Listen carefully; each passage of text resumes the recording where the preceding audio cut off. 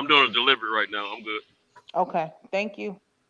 We were talking about the privileges. So we talked about a court case, and it seems like a few extra proceedings, but it does seem like y'all still get prosecuted just like us. So when I was talking earlier, the question about what's different. Bro, what's different is you ain't never gonna beat nothing. I have beat cases, and I wasn't no sovereign. Your little lawyer did his thing. Right. You ain't never gonna beat no motherfucker. He still beat the case, even if he used Yeah. Guess what? All it cost me was a piece of pen and a paper. So I mean, that's good for you. We both did. Yeah, whoop-de-doo. Woo. So And actually, you're telling me you take hours represent of reading yourself? too. You got to know how to read, and put together your own simple ass affidavits. Come on, man. Okay, What's so wrong D with you? Calico, you saying if it was you, you would represent yourself basically? You won't get a I ain't lawyer gonna at keep all? repeating myself. Well, I got a question. Y'all wishing bad on the nigga, really though, honestly. I got a question. I mean, since you have all this knowledge, you and Eclipse, do you all teach others about it, or do you Yeah, simply man. talk about it like this? Have you Yeah, subscribed to man. my What channel? the About it? fuck you mean? Subscribe to Calico D says he That's a has a simple YouTube question, channel. Eclipse. I ain't saying nothing, out of pocket or No, nothing. I'm I just didn't mean asking. no. I ain't getting that. I'm just saying, like, the answer, like Big Blood's question, how it was different. Instead of money, instead of all like this, it cost me a little bit of time and a little bit of whatever. But considering that when that happened, I was a teenager, fresh out of high school, facing possibly multiple life sentences, then that was cool. I'll take that. I'll take that time, you know what I'm saying, or whatever. And moving forward, knowing what I know now, I've been able to move better. I teach people how to move better. You know what I'm saying? That's why I always talk about, you know what I'm saying, knowing laws and knowing everything like that, because that experience changed my life. And yeah, to all y'all think that, oh, it was just beating a case or going through a trial. No, it was way different. It wasn't just a simple discovery. It wasn't whatever. It was, they had to look at me like they look at somebody. I don't know where you guys are from, but say up here, we got like Amish and Mormon people. If you don't understand, if you don't live around a lot of Native Americans, where no, they had to go about the trial differently. Oh, so So they to, have wait, this. wait, They have wait, the same wait, privilege. wait. So to answer that, basically, Mike, you basically share your knowledge with people in the community. Every And time D I Calico, gotta lay he it. I has got a people I keep YouTube out trouble. channel where he talks about his knowledge. Would that be safe to say? Are Just to answer Troy's any of question. y'all, or how I'm gonna reach you people that I'm never gonna see? What do I'm you just mean? saying, you said you had a YouTube channel. Social when Troy media. asked you the And what you question. want to hear? Everything else about me? No, I'm not saying. Yeah, that's Look what I'm here. saying. Like, you throwing shade. Well, let me. No, I'm not throwing shade. I've Troy been asked doing the this longer than you. Been, No, you know what I'm saying? don't do this. Don't do this. I'm talking Don't about do this. before you even, love Jesus right. Calico, don't do this. Look, the reason why I'm asking you what I'm asking you is because Troy had asked a question about the fact that you two are sovereign. And I said I got a channel, and you snickered at that, like, but you on a channel right now. I didn't snicker at all. Actually, So I'm saying I didn't. look I didn't down do on it. anything. No, I did not. How you know she looked down? I didn't do anything. You know what I mean? I was listening I to think you know Mike. what I mean. First off, I didn't say anything, so don't accuse me of something I didn't do. Somebody else probably snickered, You but it said your wasn't little me. channel I and didn't all say that. your little channel. Yeah. I never even said anything about You your wasn't channel throwing no being shade. Hey, man, well, listen, You know what? man. Look, Look, I'm just look, man. All I know is this. Why was you comparing me and him? Mike, stop. Why was you Yo, comparing fellas, me and the brother? You know what? Hey, D Stop. Calico. Hey, don't. I know y'all got a little issue there, but she wasn't trying to decline what you were saying, bro. Thank Trying you. to make it small. She was really trying to get a point across to people like me that's trying to learn. I'm listening to you guys. I'm trying to learn from you guys. But if everybody's going to argue with each other about stuff that doesn't require an argument, none of us can learn. She wasn't trying to belittle what you were saying. She was asking a question and adding to and speaking in behalf of Mike as well about what he does in his community. How About come Calico chilled his out when white experience. man started talking? Yeah, and the reason why I was saying that is because Troy had asked the question about how are you guys sharing the knowledge that you have. Mike is saying that he reaches out, he talks to people in the community, and he shares his knowledge with them. You, when someone asked you, D Calico, you said you have a YouTube channel. So that's why I was asking you, is it safe to say that you share your knowledge on your YouTube channel? That was just trying to answer Troy's question. That's it. No one was trying to laugh or minimize your channel or compare you to Mike or have you go against him. I just wanted to answer Troy's question so that we could confirm something and move on. Right, because my point was, if y'all have all this knowledge, it seems that it could help a lot of people, because there's a lot of people that don't have money for lawyers, and you got to get these public defenders, and they don't always work out because they're so bogged down with work that you're not going to get the best of them. They're just going to do what they need to do. If it works, it works. If it doesn't, it doesn't. That was my point in asking. Like, do you do it on social media, like on Monday, Wednesdays, or whatever, and then on certain days you break down, like say aspect A about it, aspect B and C, because you can't give anybody all of this information at once. It's not going to stick and stay, and it's just not going to turn away. So That was my simple point in asking. You know, Cinto. That was a good question. Right. But Cinto said it better than me, is what I'm going to say. You know, when he made his comment, he said it better than me. But I'm just saying, I hear all this back and forth. But since we here, man, let's share some knowledge and help each other instead of trying to chop each other off at the neck. Which I don't. Honestly, if you all want to do that, that's fine. I'll sit here and keep playing this word game.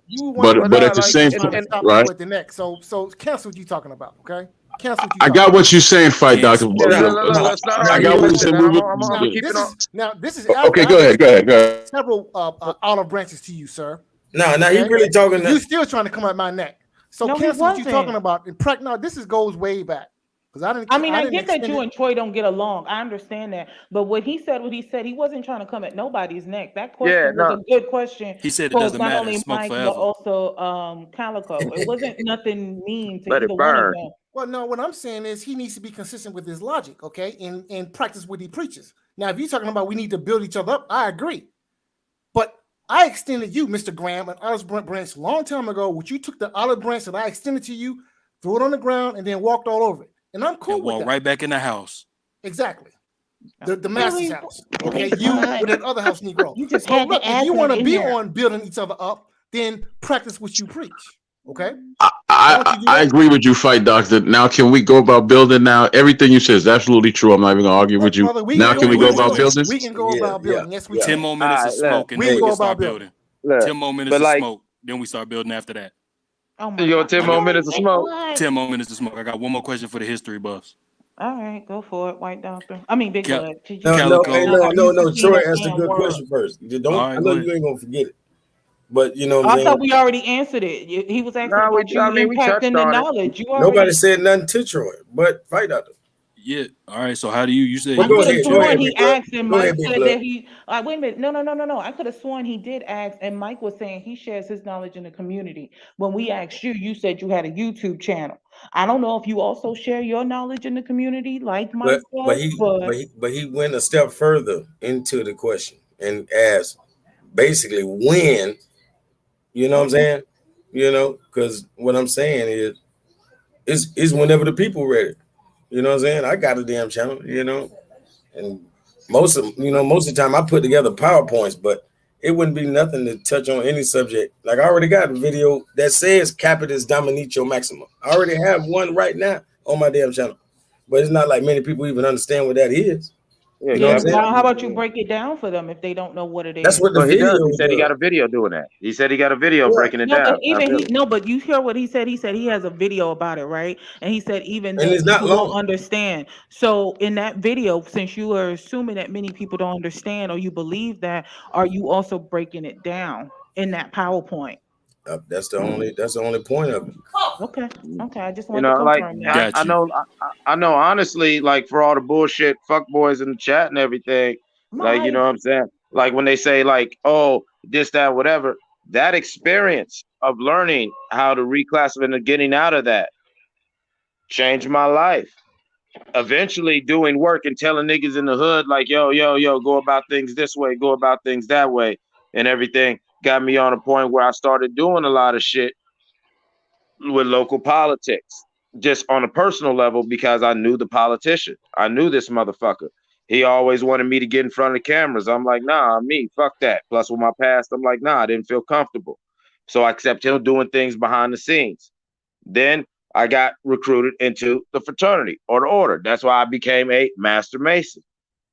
Then I started seeing the other levels of different ways behind the curtain shit that, yeah, you can laugh at all you want to, dumb niggas in the chat or Reggie Owens, but no, these are things that y'all don't understand. No, I'm not trying to take no shots. I'm saying these are real things. Y'all laughing, but y'all don't understand because these are real things that can happen.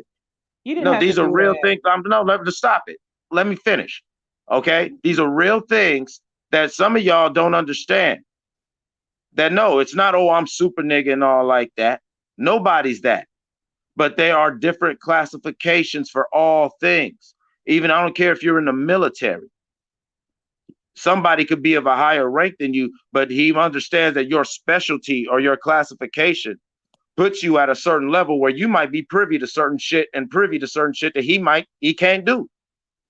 And even though he's of a higher rank than you. and it'll burn his ass, but he understands because he's bound by those laws. A lot of people don't understand the bullshit laws and all the little windy things that we deal with in Western society, which is based on maritime law, to where there is a lot of loopholes to dumb shit. Exactly. Watch this. I'm gonna tell them something that's really gonna make them happy because they don't want to be nowhere near sovereign. I can help y'all beat a lot of shit as a black man. You could be a citizen, and I can help you beat a lot of shit, but it only go to a certain level. You're not gonna be able to do certain things without a nationality or a higher status than what you have.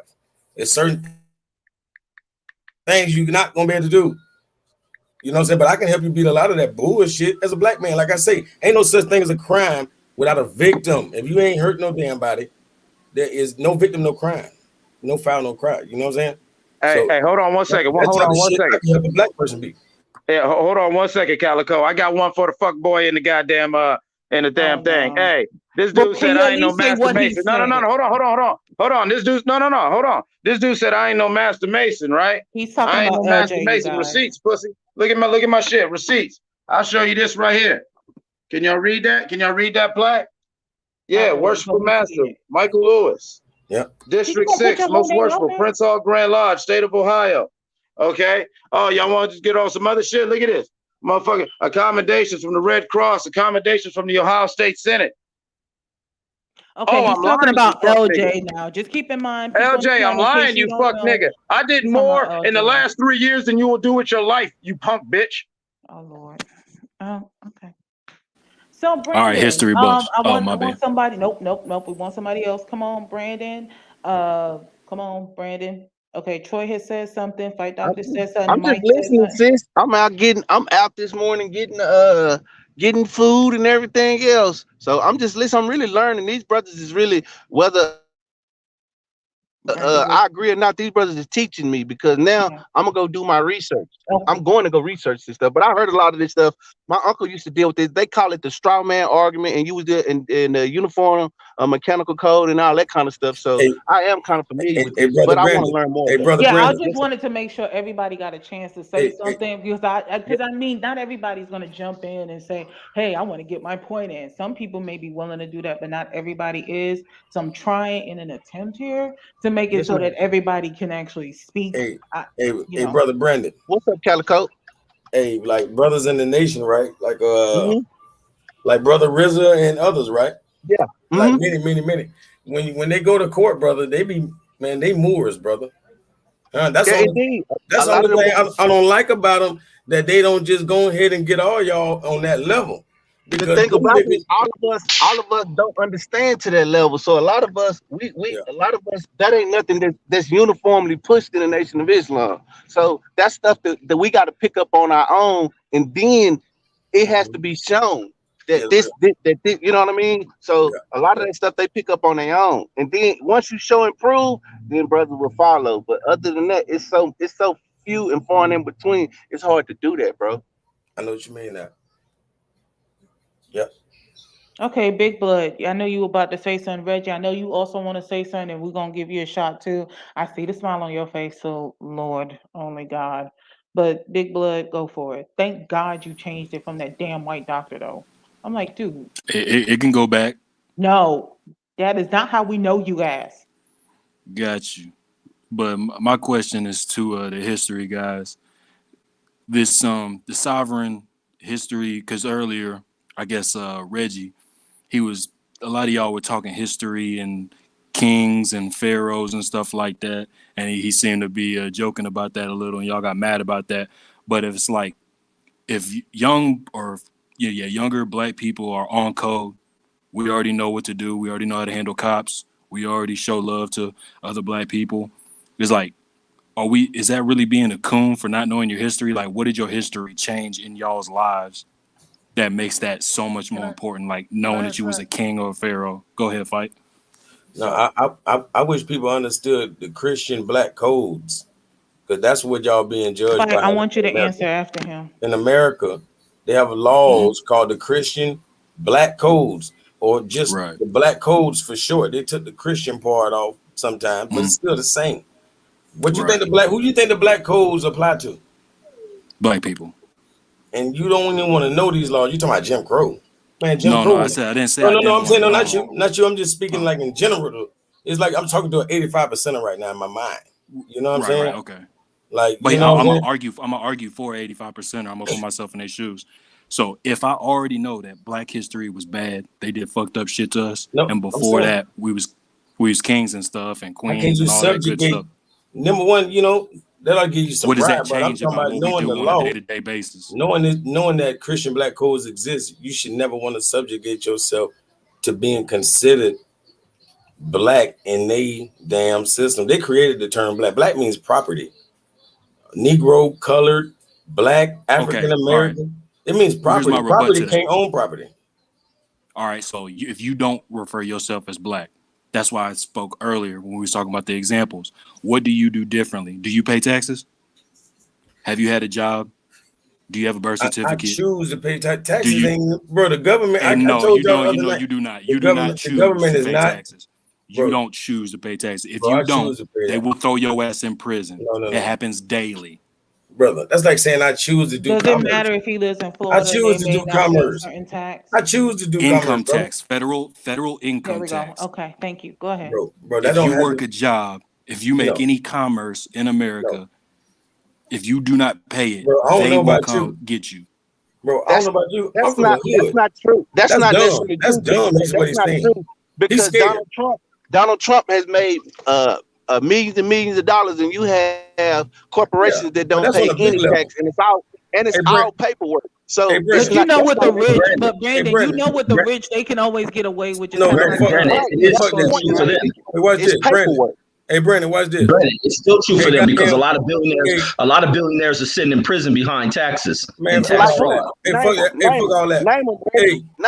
Hey, yo. Too many niggas. It's people out of Trump. It's people out of Trump. Wait. We got Centos. Hit it. Let me tell you something about the tax issue. All right. I pay taxes, and I would think that most all of us on this panel pay taxes. I do. Now, when you're in business, there are loopholes, and those loopholes pertain to what your business is doing a lot of times. So, Donald Trump got away without paying a lot of money. Did he get away, or is the law set up in behalf of people like himself who's in those positions with these businesses to not to be afforded not to pay these taxes? No, and that's what it is. Hold on now. They got the taxation law set up certain ways, and there's loopholes, and there's certain things you can do to avoid these taxes. You a good CPA, you'll avoid some taxes also. Trust me. Some. Hey, we know the tax incentives, but if Calico had a job anywhere in his life, I don't know if he owned a business at 13, he paid income tax, and that shit wasn't by choice. Hey, but you were just talking about doing tax. You speaking from a job point of view. I'm telling you when you said Donald Trump, that's business. So I'm speaking from a business point of view. No, but I didn't bring up Donald Trump.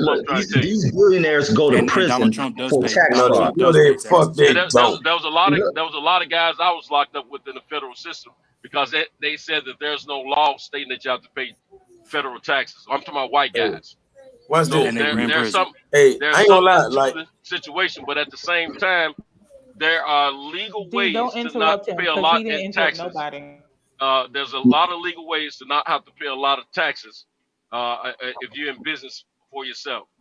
Yeah, but you said in prison, right? The Centos, they got to do particular shit. The thing with these folks is they try to pull criminal shit by hiding money, ducking this and that, and not paying taxes. It's been going on for centuries. It's been going on for centuries. No, but no, when they do that shit, a lot of people be like, these white folks do it. A lot of these white folks go to prison behind that shit.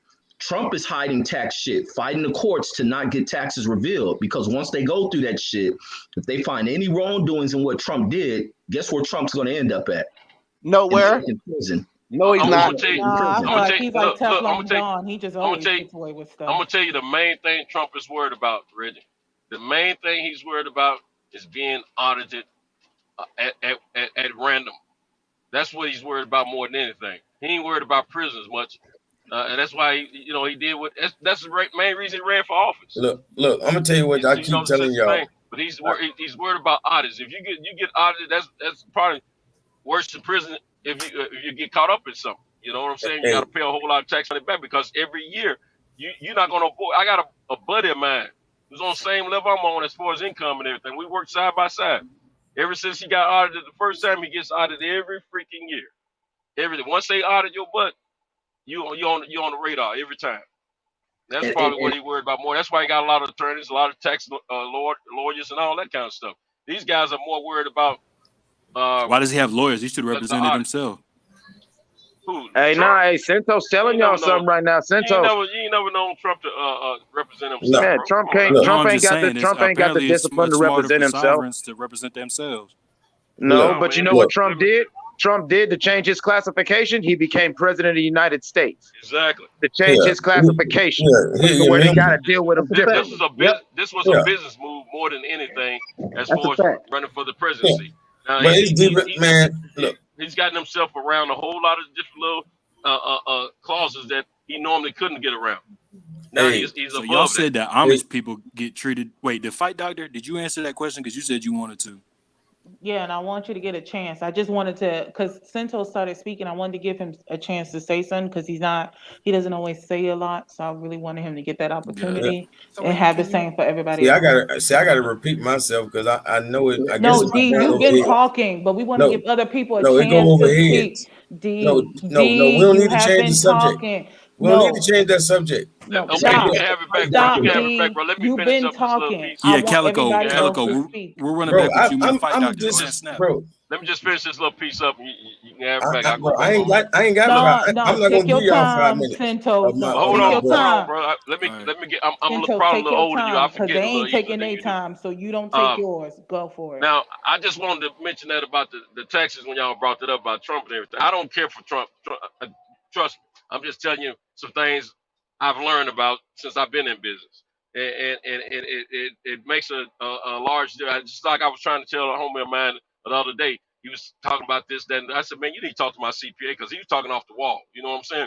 But anyway, long story short, there are legal. Look, we know crimes have been committed amongst a lot of these millionaires and billionaires and things of that nature. People that have had money in their family for a lot of years to get where they are. But you can also do the thing legal and keep yourself from paying a whole lot of taxes as well. From a business, from an entrepreneur standpoint, a corporate standpoint. Now, I wanted to say that, but I do want to say this in closing. Look around this panel. Think about what you've heard overnight and all the wealth of knowledge that all of you ladies and gentlemen are bringing to the panel. If we can bring that together in a cohesive manner instead of in a war attacking manner, we'll be a strong people. This is one of the problems with our people. We're attacking each other instead of helping each other.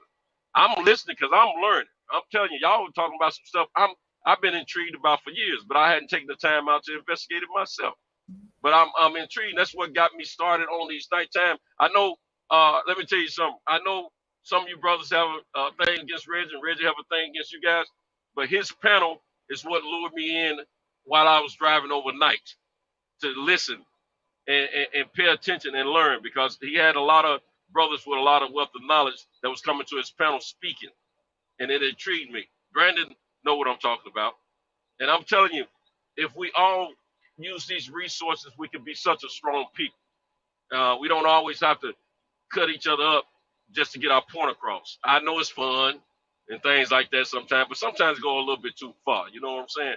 So we need to be conscious about what we're saying. And I'm telling you, everybody that's on this panel right now, I haven't heard one ignorant brother or sister since I've been riding listening tonight.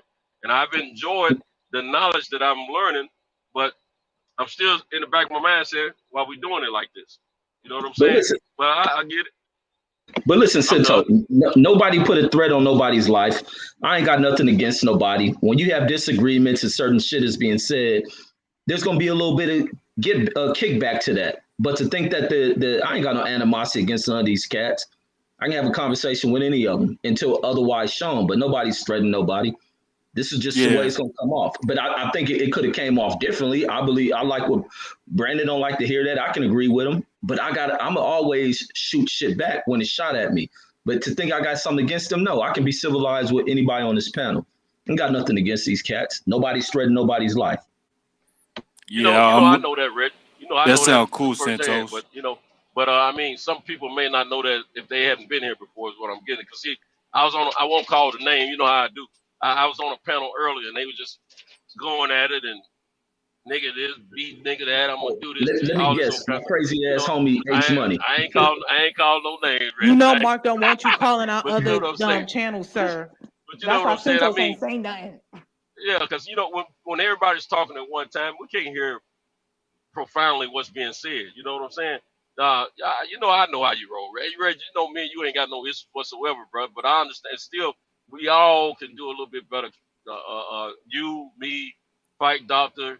What do you call it? Some big bro. The one came in, White Doctor, Calico, Big Blood, Eclipse, Troy, Brandon, Queen P. All of us can do a better job communicating with each other out here on this airways, But I know it's fun. I understand. It's all fun. But when it gets to cutting a little bit deeper than it should, then I know we ain't threatening each other. I understand that, and that's why I'm still listening.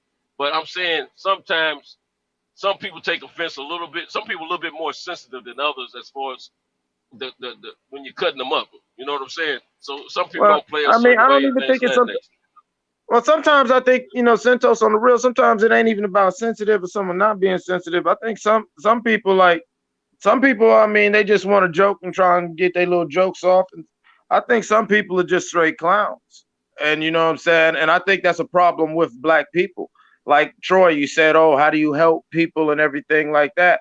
Trust me, as years of helping people, I've been that nigga. Oh, shut up. Oh, yeah, Malcolm Farrakhan, blah, blah, blah. Oh, you ain't this, you ain't that, and blah, blah, blah. And it's like, nah, man, I'm gonna keep it real. Yeah, that's why. I got a lot of smoke. I got harsh words. Ain't no brotherly for certain people because it's like, you know what?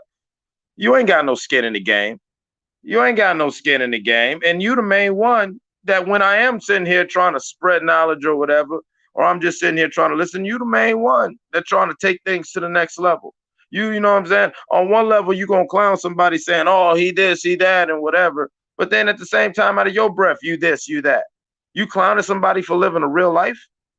You clowning somebody for, you know what I'm saying, having human experiences. You know what I'm saying? Queen P, all the times we're on this show, Santos, all the times when you and even on God's show, we've talked about shit. Me, you're in your 50s, I'm in my 40s. We went through several stages in our lives. And then would it be fair to say, brother, that when no matter what position life put me in, if I was in that position, I played that to the fullest. Well, would you not agree that ain't that the way you played your life? Absolutely, and I applaud you, brother, for what you've gone through in your life because, like you were saying last night, even though we were cutting up, you were saying, man, you're a wild dude. I don't really know you, but I know you. I've Right. learned more about you tonight than I ever have in the previous times we've been on panels together. So I appreciate what I heard about you, and let me tell you something. Anytime somebody's walked a certain foot, inch, mile, or whatever in their life of experience, and you shed light on that with others, it's a blessing to the person that's trying to listen and learn. So I'm always trying to listen and learn. If I've been known, to if I don't like something, I listen to it, let it roll for a minute, but after I get fed up with it, I speak on it, and I'm trying to control myself on that issue nowadays. I still, have a little burst out every now and then, but I'm trying to control that. Just let people speak how they want to. But at the same time, I like peace. You know what I'm saying? And I think we all can cut up, have fun, learn at the same time. Because I mean, when we educate each other, y'all just don't know what kind of. I don't know about for y'all, but for me, I get such a great feel blessing in my heart, man. I can walk on a cloud, it feel like. You know what I'm saying? Because these are my people spitting number straight knowledge. And I'm like pies in the face of all the white people that doubted us. Now I ain't trying to talk about no racist stuff. I'm just saying, because it is what it is. What's understood don't need no explanation. And so when I hear my people speaking like, wealth of knowledge in every aspect of conversation, man, y'all just don't know. I don't even want to stop driving because I want to keep listening. Can I chime in for a second and ask Brother Santos a question? Sure, bro. Sir, brother, can you recognize that when Harriet Tubman was doing her duty, right? And she was trying to liberate us from the plantation that some of us refused to leave. despite her best Reggie. efforts, some of us just Really big blood to run away. You did not have to add that. Go ahead. It's just a question I'm asking. No. I was Brother talking about Santos. White Doctor. I know. I was talking about White Doctor. He ain't had to instigate. But Brother Santos, can you acknowledge that when Sister Harriet Tubman was doing her duty, some of us refused to run away and separate from the plantation? What you talking about? Some of us. You ain't run from no plantation. According to history. Yeah, that's pretty bold to compare yourself to Harriet. According to history, I'm not comparing myself to Harriet. No, man. No, sir. That's the word that. All right, then what you doing? Why'd you bring up her? There was some turncoats in the midst of her trying to carry out the mission of taking some of our folks to freedom. So yeah, I agree with that 100%. That's all I've ever heard and known and read. So I have to agree with it. So look, I'm just acknowledging the fact, the historical fact, and the historical fact is this: that Harriet Tubman, when she was doing her thing on the Underground Railroad, some slaves refused to separate from the master. Some slaves refused to run away. Some slaves refused to leave the plantation. Them's just the facts. I'm not trying to compare myself to Harriet Tubman by no means. I'm just stating what we know to be fact. Ignorant Spike Doctor. They didn't know no better. No, and why they did didn't want to go into the unknown. That's what I say. So we can't. A lot of times we got to teach our people. We got to teach our people, man.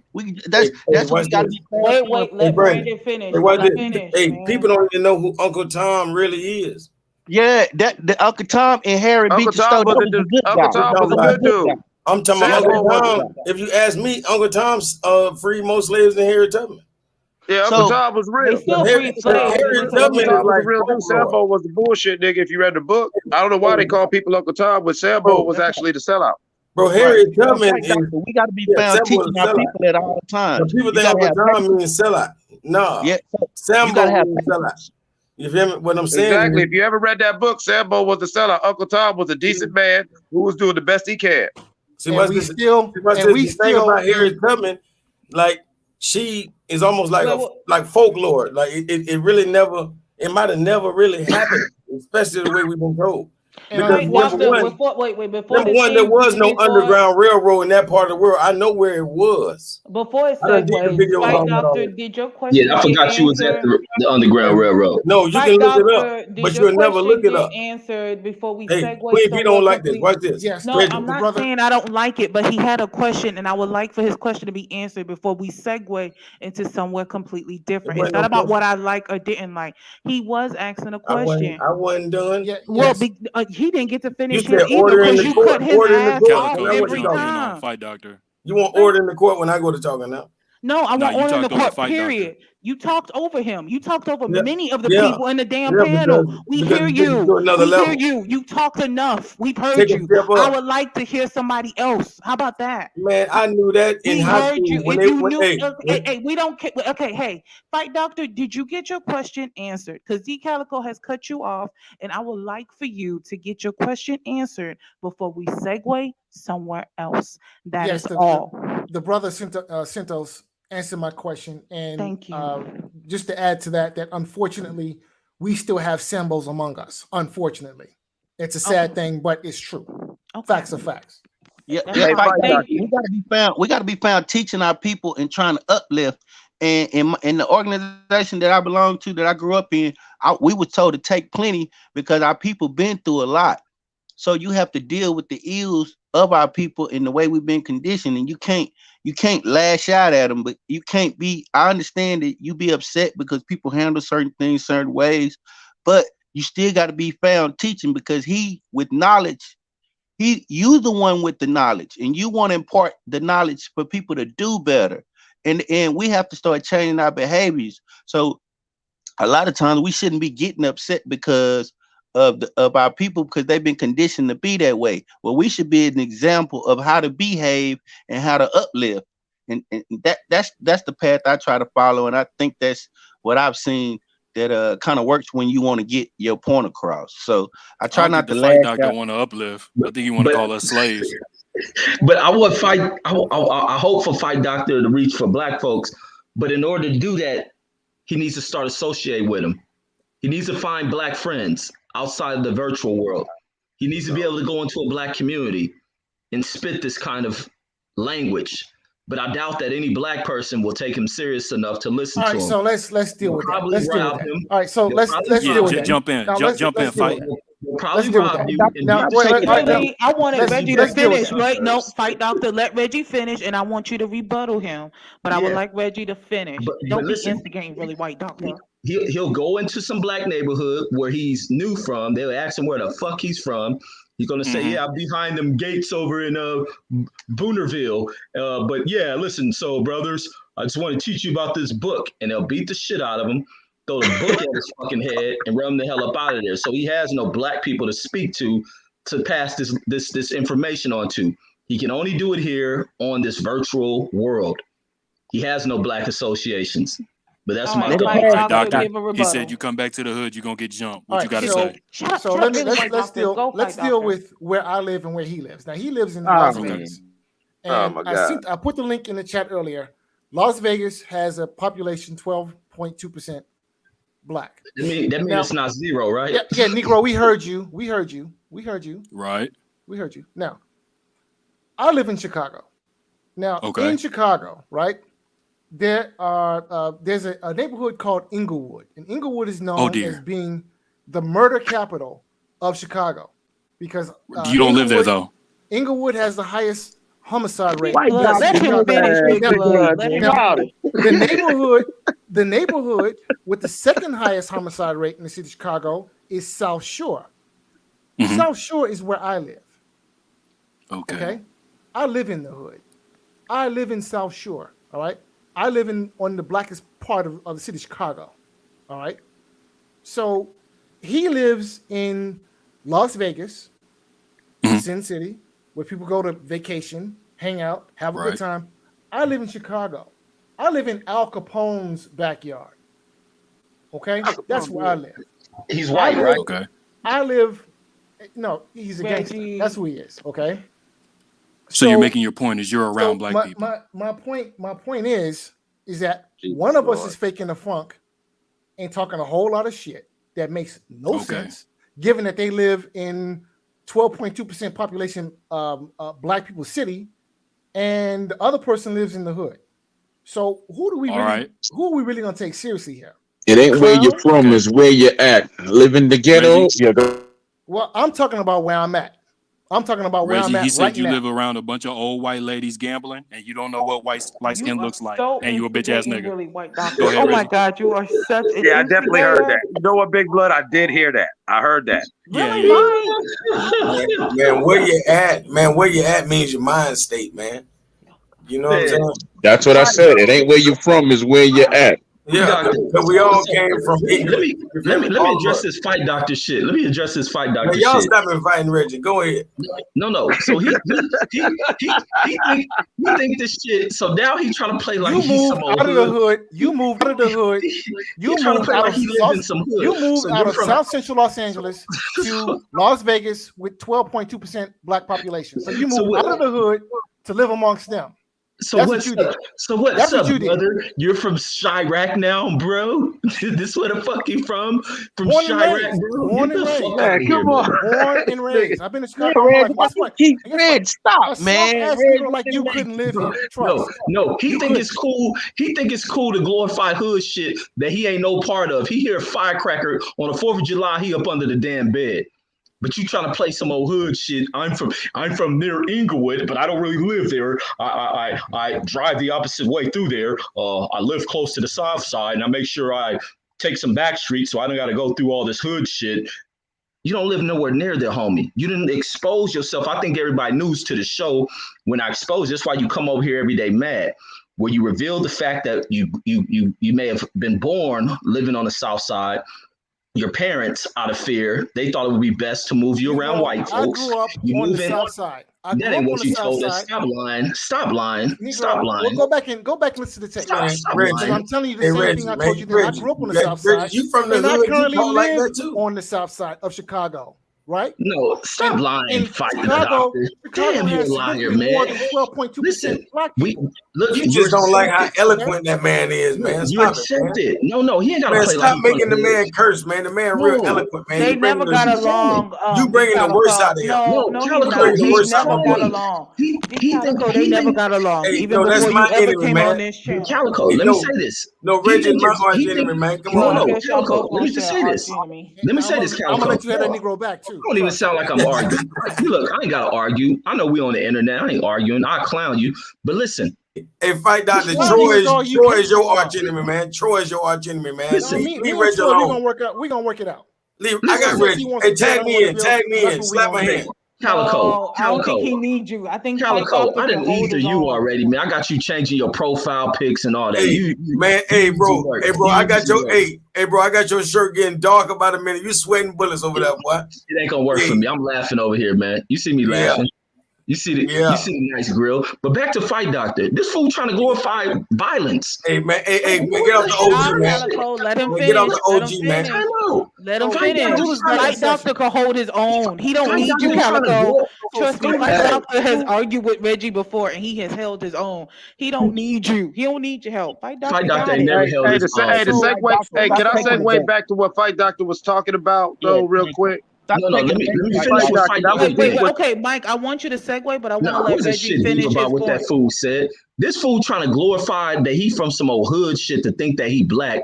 He want to glorify gangster shit that he No, don't live you did that. around. Stop, I Calico. didn't, fool. Let him say what I he don't has to glorify that say. I shit. want Mike to be able to give him When have you ever when have you ever heard me glorify gang shit? No, because You you were actually saying have. You actually do try to glorify him by try to act like you have the right to question somebody's thug status or where they're from. And I haven't heard nobody on this panel flex like they're big bad anything.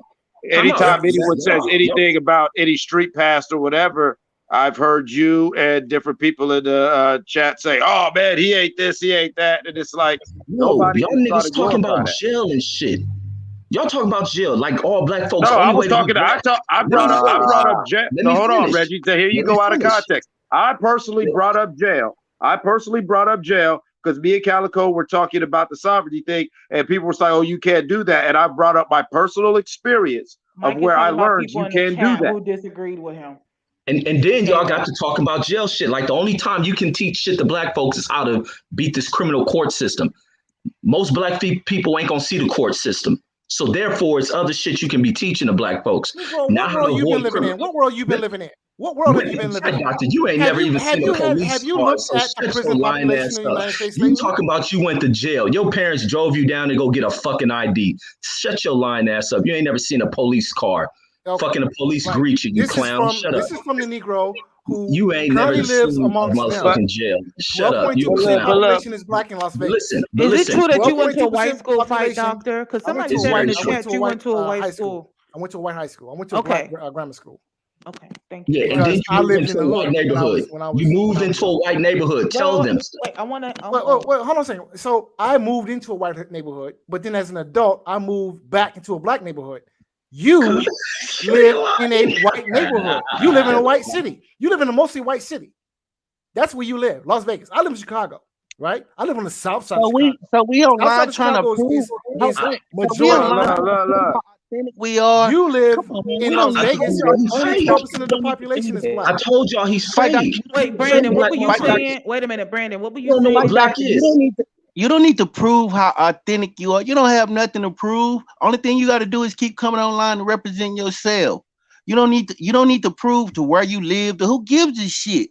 We don't know how to be black, Brandon. Man, that's all you got Stop, to talk Reggie. about. Let him finish his point. Go ahead, We Brandon. still experience the same thing in America because if both of us was walking down the street being melanated people, nobody would know where we come from. They would just see two black people walking down the street and we'll be treated accordingly. So Fight Doctor, man, you don't have nothing to prove, man. Just keep being you.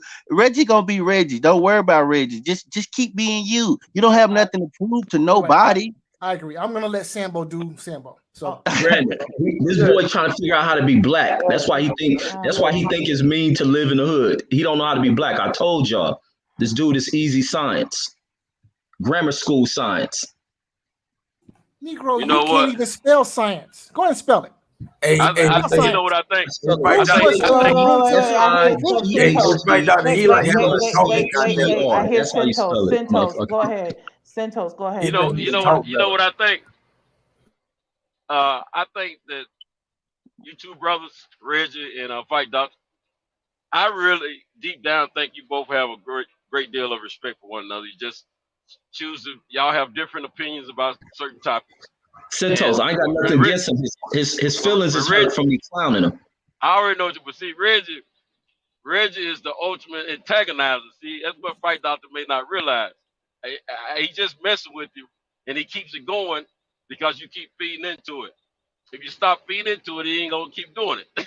That's what I'm saying. Because he keep repeating himself. Y'all both Obviously. have a level of respect for one another, and you both are intelligent brothers. No ifs, ands, buts about it.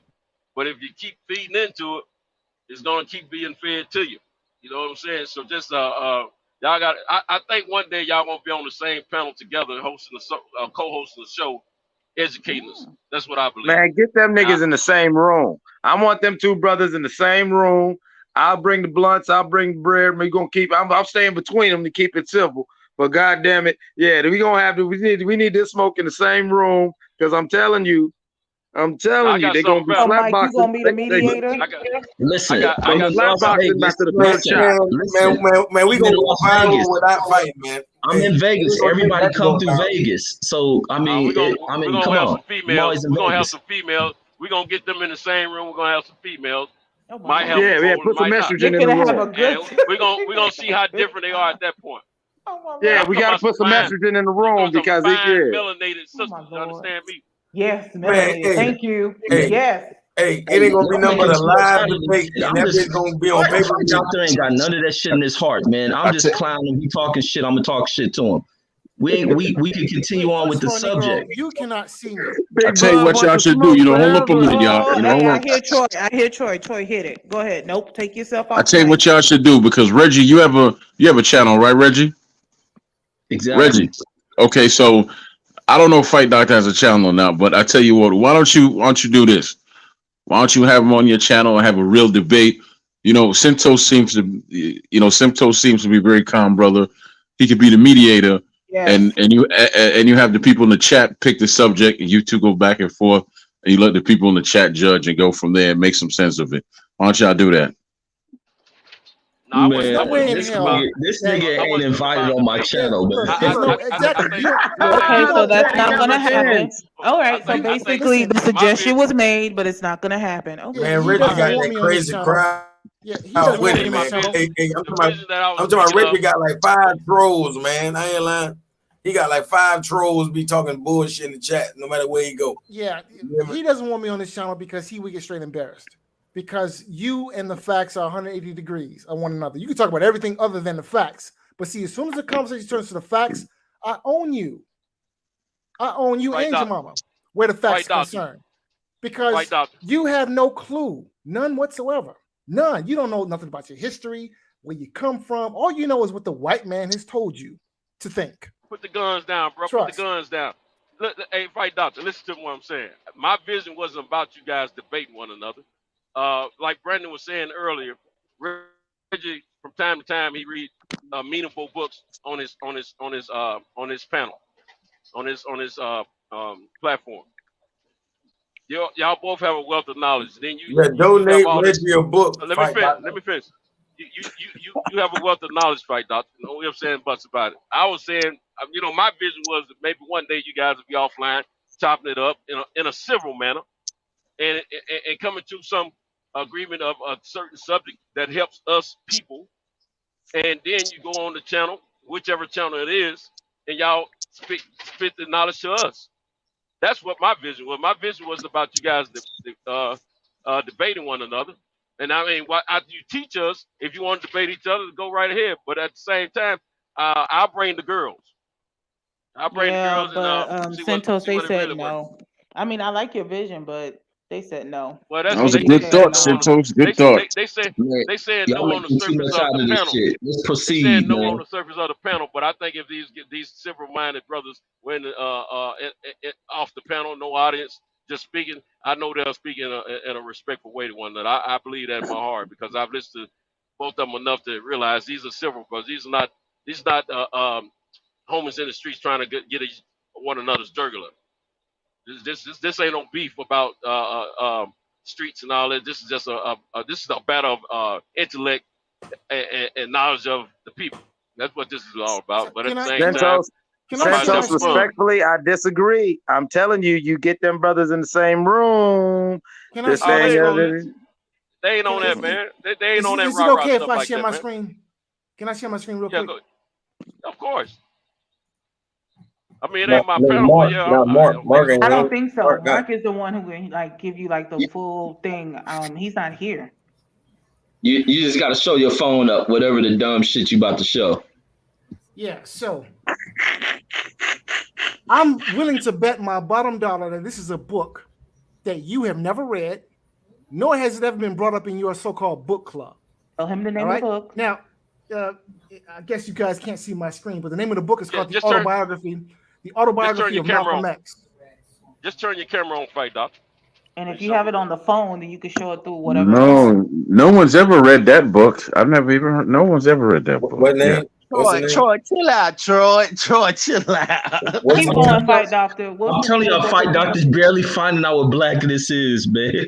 Fight Doctor, stop. Say the name of the book again, Fight Doctor. The Autobiography of Malcolm X. I'm sure that it's a book that Mr. Owens has probably never even heard of, let alone read. You don't care about it. That's the problem. Because if you had read this book, you could not possibly let the ignorance come out of your mouth that currently comes out of your mouth. There's just no way. You could be that ignorant after having read this book and digested what's in there for you to digest. Okay? Damn, so he politely just called you a pussy punk bitch. Mike. So really, there's nothing for us to talk about because you can't see me. Say that shit or your whole ass said it. You can't see me. Over here, man. Before we can even begin to have a conversation, you would need to read this book or something similar to it, okay? And get an understanding, right? A conversation with you? Are you stupid? Wait, no, that would be you, sir. That would be you. I thought we that would be you at least because you still have a colonized mind. You still have a slave mentality. You think I want to talk with you?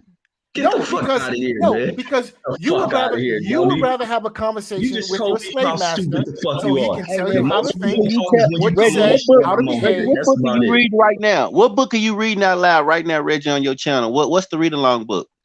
Oh, I'm doing Monster Book, the autobiography and what's of the the LA next gang book? member. And what's the next book after that?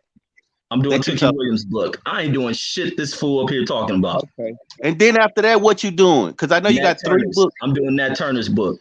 Okay, right. Okay. All right. Ain't no such thing, no damn Nat Turner's book, man. Go on, man. Wait a minute. Hold up. They got a couple books on Nat Turner, and they got a book on the interrogation of Nat Turner where they tortured him. That's what he got to say. movie, Something like that. He can't say Nat Turner's book. I feel where you're coming from. There was a movie called The Birth of a Nation as well about Turner. Yeah, but like Nat Turner didn't have an autobiography or nothing, but there have been works compiled about his life. Some from some of the slaves who survived the insurrection, and most of the books were basically the deepest one is the one that I've encountered was the one about the white dude documenting how they interrogated him and tortured him after they caught him, and all the things that the impressions of how the white boys were all enthralled and scared of him, even though he was in chains and getting his ass whooped. I don't think he ever did autobiography though. So Tookie's book, didn't Tookie win a Nobel Peace Prize, Reg? Or didn't he win a Nobel? And they still fried him. He was nominated. They still gave him the juice. He won this book. He won. He won. Schwarzenegger did it anyway, though. Schwarzenegger killed him. Okay. Yeah, so the Terminator. So right now, Reggie, you reading Monster Cody's book, who just passed away, and basically, from what I've been following you, because I've kind of read the book, but you showing he takes you step by step on how he got his name Monster and how he became an LA gang member, and he's going step by step, right? Yeah. Okay, cool. And the next book you said is going to be Tookie's book. I ain't read Tookie's book. So I didn't even know Tookie had an autobiography. So I know he had did like children's books. Wait, no, and stuff didn't like Tookie won the Nobel Peace Prize and got electrocuted? Right. Wasn't he the ex-Crip? Wasn't he the Crip won. member or something? Wasn't he at the? They both were. One was an A-Tray Crip, and Tookie was one of the. Tookie and Ray Washington were the original founders of the modern day Crips. There we go. Okay, that's what I'm about to say. I heard about him. And then after that, you said you're going right into the Nat Turner. And then what, you're going to take a break? How long you think that's going to take you into like December, January, or what? Rich. Because the other thing, because I always fit this in when I get off of work, I do my kids' homework. So I always try to fit it in between that. So it just depends on how long, like each chapter, I at least try to get a chapter in. So it just depends. I at least go on about 7:45, 8 o'clock my time. Okay. So what? So are you gonna just put the exact book reading list in the chat or something? That way we can all maybe probably go out, because I probably want to jump on the panel and help you read some of those books, like pick a chapter or so and help you read some of those books and follow along too. You might have to teach him how first. Oh, see, fight. I'm trying to change. Damn, man. The whole purpose of Brandon saying what he said was so that you know that he too also reads on his channel. I tell you what, we clowning, man. Let him say his jokes. We clowning. Fuck it. I tell you what, I got another thought for y'all. Why don't you do a segment on your show, Reggie? Call it, what is it? What is it? Knowledge Yourself. And then you and Fight Doctor could come on like that, since you both like reading books and passing out knowledge. Hold up. So in Shape Street Fighter, how did you get in? Huh? In Shape Street Fighter is in here. How'd you get in? And then I really think we should stop calling him Malcolm X, because that wasn't his name at the time of his death. No, we should call him Malcolm X, because that's the name that he was given by, and that was his living name. His name is El Haj Malik Shabazz. No. El Haj is the title. His name is Malik Shabazz. Wait a minute. I'm gonna tell y'all. Let me explain to y'all. He got the name when he went to pilgrimage, but he was not legally going by that name, and he did not name his family that name. That was not his family's name. That's a name. If you read the book, he tells you how he got the name, and he speaks on why the name came about. It was because he made pilgrimage. Look, but you're right. Yeah, El Haj is the title. Anybody, when you're a Muslim, after you have made the pilgrimage to Mecca, you have El Haj attached to your name. No, but the whole point is that watch this.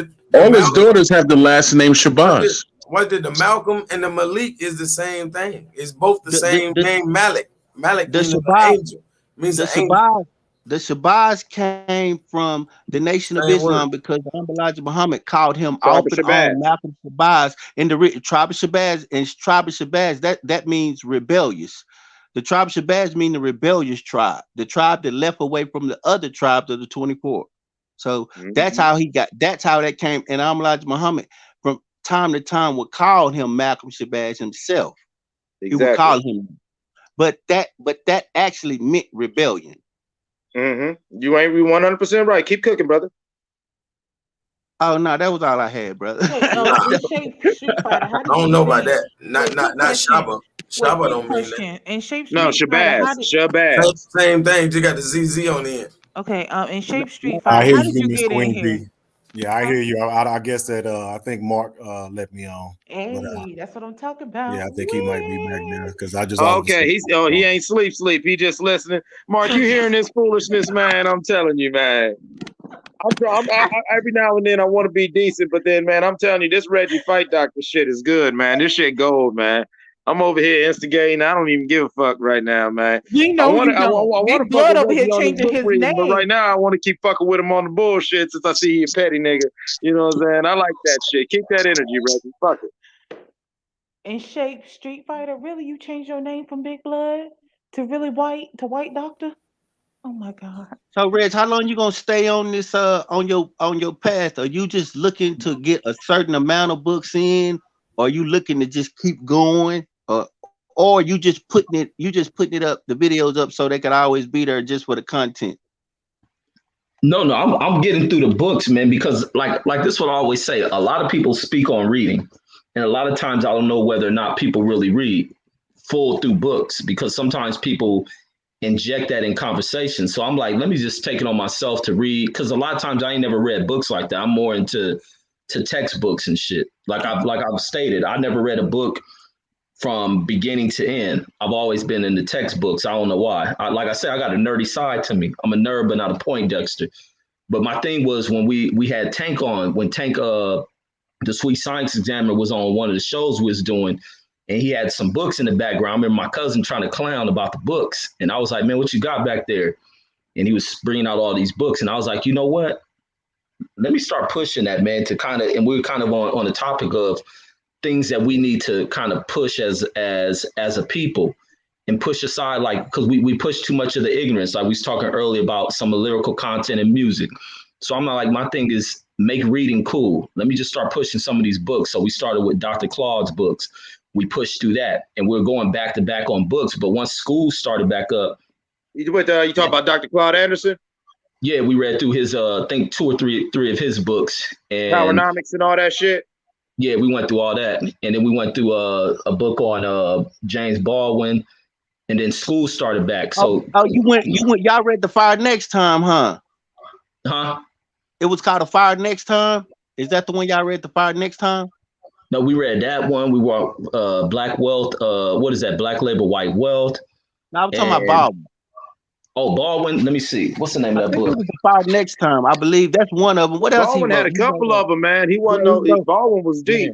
Well, while Reggie is over there looking, I just want to make an apology. I am so sorry, In Shape Street Fighter. I thought you were Big Blood, but he said you two are not the same. I am so sorry, sir. No, ma'am. No, I was trying to answer you early, but I didn't want to talk over nobody. No, here's what I don't understand. You see how they all are? You're going to have to kind of jump in, sir, because if you don't, you're going to skip over you.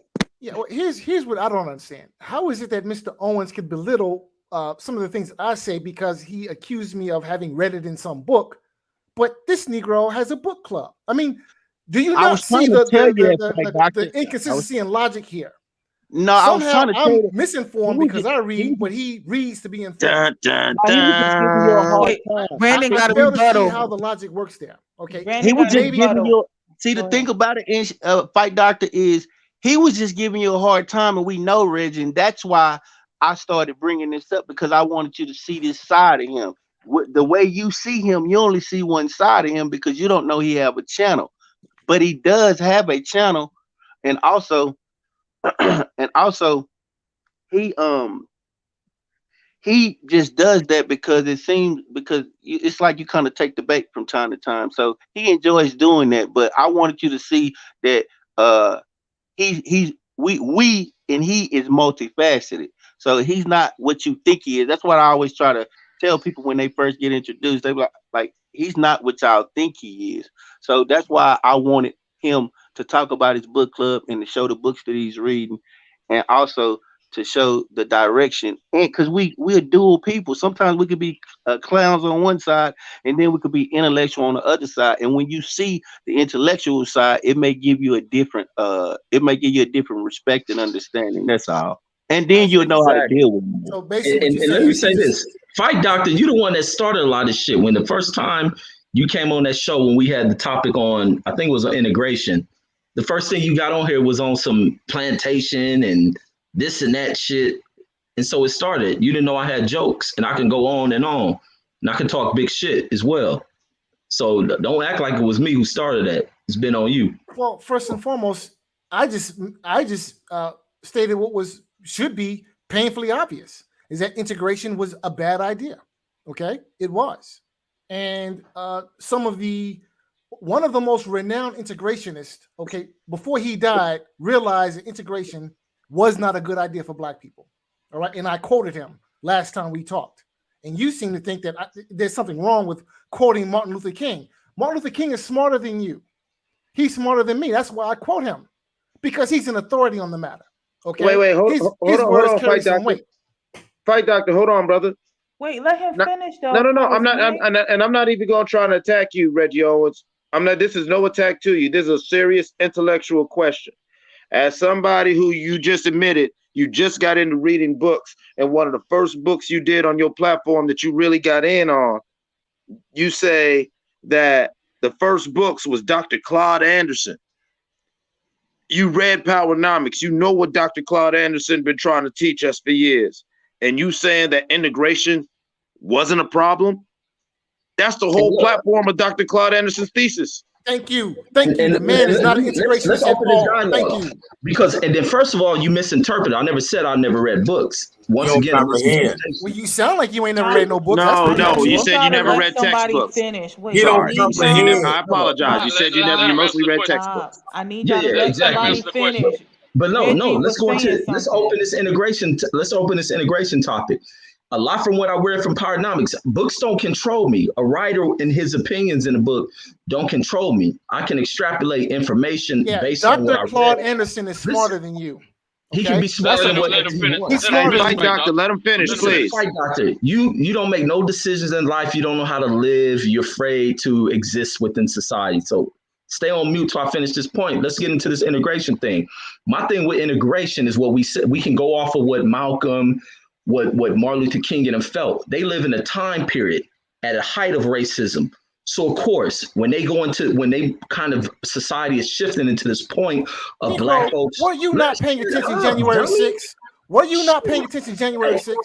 Okay, you realize, of course, that a white supremacist spent the last 4 years in the White House, right? And you talking about they lived at the height of racism. Did or did not a white supremacist just get out of office? Fight doctor. I'm gonna keep it 100 with you, black man to black man. You out of pocket right now. You out of pocket. Let the man finish what he got to say. We're gonna try to end this thing with a little bit of class and get some decorum. I asked him a legitimate question because I'm serious. I feel where he's coming from. He's not letting himself be influenced by those books. But I just think I want to hear his views on integration, knowing that one of the first actual books he dug into was Dr. Claude Anderson. This is something that I really, please, if not for him, if you don't give a fuck about him, please let me get his full answer because this is very interesting to me. Like, I'm fucking really intrigued. Let me get this. All right, so let's go into it. So when we hear, because a lot of people use the quotes from Martin Luther King and Malcolm X about leading us into a burning building, burning house, whatever. During their time period, what they faced with deep racism and this whole ideal of black folks moving into these new rights as far as being able to where fair housing allow, kind of knock down the walls of racial discrimination practice within real estate, excluding you, redlining you from being able to buy homes. Now, the whole ideal back then wasn't for black folks. Like in our time period, we can't talk about integration. That process has been done, but this is how integration worked in that time period.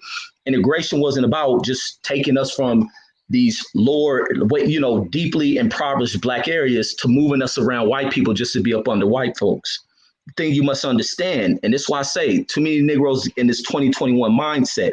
You go back in this time period, it's almost the same thing of what Brandon brought up when he tried to use the who was it he was trying to use he went back in time talking about Harriet Tubman would not she would have way she would have viewed people who didn't go off with her or something. And Brandon made a great point. Maybe they didn't know. But the thing is, what people leave out when they speak of integration was something that was going on in the late 60s to 70s. Is black folks move out of deep poverty to find opportunity to where men start making money to be able to provide, where a man went to work, the woman stayed home, took care of the family. And with integration, they moved these kids into better schools. Along with the income they made, they even opened up businesses as whites began to flock up out of these communities. Now, what you view, integration ain't occurring in our time period. That shit happened in the 70s. Now, when we moved in these communities, all these communities became black communities. I'm a West Coast cat. South Central wasn't a black community. It was a fully white community. It turned black. Compton wasn't a fully black community. It was an all white community. Watts, Long Beach, all this shit. Now, when the integration process came, it ain't about living around white folks. Integration is no different than what you see with white folks with gentrification. Our shit was to find upward mobility, finding better opportunities. Now, when we get there, we begin to. Motherfucker. Dude, I know you ain't talking, dude. You've been cutting off everybody and talking over them. Let him go ahead. D Calico, stop. Reggie, go. It ain't short detail. I gotta lay it out so you can hear what I'm saying. Who you gotta lay it out for? Stop, D Calico. You don't think, bro. Stop. Reggie, we would like to hear what he's saying, man. Yeah, We'd on like the to hear what cool he's saying, down, like please. man, I don't know Calico. Reggie ain't never said nothing he ain't said 10 times. Stop. You've been talking over everybody. We've heard you enough. Please let other people finish what they got to say. Reggie had the floor. That's all I'm asking. I just want everybody to get their bars off. God damn, this dude crazy. But let's go back into it. But so this is what integration was. What people have this kind of this misinterpretation of it. It wasn't about being around white folks, because once this integration process begins in the 70s, we began to gain black neighborhoods. These are black communities, no different than what went on in Chicago as blacks migrate up out the South, going up there for better opportunities. This is all part of integration. Yeah, we're talking about beginning. They ain't gonna shit Hey man, look here, man. Say, look here, Every man. time you cut somebody off, you prolong them speaking, and it takes longer for you to have your turn. So if you chill, he'll get finished, and then you can get your turn. I want to hear what he has to say.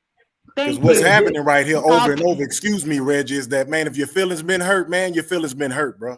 There we go, in shape. That's you know what I'm saying? I don't want to come on here and act like I'm some kind of referee. The guys know me, how everybody doing, man, but I understand how it feels when you feel like somebody got a one-up on you.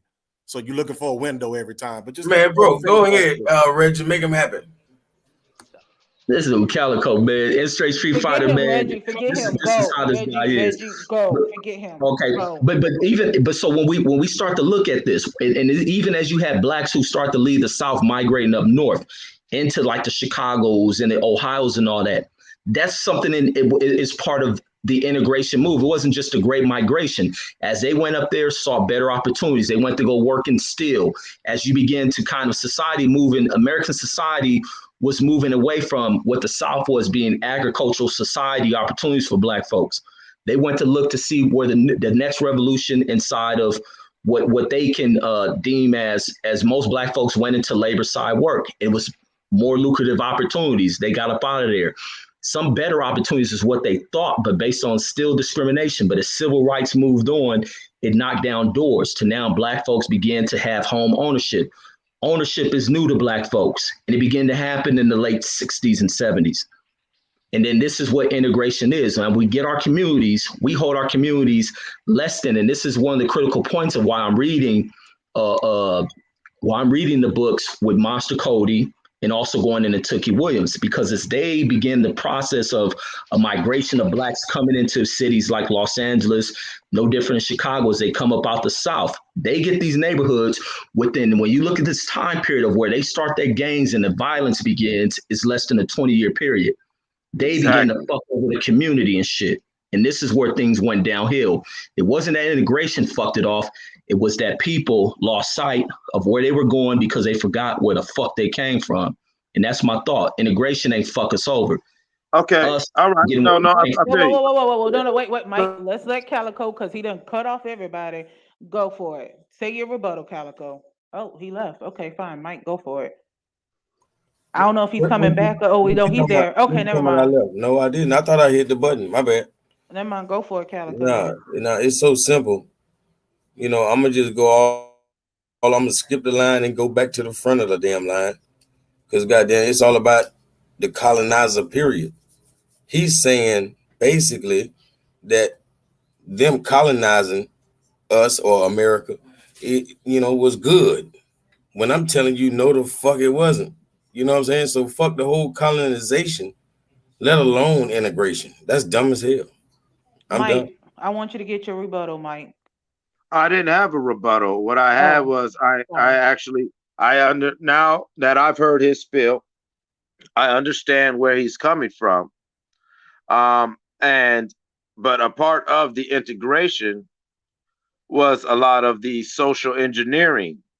I think that's an aspect that that's real deep. You're reading about Tookie and all like that. You got into any of the Fred Hampton or the Blueprint by Chairman Larry yet? You got any Larry's work or any of Jay Prince's books yet?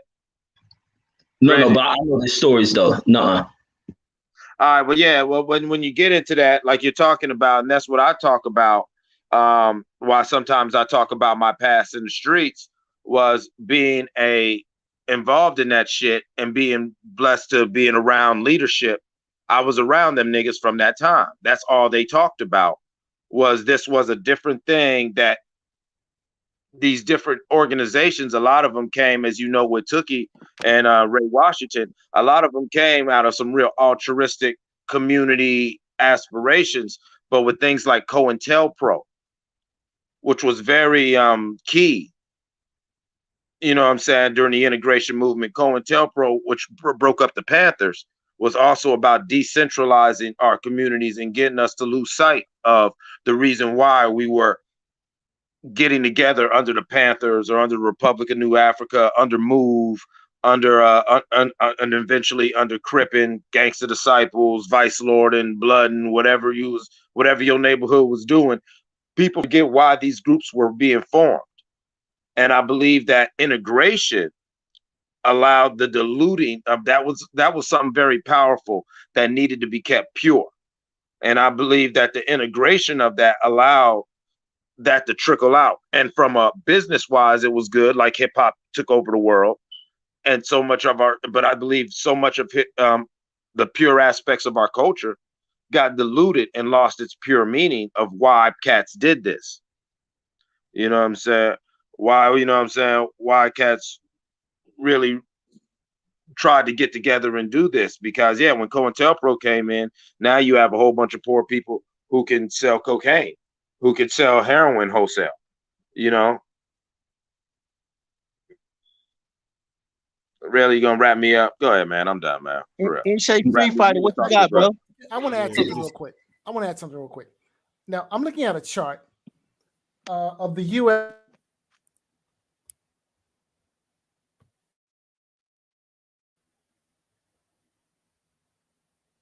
Is it just me? I can't hear nothing. No, that was marqnash. Yeah. Oh, okay. So he. Oh, okay. No, he gave you the big screen. Go ahead. Okay. Yeah, fellas and ladies, man. I just wanted to see. You know, mostly I be wanting to see why we can't get along. You know, not no Rodney King, nothing like that, or nothing going on. But even right now, we talk about the past and COINTELPRO and all this other stuff, like the brother saying, but we can't be civil with each other on the panel right now. You know, that's one thing I always say. You know, regardless of how much knowledge you have or what kind of acclimate, anything like that, what is your basic behavior when you talk to people? And they always know I ask the same thing. What is your intention? Is your intention to impress me? You know what I mean? To intimidate me? Or is it to share knowledge with me? So that's the only reason why I jumped on the panel, because everybody was bouncing around. I was really enjoying it. Like you say, it is funny sometimes to go at each other's throats. I've been known to kind of get on there and go after trolls, so I don't want to seem like I'm a hypocrite or nothing, but I'm always big on people's intentions. Yeah, and when you first come talk to me, just like if you talk to God with respect or you talk to your child with respect, you know, you can play them games and make little remarks and stuff like that, but I just keep circling back. What is your intention? You here to show off or whatever, you know, because I was really getting some knowledge from different one of y'all. I do know about, you know what I'm saying, Noble Drew Ali. I've studied various religions just for overall, just to try to better myself. I don't try to shame nobody. I'm not trying to beat anybody. They always hear me say the same speech when I come on. It's really for me to just do better for myself. So often, like I say, when I get in the company of my people, man, you know, I just don't be with the buffoonery, man. Because we know that almost any channel you go on, once you see a bunch of brown and black faces, man, a lot of times we're going to be name calling, seeing who can outdo each other. You know, so the only reason I jumped in, man, was just to hope to hear a little bit of more what you brothers and sisters was talking about, man. That's it. You know, I'm going to go back on mute on that one. Wait, no, I ain't say go back on mute. Look here, I'm glad that you even said something. I've been wanting you to jump in for a hot minute, especially if you're going to be new in here. Yeah, I don't want to come across as the same thing I say every time. I don't want to be righteous. I'm not trying to get on a soapbox or nothing like that, but often we start to drift off, and I know what it's about. That's why I said earlier, you get your feelings hurt, man. Your ego's in it. We men. You said something, it's still bubbling in the back of your brain, and you're just waiting for time to shoot back at somebody because you feel like they one-upped you. That's cool. Go ahead and shoot at me, get it off your chest, and then, you know, kind of get back on subject, and we can get to talking about what we was talking about. That's it. You know, take heed, Reggie. Take heed, Reggie. Yeah, you see, like I don't need nobody to do that, man. You see Don't what I'm do saying? that. Don't take my words and use them. do You it. see what I'm See, saying? That's Calico, what you I'm didn't saying. have to do that. Like, Please, he was on let the me go peaceful ahead, Mama. I vibe. got it. I No, got it, you Miss Queen didn't. P. No, Miss I had Queen to. P, I got it. I'm Go good for at it. stuff like this here. That's what I'm saying. Don't utilize me as no weapon either. I'm gonna go ahead and speak broadly. I'm speaking in general. That's like saying don't. If it applies to you, Don't then it use what you applies said to to you. teach. Other than that, that's what I want. I don't really have a concern with trying to, like I say, belittle nobody or teach nobody. I'm asking the question. I gave reference from my personal experience, and that's all I'm doing, because I'm not saying I'm necessarily right. I'm just asking, what is your intention? Every panel I get on, eventually I ask people that. And we try to have these slights, shoot these little jibs at each other. But I'm just saying, like, it can be a great conversation if it doesn't always get personal. And like I said, it's going to get heated because people have differences of opinion. But then eventually it just starts to devolve more and more and more until eventually everybody's just screaming at each other. So like I said, I just was wondering, because a lot of y'all seem like sharp individuals. And I was really hoping to hear more. But I mean, about an hour now, it's just been kind of spinning wheels and bad blood from past, you know what I'm saying, run-ins with each other. So when Mark asked, I was trying to just jump on and just say something like that. That's pretty much it, because I really wanted to hear more about the Moors, because I've looked into it quite a bit. I understand what the word is, kind of a broad, one size fit all type thing. Muslims, person of color, you know. All I'm saying is that I'm just searching. This is still fairly new. I keep saying that all the time. And I just get excited sometimes when I get into these different platforms and I hear us sounding like we got some sense, because everybody know we look around the world, man. We violent, you know, you're less than, you're not intelligent, you don't swim, you don't read books. You know, we all know the stereotypes. So sometimes when I hear all of us with each other doing it, it's like, come on, man. I mean, seriously, what are you trying to accomplish? If you got some pain or you're going through something in your personal life, you know what I'm saying, you need to vent. I understand that too, because one of the reasons why I started on here was because I stay to myself. I'm a solitary creature. But I know that in order to be able to help other people, instead of just always sitting back and being angry or complaining, I'm going to have to start stepping outside of my comfort zone. And that's what this is. So, like I said, once again, I'm going to go back on mute, man. I was just hoping that even with Reggie, I wanted to talk to Reggie and see if I can possibly come on there and start reading with him. You know, whenever he brought that up, I wanted to ask that a couple hours ago, but we kind of got away from it. I'm happy y'all circle back around to it. But all in all, trying to prove who the blackest, man, you know, a lot of times that's a double-edged sword, man, you know, because what exactly is that? We always say black is not a monolith, but then we sit here and start talking about our credentials and what we've read and this and that. And anybody that I've ever learned from and really made an impact on me, the first thing I normally notice is that they didn't want anything and they were kind, period. They weren't trying to impress me. They weren't sitting there puffing their chests out, telling me about what kind of degrees they have or nothing. They saw a need. That's it. They saw a need and I was receptive. And from that, I was able to better my station. You know what I mean? That's it. Well, you got a bunch of people in the chat saying you over here dropping gems, sir. So just know that. Yes, ma'am. Yes, ma'am. Like I said, I'm so concerned about coming across like, you know, trying to, you know, be braggadocious and swaggering and all that, because that's not my intention. It's never my intention to do that. I really do want to come on and just rap with people of color or whatever you want to consider yourself, because we start getting into semantics and, you know, who said what, and we kind of saying the same thing, and we know we understand each other, but I know you're just waiting for a point to be able to deviate, and then, oh, I got you. Yeah. See what happened, and it's like, well, damn, no. We were just talking about sovereignty, and all of a sudden, and it goes to being personal. Of course, It's gonna be a little personal because you're sharing your personal experience. See, that's what semantics and all that, what y'all be doing. That's what that is. Connotative linguistics. That's your emotions trying to tell me what a word mean. No, oh, you know what I mean. But when you literally say the word, you should know what it means, but niggas don't know what they be saying. So if a person correct them, because I'm not gonna, you know, too much fuck up with my words, and if I do, you know, I'm trying to help you understand. If I say the word black or, you know, just some street term or whatever, but you got to really know what these words mean, like more so at law. But y'all don't even really know what they just mean in Can we get back to the now you giving that condescending See, but the thing is, that's why I'm talking about. No, Street Fighter, go for it. What I'm talking about, like I said with that. But if we kind of understand each other, then instead of saying you shouldn't, or you can't, or you're not supposed to, or I know with this and that, just ask, what exactly do you mean by that? No, the term to me means A, B, C, D, but the term to you may be something different. But, so can we get I'm on not the same talking. I'm page? talking about. But why do people say facts over feelings, and then we talk like that? Because like you got to know what it means in law or in its origin.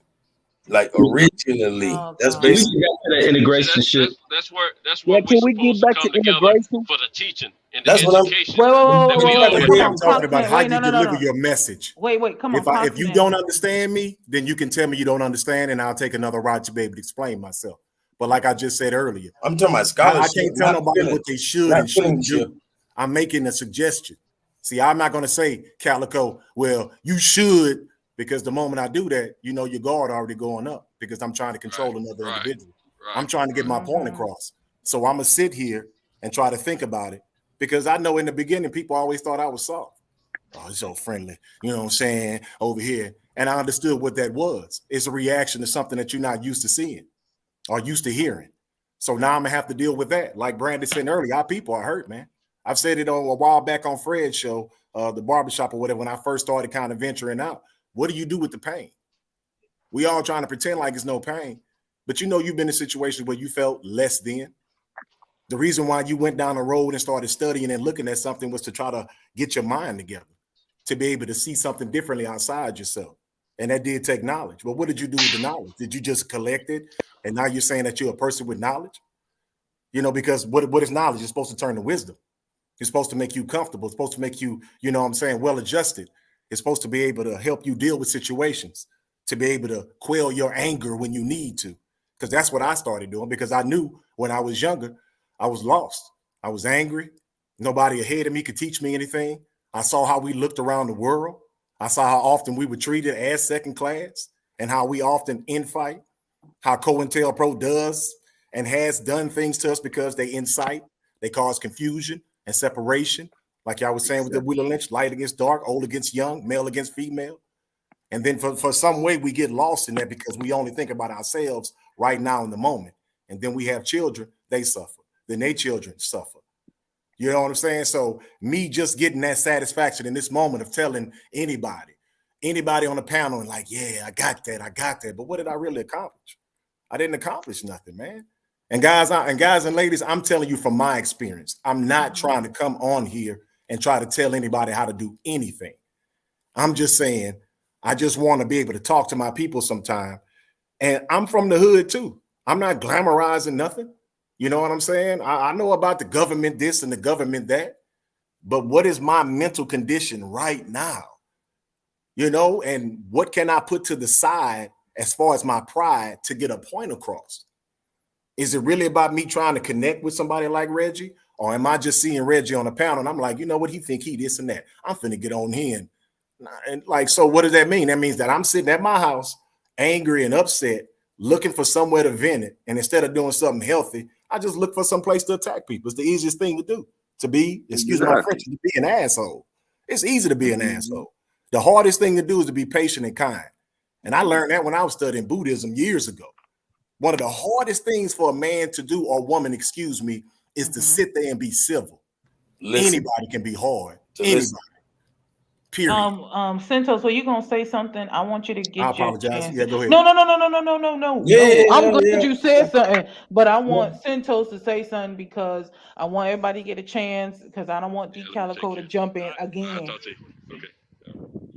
Yeah, because I don't want no bad blood. Like I said, I don't know you, so I'm not gonna take anything personal. No, there's no bad blood. I just want other people to get a chance because he keeps taking talking over people, and I can't stand that. I want other people to get a chance, and I'm glad that you got it. I know you want them to. I got it. I'm glad. You talk for no 5 minutes. Yes, I have. I heard you talk the whole damn time. You cut off Reggie and you cut off other people. That's what you've done throughout this whole damn time. 5 minutes. We can all talk. Dude, you talk more than 5 minutes. Look. I'm not trying to argue with you. Okay, I don't want to do D Calico.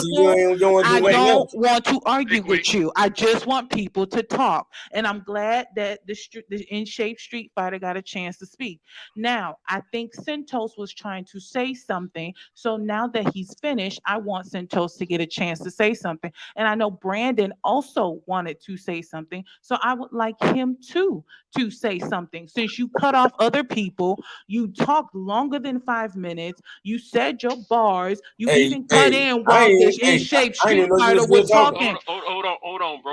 No, she wasting her No. I'm not wasting a damn thing. Just because you don't like it doesn't mean that everybody else feels the same way. Hold on, bro. I'm Don't getting do ready to say that. something you Don't might be want to that. hear. Don't do that, Calico. Man, Don't do Queen that, P, Calico. Don't do that. Queen P. Mm-hmm. It's cool. I'm gonna yield my time to the brother Calico so he can get what he want on his chest off. You know, and that way he But ain't he's got to been getting interrupt it me when he off, and wants I to. don't like that. No, but he's been getting his chant. No, He's because been it's getting better his for bars me off. when I do speak that I don't get cut off. So let's let him roll. Let's let him have it. You know he If gonna you cut can't, you off though, Hey, right? brother, I don't I'm have gonna let no. him talk. No, Let brother, him go. Let him brother, have I it. don't Go ahead, have bro. no. I don't have no desire to run my damn neck all for any period of time. But But you've been doing it. no, but I don't mind talking. That's talking back and forth. Not conversating. My bad. I want to conversate. Y'all just want to talk. I'm trying to have a conversation. To say the least. I can't Other tell than that, because I all don't you did understand was what you're cut saying. people off. Even Yeah, this that's time why you you came in. conversating with me. You making sure you No, have. no. I'm making sure you get the point. I Me, want you you to don't have. know.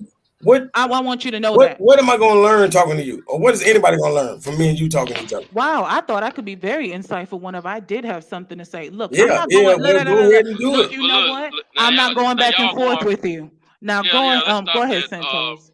Look, bro. I was trying to give you the floor so you can go ahead and get whatever you had on your chest off. So you have been interrupting people, and I understand you want your lane to speak, and that's cool. But at the same time, when you get that lane, go ahead and utilize it, man. Now, we on a platform. It's multiple people here, and there's a lot of people listening, and there's going to be more people listening in the future when we're all asleep or doing whatever we do. Now, the thing is, we need to have the opportunity to speak one at a time and get our full thoughts out and audibly and displayed to the people that are listening, because we may have something that incites them or encourage them, or you may have something to encourage us or the rest of them. So let's not do the interruption. Let's get our full thoughts out and say what we got to say, because I know I don't like to be interrupted. I'm sure the rest of us don't either. So if we get it out, I understand you speaking about conversing with one another. I understand what you're saying, but we're not particularly necessarily in a platform where we're honoring one another when we're speaking, so we can converse back and forth in an equal situation where people can hear us, because we're speaking over one another. If we're not speaking over one another, then it's okay, it's cool. But that's not the case in this situation. We've gone from one topic to the next, and we're getting strayed away because one person will be talking, then somebody will jump in, and then it'll derail the conversation to a certain extent. We try to get it back on tracks, but sometimes it doesn't work. But at the same time, man, if you want to speak, bro, instead of interrupting everybody, go ahead and get what you have on your mind, on your chest. But just go ahead and get it off, man, instead of contradicting what people are saying. You can do that after they finish speaking. So you want the floor or whatever, because in Shape Street Fighter pretty much said what I wanted to say a minute ago. But I wanted to give you that time because I understand you've been trying to get in. So. And I mean that sincerely. I ain't poking no fun at you. And back to what he was saying, like for some reason, I don't know. I guess all y'all know each other. Y'all follow each other pages and all that. So y'all want to come off kind to your brother, but you're talking to your brother. You telling him, God damn, you really fucking up the show. We could have been learning something, but you the joker, you the wild card.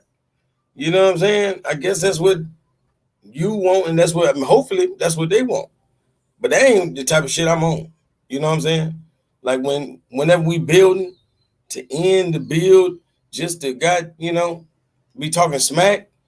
Nah, man, the whole subject turned into the people became the subject. That's when it became bullshit.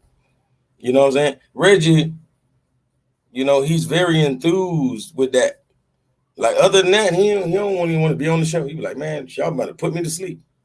You know what I'm saying? Because we talking straight knowledge. I want to see him really read a book. And then on top of that, you got to be able to comprehend what you read. Like, I know none of y'all I ain't never heard none of y'all say nothing about the Bible. I know a lot of us beyond that, but yeah, they think they is, but they can't read. And if they ever knew how to read, they would have to think like, okay, this book was written 2,000 ago. Boy, you saying Reggie can't read? You see, he's one of the people that you none try of to y'all educate us, but you sounding condescending. So most whatever of point y'all, you're trying to make, you're not getting your message account.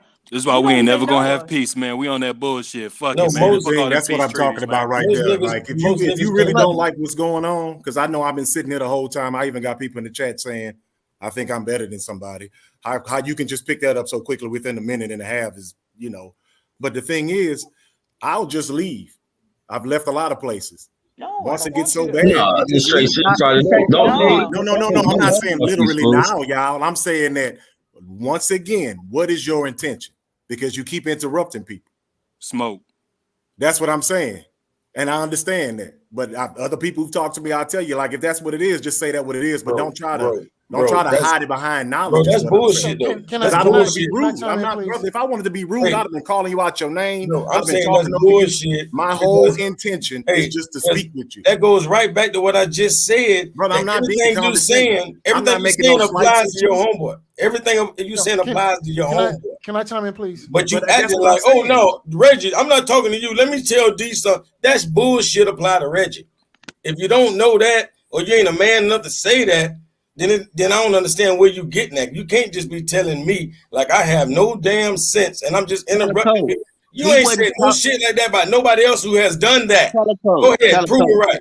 Calico, the way you taking this, I don't know how you taking this like this, but I think in shape was just talking in general. He wasn't directing that at you, and I believe that He if was, he was, because soon as I said something, No, Brandon, I don't mean to be rude. Brandon, I think you he already would have know said how I am, something. kinfolk.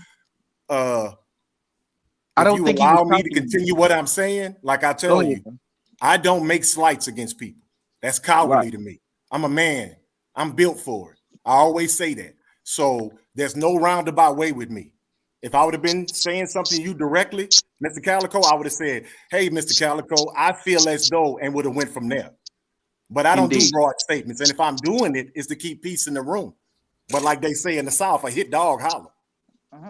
So I don't know why you acting like I have to. I rest my case. I rest my case. Can I chime in for a second, please? I don't know if you think I'm gonna chime in. I'm gonna chime in a second, y'all. Don't none of that go over my head. I don't know why you, brother. I'm not saying nothing to you. Why do you feel as though it has to be directed to you? You sound like the most insecure, arrogant person I've ever met. If you want to be sensitive right now, you obviously ain't met nothing but about 10 people, and they right here. That's on what the I'm saying. live. But no, I was making a point right there, brother. I don't need to insult you. It was an insult to make a point. So you're missing what I'm saying. You got it, Calico. It's the done. way it now sounds. Call somebody you're a slave insensitive. I mean, you're insecure, but you're arrogant too. Insecure because you need to come back. Arrogant because you think everybody's talking about you. That's what I meant. I don't know you. I don't need to beat you. I've said this to a few other people that's been on the panel. Me saying anything to you is not better my life.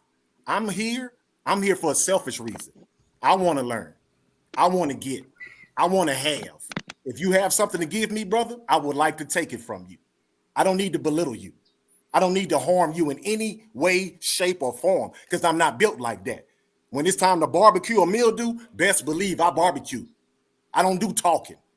Gotcha. What I'm saying is that I would like just to learn more, but it's a lot of name calling and, oh, I know what you mean. You don't know what I mean because you're not having an you're not interacting with me. How are you going to know? You're not a mind reader. So all I can do is try to be patient and use my words that come out of my brain to express how I feel to get to a certain point. And no, I don't think I'm better than anybody, as somebody in the chat tried to say. Did I make you feel uncomfortable too? Brother, all I did was come on here and try to speak a little bit of peace. That's it. You know what I'm saying? That's the only thing. And they kept asking me to speak because in the background, they were getting ready to kick me off. I would like him to give his rebuttal, and then I want you to jump in, fight Doctor. And Troy, I know you want to say something too. It's just that after In Shape Street Fighter is done. Oh, no. I want you to finish In Shape Street Fighter. I know Calico is going to give a rebuttal. I know he is. So In Shape, finish your point, Calico. I want you to give your rebuttal afterwards. Yeah, I really wanted to speak with a lot of them because I'm not here for entertainment. I understand that people are here for entertainment. They like that. Oh, look what he said to him. Oh, he got Calico. Yeah, man, what's up with this? Yeah, because to me, and I'm saying it to me, that's clown shit. That's what black folks are known for. Yeah, dance, monkey. It's always that. We are belittled because they feel like we don't have the mental fortitude, the capacity to be able to understand what's going on. And I'm just tired of being embarrassed. And I do get embarrassed. I do take that personal. And when I'm places, I represent my race. I'm normally the only black in what I do. I'm not finna get on here and give some pity party story or tell you anything about my background. But when I say I'm built for it, I'm built for it. So I stand in the room alone with those people that you speak about. And I make sure I hold my own.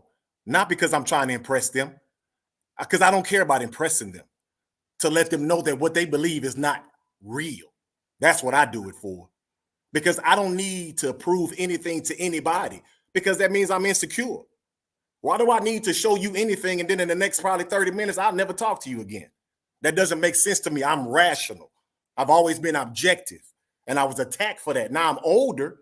I'm much older, and I understand what was going on by my people and those people. My people often would be jealous. Why?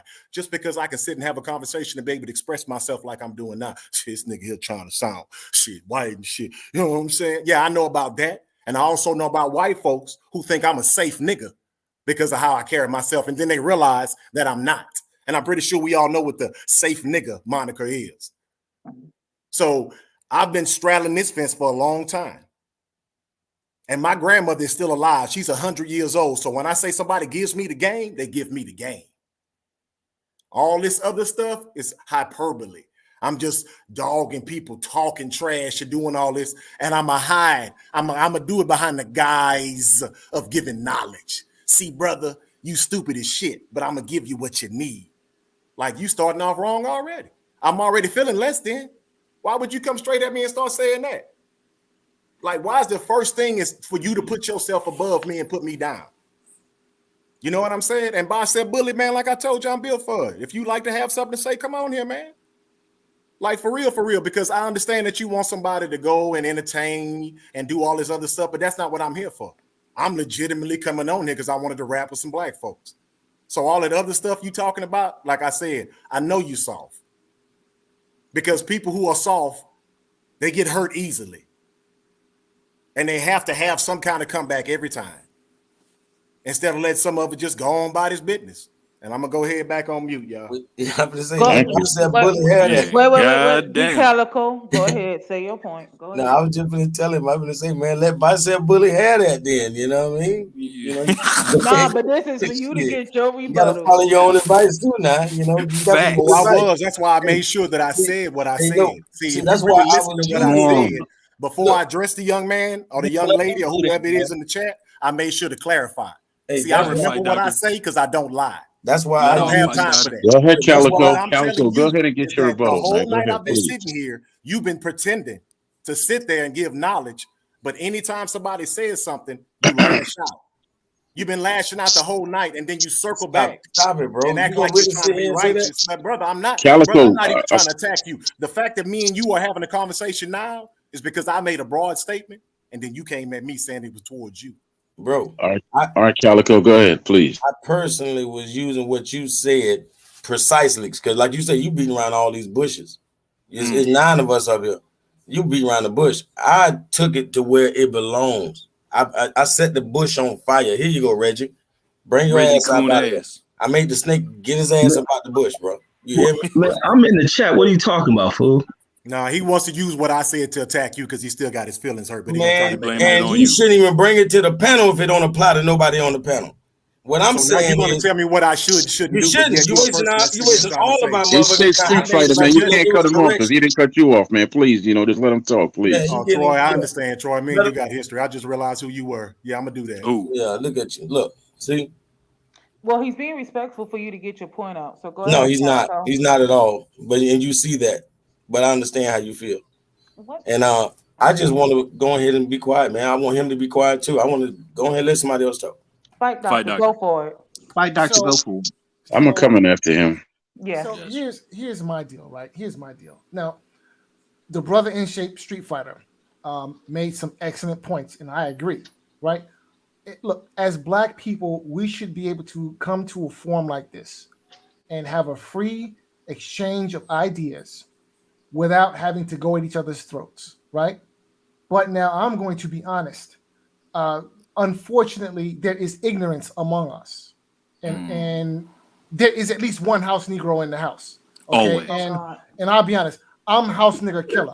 and that's just the way I'm built. Come on, man, please. No, listen. Wait, hold on a second. Wait a minute. Hold on. Look, listen. Look, at the end of the day, it is what it is. Okay, and I understand my history, and I understand how detrimental the House Negro has been to the plight of Black people. Now, I come with the facts. Right. Okay, facts over feelings over here. Now, Amen. other folks, they got the feelings, but they ain't got no facts. Long on rhetoric, short on facts. But see, I'm going to deal with the facts, right? And unfortunately, the colonized mind, the slave mentality, they don't like Black folks with facts. They don't like Black people who think. They just don't. Okay, because unfortunately, they still caught up with white zaddy. Okay, they're still on the plantation mentally. They still subscribe to the whole idea of white supremacy. Okay, they haven't woke up. So them Negroes, we gonna have a problem, and that's just the way I'm made. I'm not making no apologies, as far as I'm concerned. As long as I'm speaking the truth, I have no reason to apologize. And if there's a House Negro in our midst, I'm going to call him out until he stops. Okay. That's just the way it is. Now look, we can have a free exchange of ideas and be respectful, all right? But the minute ignorance rears its ugly head, I'm on it. I'm going to beat the House Negro with the facts. Fight doctor, what's the definition of ignorance though? It doesn't it just mean they don't know? Or I mean, I think it's for you to sit. House nigga killer, no peace. I think that, but see, that's counterproductive. If you want to teach the people and you want to make a point, then make your point. But to sit and name call, because that is a name call. You basically calling somebody a name, and you don't want to be called names. We shouldn't call each other names. Well, what In Shape Street Fighter was saying is, why come we can't just have a free flowing where we talking about the points, but not talking about the person? Just make your point. And we can keep it moving. The problem, see, here's the problem, right? The House Negro would not allow that to be. You're never going to get your point across with that type of type of context is what he's trying to tell you. You're never going to get your point across. Never. The brother fight is that the House Negro. The issue is that the House Negro would not allow for there to be a free exchange of information because you the one saying House Negro, nobody else. You. But you must call out. I'm calling a spade a spade. I'm calling a spade a spade. No, who are you to call somebody out? No, who are you? We are nobody. We don't know nothing. Wait a minute. Let me say this. We all are under the fucking under white supremacy and under these people, and we want to call each other names and shit like that. We don't have a reason to do that. What we need to be doing is teaching and trying to learn from each other. We don't have the right to classify each other this and classify each other as that. If you don't agree with his thought or his school of knowledge, then you should be intelligent enough to argue it without being condescending and being name calling. That's beneath us. We should. That's beneath us, and we should find a better way to deal with each other. Doctor, hit with the Harriet Tubman story again. Brandon, Amen, Brandon. I see Brandon made a powerful point. Go ahead, fight, doctor, because he's not going to stop. So what go ahead. You fail to realize is that what you are asking me to do, you should first ask that of the House Negro. Demand that of the God, House you're going to keep repeating that, man? Okay. Yeah, but the thing is that call a spade a spade. The nigga's going to be a House nigga, and I'm going to call him such. I know, but the thing is that if you just keep saying it, then you know, of course, he's going to keep getting angry, bro. That's why all I'm saying is that you made the point. He knows how you feel. That's why I said earlier, it wasn't really directed at nobody because it was a bunch of hollering going on the whole panel. That's the only thing I said. Like I said, I would never direct it at somebody because I don't know you. That doesn't make sense. Be an example, fight doctor. All I was saying. So earlier, be an example. One of the things that you learn often in the group of individuals. Be an example of what you want us to be. Be an example first. Set the example. If that's not what you want, then be an example, and you keep upholding that example, and you keep representing yourself like that, no matter what. We don't need to get into that because that is beneath us, especially being on this panel and the knowledge that we supposed to have. If we have all this goddamn knowledge, where's the wisdom? Where's the application? Thank you. Brandon, that's what I'm talking about. So if I really want to sit here and talk to you, I'm not going to call you a name. Listen, let me ask you all a question. I think you're setting a great example. Now let me ask you all a question. Now we're all familiar with the story of Sister Harriet Tubman. Okay, now when she was, let him go. No, keep going. Once again, Troy Graham No, fight doctor. Okay. Just keep going. Just keep going. Don't say nothing. Just keep going. Harriet Tubman. Say your point. Look, she carried a pistol, and she carried it for two classes of people: the people who were trying to prevent her from getting to the promised land. Right.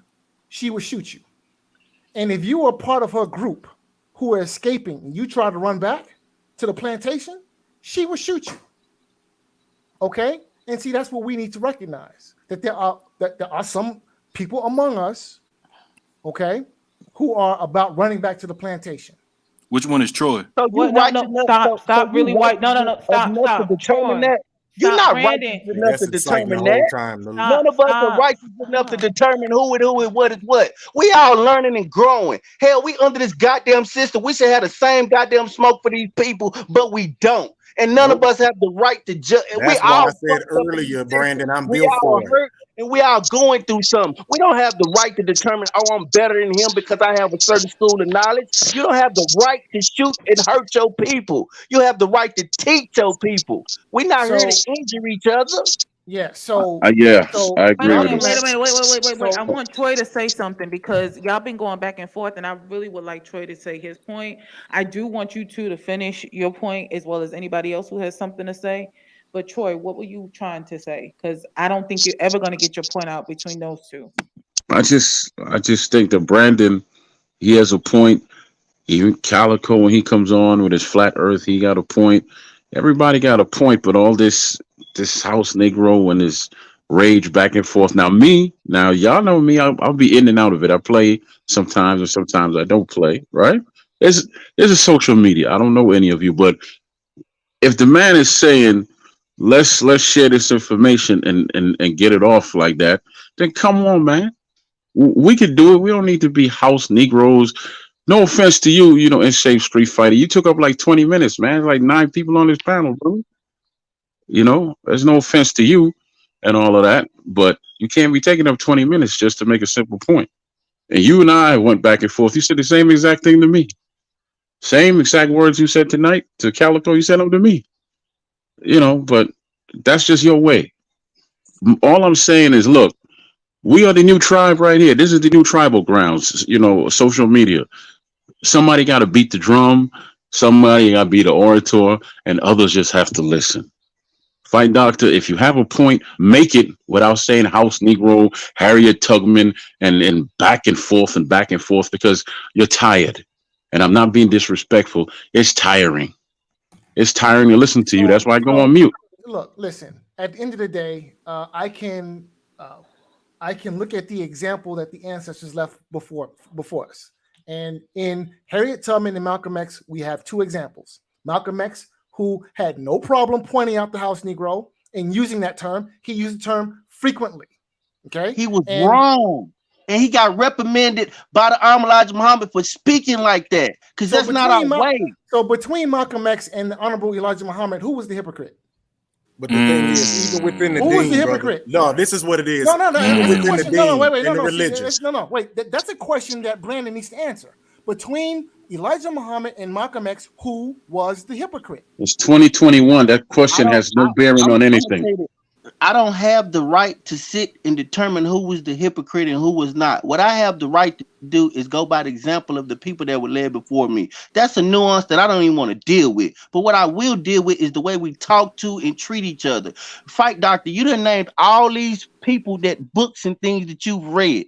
But if you keep being condescending and you keep talking down because they don't know these books, because they don't know these people, then you're not going to get your point across. And if you're here to just say what you want, if you're here to just spit it out and then let that be known. But if you're here to teach us and for us to learn, that's what I'm here for. Okay, I want to learn from you, brother. Right, but you brought up Elijah Muhammad, so now we have to deal with that. Hey, Brandon. Speaking on all that. Hey, I'm gonna bring it back full circle, Brandon. Listen. Hey, I'm gonna bring it back full circle because he just said Malcolm X, right? Hey, fight out that you just brought up Malcolm X again. And I wanted to bring up real quick to Brandon that Shabazz means royal, generous, or noble. You know, so I had to correct that. Okay, y'all, no problem. But can we just learn from each other? I don't want to be on a panel where it's counterproductive, where I'm not getting nothing out of the conversation. If you want to argue just to be right, hey man, you got it. You got it. If you want to be right, you're right. But let's learn. You right. Okay, Fight Doctor, you right. I want to Brandon, now y'all see where I was coming from when I was clowning these cats. Fight Doctor, you right, brother. I want to present some Nobody see where you coming from with no clowning. I want to present some information. Now, I hope you realize that Elijah Muhammad was financed. That's fine. Okay, brother. Can we move on? I don't even. No, we can't move on. No, we can't. If that's gonna be a trigger, I don't want that to be a trigger for you, and I don't want to discuss Elijah Muhammad with you. I don't want to discuss him with you. Okay. Once again, we have. Do you understand why he's bringing that up? It's because you. Yeah, I do know. I know what he's trying to do. I didn't bring up Elijah Muhammad. You did. I'm sorry for bringing him up. Let's move on. It's too late. Now we have to deal with it. Now we have to deal with it. Doctor, are you sure he said sorry? Fight Doctor. No, I don't want to discuss. Now we have to deal with Elijah Muhammad. What is it, okay? And we must deal with his hypocrisy. What is it? Hold on. Out of everything we just said tonight, hold on, Fight Doctor. You're going down the wrong street right now, bro. With all due respect, what we talked about since earlier, man. Myself, In Shape Street Fighter, a couple other people chimed in about trying to bring us together instead of splitting us apart more. How about we quit talking about the past and let's talk about what we can do to help us as a people today. What can we do to bring this full circle? What can we do to land this plane safely? We don't. Yeah, let's stop shooting shots at each other. Yeah, let's talk about what we can do to help each other. Trying to incite, man. Yeah, that's getting old too. Let's stop all that and let's talk about what we can do to help people. I have a question. All right, so sometimes we just got to sidestep people when they like that. I have a question. Wait, Fight Doctor, let Reggie I got to understand that both of these dudes, they're going to come with little goofy cornball shots. Sometimes it's just best to just focus in on the topic of the conversation and just proceed past them. They stuck where they stuck. They mad because I clowned them about 2 weeks ago. And they still crying about that shit. Well, let's stop talking about the past. We getting a little bit more educational about who we are as a people on this panel individually. They didn't know you like we know you, Reggie. But at the same time, you having fun with them. They ain't liking it, and it's going back and forth.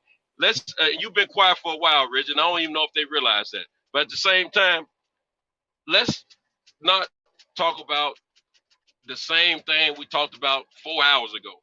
About how we don't like each other. Let's talk about what we can do to help one another. Let's keep educating each other because some of us are here for the education. And the education is wonderful. And you cannot pay for this education. There's no price for it because it's invaluable. So let's do the education. Let's stop this. The way we sound right now, we sound like some old niggas in the hood that want to one up each other. Yeah. And we don't need to hear all that. We need to hear the educational part. It's education in here. You're too knowledgeable, brother, to keep going back to the old thing.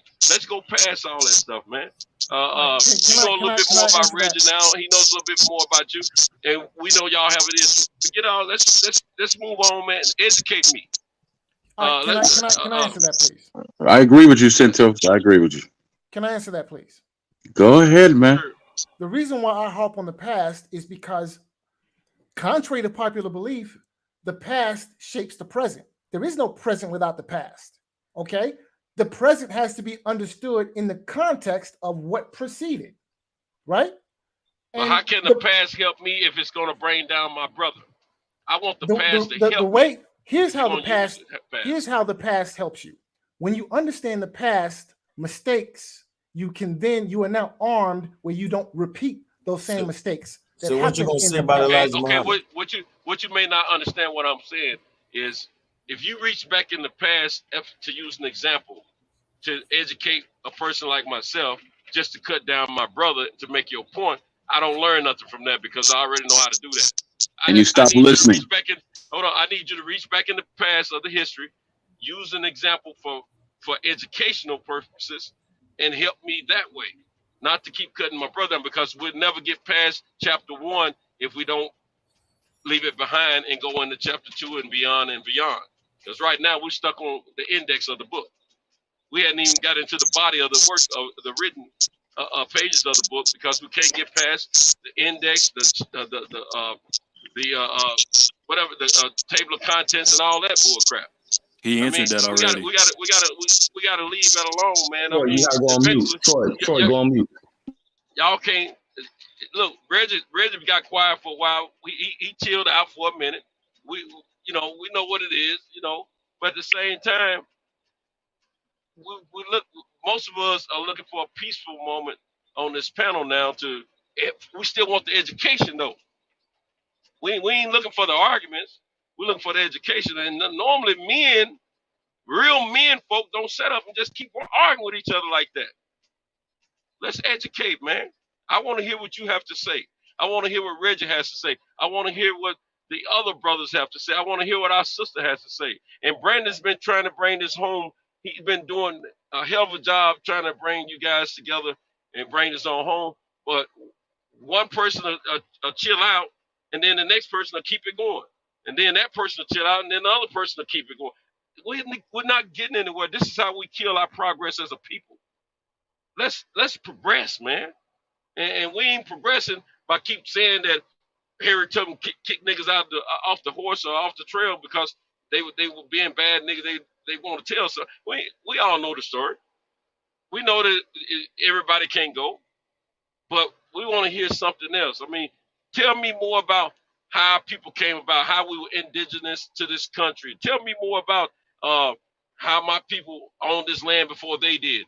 Tell me more about how they got some of us from the motherland and brought us over here. Tell me more about who we are today. I was loving hearing about the Morse part of the conversation.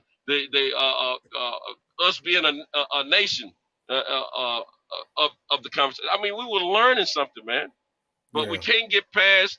I want to grab you by your throat, and I want to grab you by your throat. It seems. And they rejected the knowledge.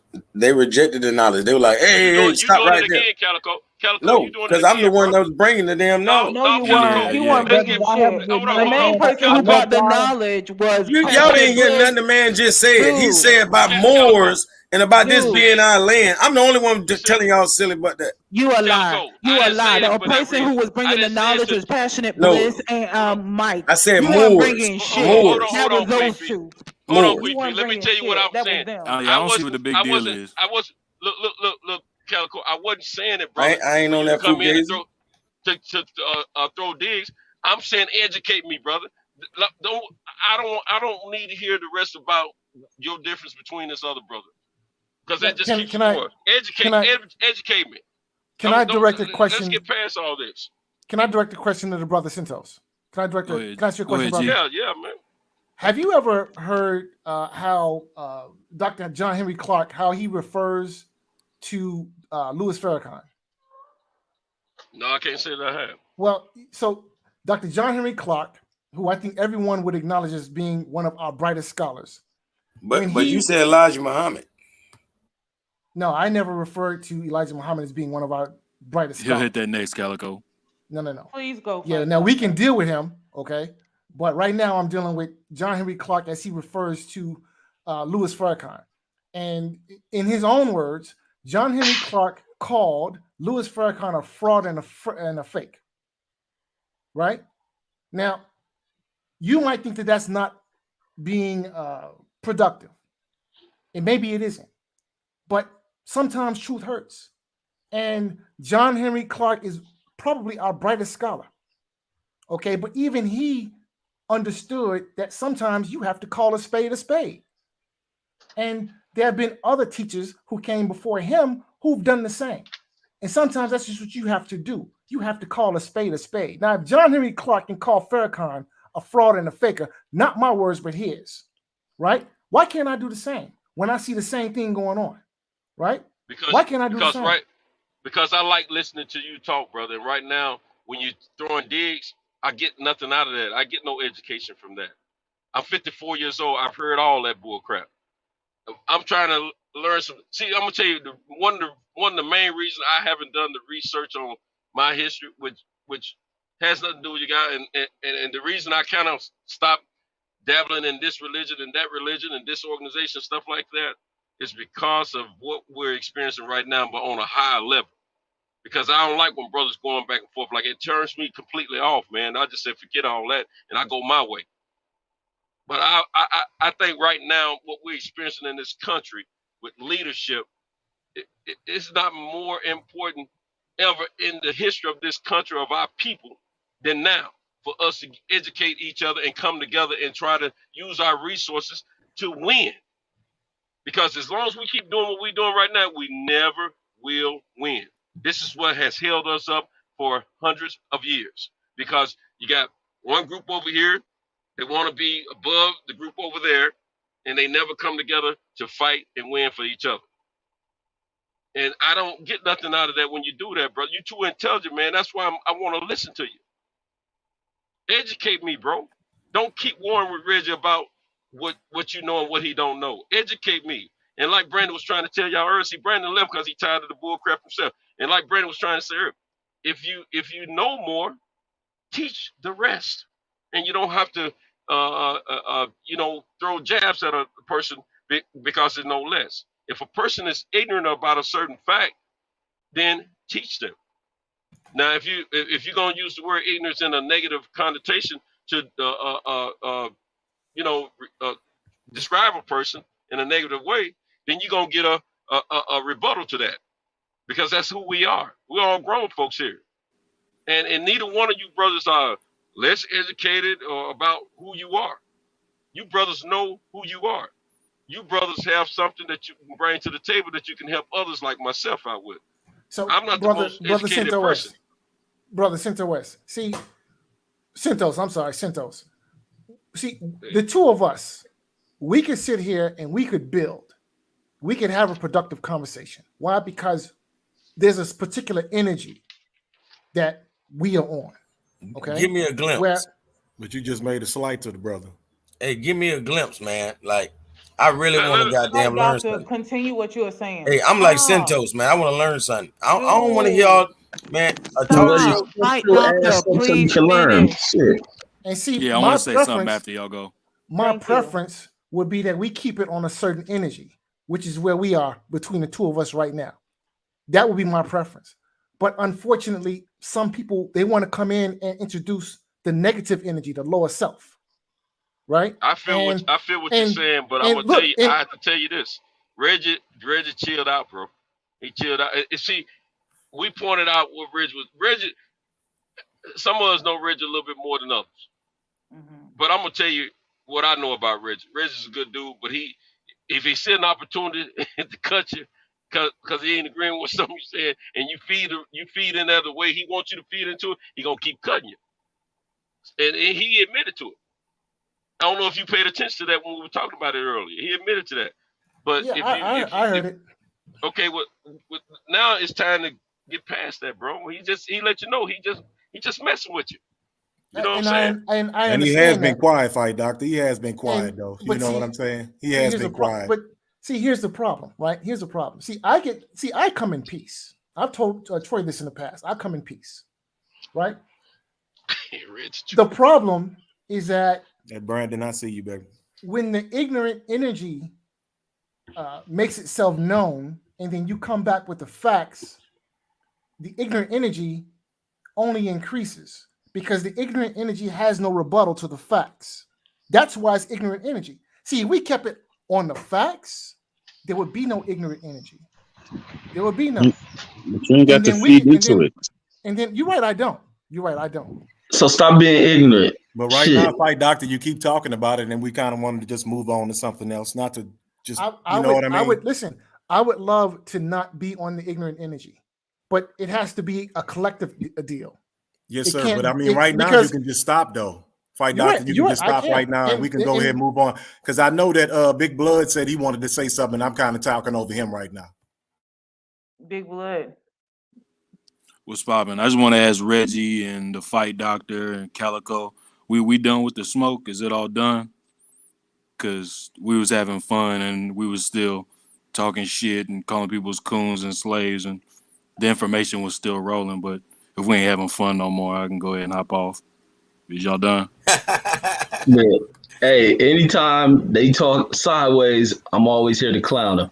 Yeah, I didn't see no problem with that. Everybody trying to calm it down. That's the problem. You were here to clown. Look, I may have to tone down because Fight Doctor a little too emotional. Last time he was on here, he left. He left here crying. That's what y'all don't know. This is why this dude's so emotional. This is exhibit A. Fight Doctor. He can't Exhibit help A. himself. We trying to have peace. We're trying to now see this is the problem. See, listen, we're trying to have peace. We're trying to have peace. We're trying to bring this. We're trying to make it intelligent. We're trying to have an intelligent conversation. And what happens? Here comes the ignorance. Backwood Exhibit A. And I expose him. He start crying. I hope you all. And then he gets on the second time, and I get him to run off the show. The ignorance. This dude weak. Why the conversation can't move forward. Here's the topic. Because the children have the floor. Hey, this is why you shouldn't be a U.S. citizen. This dude weak, man. These dudes is weak, man. So, I mean, you do too much crime. We've been trying to have a regular convo, but you've been on here crying the whole time. We were having a regular conversation until you opened your mouth. All right, let's get it cracking again. And what's something y'all disagree on? We were having a regular conversation until you opened your mouth. I'm about to get off of here in a minute. But this fool is a crybaby, man. I got him in my pocket. We got you in my pocket, homie. And we were having intelligent conversation, and then you opened your mouth, and it went right back ignorant. Now those are the facts. Hey, you in my pocket, man. Got you, man. I don't know if he's in your pocket, man. He came back with that light skin shit and turning the camera on, B. Man, here's the situation: idiocy, nonsense, violence, not a good policy.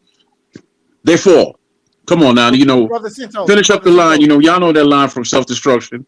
Everything's lying. Do you see where I'm coming from? Do you see where the issue is? Man, Fight Doctor, shut the hell up and let's continue on with the convo. You crying too much, man. Like I told you, this is why you do this crying, because you get no pussy. You get no pussy, so you sitting on here crying about me clowning you. That shit is okay, old. Reggie, you set the platform. You set the platform. Hey, Reggie, that's your elder, Fight man. Doctor. That's your elder, man. You argue with me, Reggie. You don't argue with him. Man, he ain't no elder to me. He gets no pussy. How can he be my elder? Right. Motherfucker, 50-year-old virgin. See, that's no respect, man. That's no respect, man. Listen. How you only black motherfucking your white community and you can't even fuck a white girl? Shut up talking to me. Man, nobody don't want to stop that, man. Exactly. All right, I think Reggie's coming. Look, back to the conversation. Look, he started me back up, man. I'm sorry, y'all. I'm sorry. Y'all don't woke Reg up, man. I'm sorry. I'm sorry. Come on, that's man. all you bring to the conversation is ignorance. I be trying to chill on this dude, man. Because you don't know anything I think Reggie waving the white flag if he talking about fucking white women. It's schoolyard. Man, y'all don't ran the super adolescent. Man. She don't, it's not even high school, it's grade school. That's what it is. Reggie with that gray ass t-shirt on. and monopoly on ignorance. They say your teacher is great because you don't know your history. Wait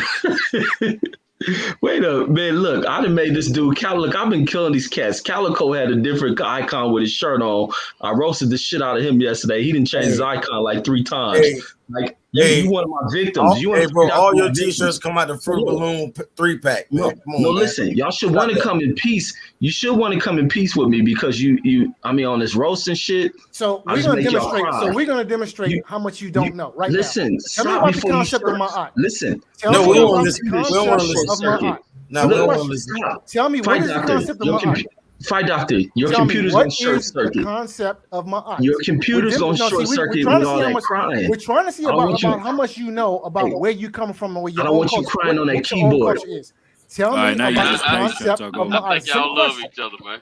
No, this motherfucker. This was my question from the beginning. I was going to ask what really led them to get to where they at now. I wanted to ask Calico some more about the Moore stuff, but we never really got into that, and I think he thought I was attacking him. You know what I'm saying? I really wanted to rap with you more than anybody on the panel, which is why. Fight Doctor said black people weren't indigenous, right? Fighter, that motherfucker's retarded. He ain't gonna never answer your question. Don't say that, Reggie. I just really wanted to know why y'all got such bad blood, though. It's a Street Fighter. I gotta tell the truth. This nigga's stupid. Man, he looking for an easy fight, man. Reggie don't want none of me, man. Man, I gotta just keep it real, man. That's why the combo goes stagnant with these two motherfuckers. Tell me about the concept of I ain't trying to be rude and disrespectful. Hey, Big Blood, he don't want no smoke, Big Blood. Tell me, what is it? These fools stupid. I don't know, man. Let's see how smart you are. Tell me about the concept. I'm trying to of get Ma'at. Reggie back in line, but he just wilding. Tell me about the concept. You so smart. Tell me about the concept of Ma'at. What is You it? so smart. You tell me what a pussy look like. Come on, you 50-year-old virgin motherfucker. What is the concept of Ma'at? 50-year-old virgin. See, now we're teaching you. Listen, So now you're gonna learn something. You're gonna learn something today. Tell me about the concept of Ma'at. I can tell you about it. Y'all stop talking. I can tell y'all about it. Listen. Time out. I'm about to finish. This motherfucker. Hey, Reggie, you better be the youngest motherfucker up here. Listen, this motherfucker went to a school Is you the youngest as the nigga up only here? token at a white school, knowing damn well all them white girls love black motherfuckers. You the only one they set to the side like ill. They look at you and went ill. That's why you 50-year-old and ain't even touched no tell pussy. me about the concept of Ma'at. You Sincerian-born motherfucker. But you haven't told me Get the anything fuck about out the of here. concept of Ma'at. What is the concept of Ma'at? Hey, Calico, it's the room on y'all's team, man. Reggie killing us.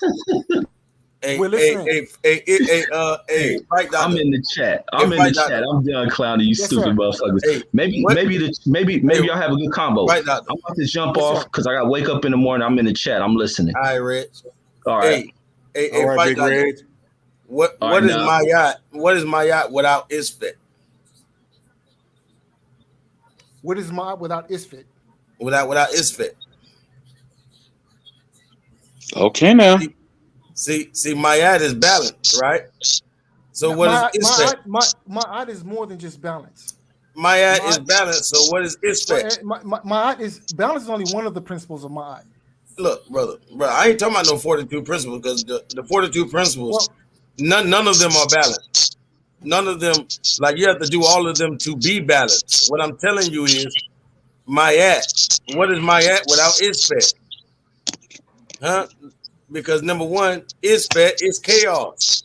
So what is balance without chaos? See, like it's like saying, what would Fight Doctor? You know, what would people like you be without Reggies in the world? You know what I'm saying? If everybody was like you, then you know you wouldn't be special. You feel me? So you got to have a Reggie, you know, to counter. So one of the principles that make up Ma'at is order, right? Now that's all about balance. Now, in African spirituality, you have the concept of duality, yes, and this is represented by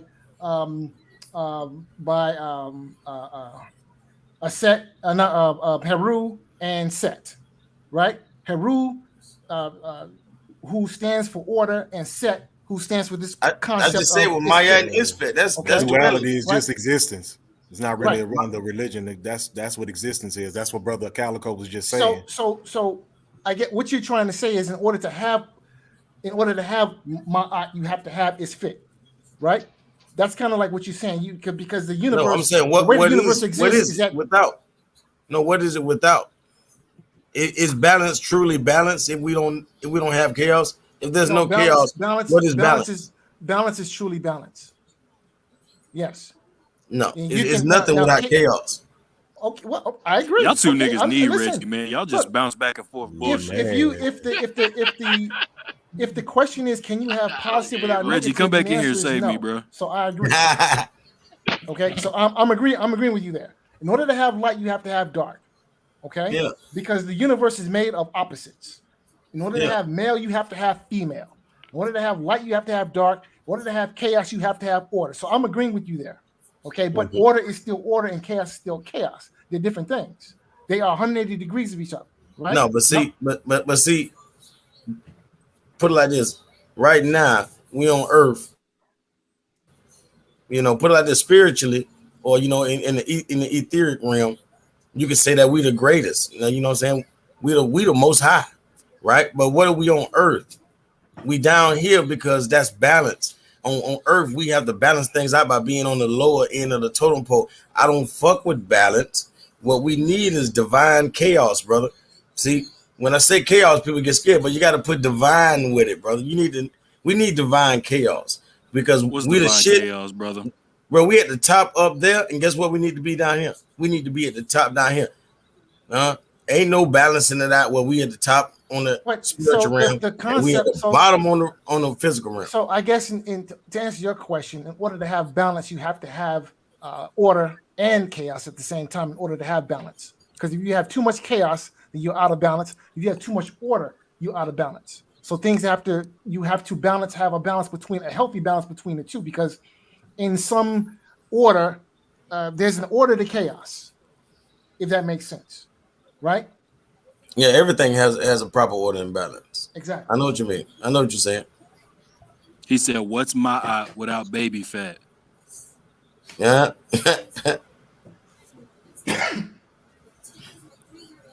What is that, fight doctor? I feel like y'all just talked about balance over and over again. Yeah, once you create one thing, something else is created. So it's gonna always be duality, man. Right. I mean, it just is what it is.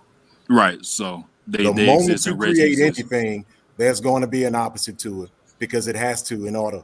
I mean, the world is duality. Yeah, We're not talking in circles. No, it is what it is. Because the moment you strike a light, what was there before? Like they say, it was darkness. So now you have light and dark. You understand what I'm saying? So I understand where y'all going with that. Boom. Yeah. There's no light without darkness, because how else would you see the light in the light? It don't happen like that. Yes, sir.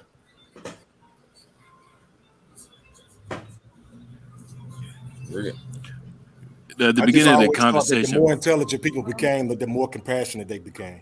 That's what I thought as a kid. Like the more education people started having, and then they understand the education, that they become more compassionate, because they start to see the world for what it is. So a lot of times when I meet people who are very intellectual, but they're not that kind, I just tend to kind of think where they're coming from. You know what I'm saying? And no, that ain't no shot at nobody, man. I'm just saying. No. I understand what you're saying. Because really, it's like no, go ahead, brother. Go ahead. And it's really like them young pharaohs and all them brother polite type niggas. Like they want to say they got all this goddamn knowledge, but all they do is say the most foulest shit.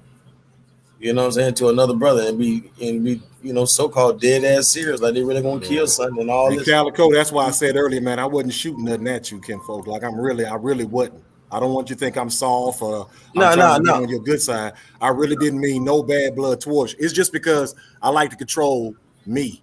I'm not gonna lie to nobody, because that means I'm afraid of you. You feel me? Like, so I just don't like nobody saying what I'm saying and why I'm saying it, because I'm a man about mine. I had to use that opportunity. For one, I didn't know you were gonna really talk that long that first time, and I'm like, okay, bruh's done, but guess what? I gotta use that to teach Reggie ass a lesson, because I know he actually sat there and listened to you. This nigga don't listen to nobody. I'm like, hold on, he being quiet. I'm like, okay, did you hear that? You feel me? It was almost like an amen. I tell you now, my bad, I misunderstood you. Yeah, it was really like an amen. God damn. Everything being said, we repurposed towards Reggie to teach our young brother. So can I chime in for a second? Yeah. So there's an old saying, right? There's an old saying. It's better to have people think that you're stupid as opposed to opening your mouth and removing all doubt. And Reggie loves to open his mouth and remove any iota of doubt, because whenever he opens his mouth, that's all it is. Just confirmation of his degree of ignorance. That's like, but he was like constant ignorance is coming out of his mouth. Constant ignorance. When it came down to it, he really was just enjoying getting a fight. I mean, just, you know what I'm saying? Like Big Blood, he'll shoot out, he'll come off mute, say something, get off. Just a little insight. And I understand that y'all go at each other a little bit, but the more that you kept turning your temperature up, the more he kept adding that flame. You know what I'm saying? Like he was just sitting there smiling, sitting back, loving it. It make the panel interesting. The guys in the chat the same way. That's why when I said something to Bully earlier, it wasn't no real shot. I don't know the dude, but I understand what we're doing. You got to keep it spicy. You know what I'm saying? So I saw him really like enjoying the fact that you were getting more and more worked up. Yeah, well, some people like playing the role of step and fetch it. Okay, some people just like being, some people like to just shuck and jive, and that's what he does. And it's cool. So it's all good. It is what it is. I'm going to call it like I see it. So if the nigga is shucking and jiving, and he's shucking and jiving. I ain't saying right or wrong. I was just saying what was happening. That's it. That's all. Right. But I get it though. I get it. How's he shucking and jiving? By playing. Well, I can answer that question by playing the role of house Negro. That's how he's shucking and jiving. Right. And that's why. How was he playing house Negro? I always wanted to know that. Like, what did he say that tip the scale? I'll be more than happy to give you an example. When he accused me of being a light-skinned Negro, his words, not mine, and did so in a way to disparage me or to somehow invalidate me, as if being a light-skinned Black person is a bad thing, or as if being a light-skinned person somehow I shouldn't be taken seriously because I'm light-skinned. That's what he did. Yeah, in his defense, though, that's like a joke amongst his little community, though. Like he jokes with certain people, and they say you acting light skinned. So but see, that's I know that's shucking one and of the jiving. things he was saying before. That's house Negro thinking, and that's not all necessarily. it is. It's a joke between people who know each other. That's what I meant. He was just But joking but with see, I don't somebody know. else. But I don't know him. Wait. One I don't know him. Hey, Shadowbox, Shadow Ghost. I keep calling you Shadowbox, and I'm sorry. Now that you're in here, I'm gonna need you to talk. And the way this is flowing, you're gonna have to jump in, sir. So just keep that in mind. Nah, When son, come nah, up, I'm good. get I'm in. good. Yeah, I'm good. All right. I'm sorry, Fight Doctor, for cutting you off. I just wanted him to know that if you in, please say something when something comes No up. worries, no worries. But see, I don't know him for him to be joking with me like that.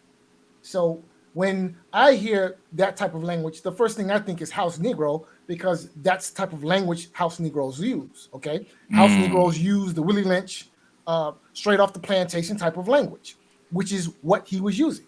So if you're going to wear a police officer's uniform, I'm going to think you're a police officer. I'm going to call you as such, right? So if you sounded like a house Negro, you use the house Negro language, and it seems to me that you have house Negro mentality, then what am I supposed to think? And what am I supposed to call you? So True. If he don't want me to refer to him as a house Negro, he needs to stop playing the part. It's simple. Cool with the cracker shit. Yeah, but you know he's not here to defend himself now. You know Reggie done No, already I'm left. just writing these down. Just remember to bring No. them up to I'm Reggie talking next time. about towards the fight. Yeah, I'm about to say with Fight Doctor. I'm like, Yeah. you know Now, he's Fight gone. Doctor. So What's the second thing that had him cooning? We already got the light skin shit. You called him a slave and a coon. You was pissed. What was the second thing? I said he had slave mentality. Okay, And slave mentality. Yeah, he does. Coon. He's still enslaved mentally because he thinks like a slave. He thinks like he's still on the but it was really plantation. the light skin shit that really did it. That was just one of the examples off the top of my head that I can think of. But it's been others. I mean, his whole dialogue is house Negro. But right now, Fight Doctor, you seem like a very educated individual, and you know a lot of times you got to learn to keep your emotions under wrap. You still talking about him and he's not here. You know? No, I'm bringing him up. Yeah, I know, but you know what I'm saying, though, Big Blood. That's why I was saying before that was even happening. he doesn't have to entertain it, even if you are. Exactly. Ain't nothing stopping him from getting to the knowledge. Nothing. Ain't no Reggie here. You know, we can stop being regular and be advanced. Let's go. Yeah, that's why I was saying. Appreciate, Oh, sorry. In shape. Yeah, I wasn't trying to cut off Big Blood or nothing like that. I didn't mean. Shadow Ghost in the building. What's going on, brother? Really? Hey, you gonna cut this what's man up, off? Calico? Oh, no, he ain't cut me off. I'm good. I would have kept talking if I had something to say. He was just speaking. I got back on mute right quick. Okay. But hey, Shadow Ghost. Hey, how you doing? We're all good.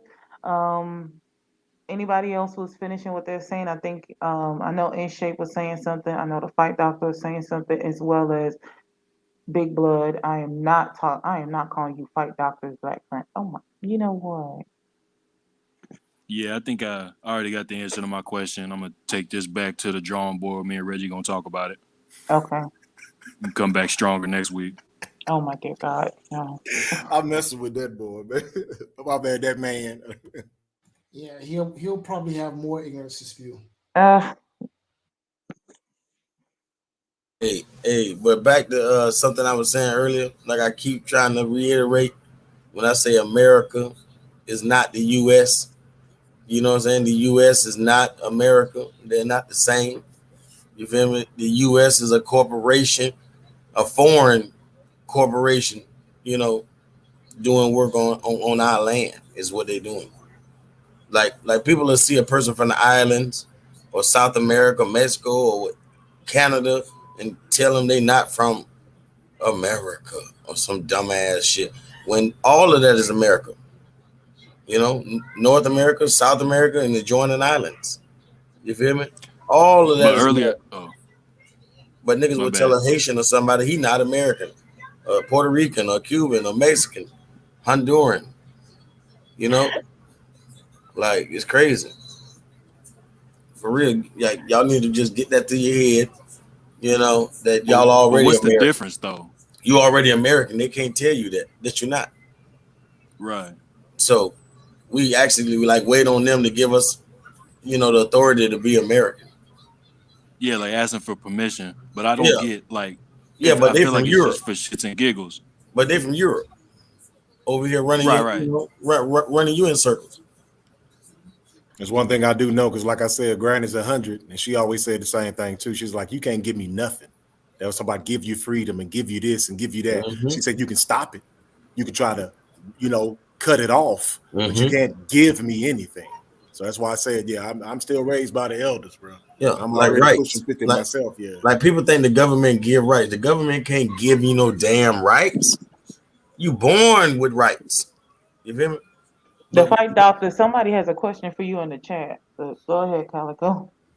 Now we born with rights, you know what I'm saying? But we pretty much losing them in this system. And we trading in our rights. When you become a citizen, you trading your rights for their privileges. Fuck a privilege. You know what I'm saying? I'm good with these rights. Yeah, Troy Graham in the chat proving how ignorant he is, and how much lower self.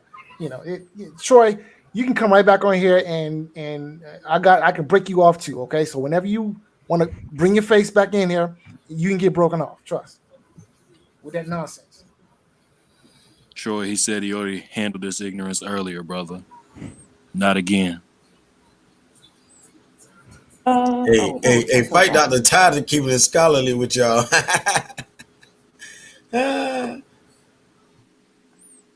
But see, that's the deal, right? Some people, they can't keep it scholarly, right? They can't have that conversation because in that arena, they have no armament. Okay? They have zero armament. They can't talk about history as it relates to their people and their culture. Because they've been thoroughly whitewashed. They've been miseducated. They've been colonized from the neck up, right? So when we get to talking about some black issues, some black history, some African history, right? They are totally, completely clueless and disarmed, which is the reason why I have no clue as to who Fela Kuti is, have no clue as to who Sheikh Anta Diop is. And can't have that conversation because that goes beyond the realm of what the slave master allows them to talk about. But did you get Reggie's point at all when he was bringing that up, or is it just you didn't want to hear it? he feels like sometimes people use the black this, the black that to try to hide some inadequacy they have. That's what we're making those remarks about. You maybe don't feel black enough. That's what the light skin came in, and all those jokes kind of started snowballing from that. Well, but a lot of times you meet the brother, and Calico made a good point earlier, like what are these pro this and Mr. Polite, I think he said, you try to act like you all this and that, but then you just steady shooting jabs. And what he said he felt was like you're trying to compensate for something. Well, like you feeling, you know what I'm saying? Because you keep saying this black and that black. And right. Well, we all saw how right he was about the whole light skin deal, right? He was totally completely off. Right, we already established you took the yes, sir. Yeah, that's what I'm saying. Like but that's he's the thing totally about completely it is that, off. Like he's totally completely off about every other thing he has to say. There's but the thing is, if you keep mouth. responding to it, it feels like, you know, maybe there's something that he struck deep inside, as people say, because you won't let it go. Because I mean, I've had people shoot stuff. I dislike house Negroes. Yes, sir. And then that's the thing about it. Listen. All right, look, I'll be honest with you, okay? When I read the autobiography of Malcolm X, see, brother, you're going right back to it, but we're talking about Reggie. Reggie was a person that upset you. But listen, Reggie is the person that upset you, fight doctor. But I need to we were talking about that's fine. Him causing you to be upset. I need to answer the question the way I'm going to answer the question. Well, brother, what do you? I mean, how do you just keep the big? Okay, all right, I'm gonna go. I need you to understand where I'm coming from. Now we're having a dialogue, so I need you to understand where I'm coming from, and please do not put words in my mouth, please. When I read the autobiography of Malcolm X for 2 weeks, I was the angriest nigga on earth. I ain't even gonna lie, right? But that book opened up some things, and I gained a greater understanding of my place in the world, and I gained a greater understanding of why we are in the condition that we are in right now. And unfortunately, house Negroes are part to blame of why we find ourselves in the situation that we are in right now, okay? Malcolm X is one of my heroes, right? And he had no qualms about calling the house nigga a house nigga. Even after he came back from Mecca, he had no qualms about addressing the house Negroes. So, as far as I'm concerned, as long as I'm speaking truthfully, I have no qualms and I give no quarter. I don't have a problem with you calling somebody a house nigga. I'm saying, how do you know Reggie's a house nigga just because he don't know who Fela Kuti is and Auntie Diop?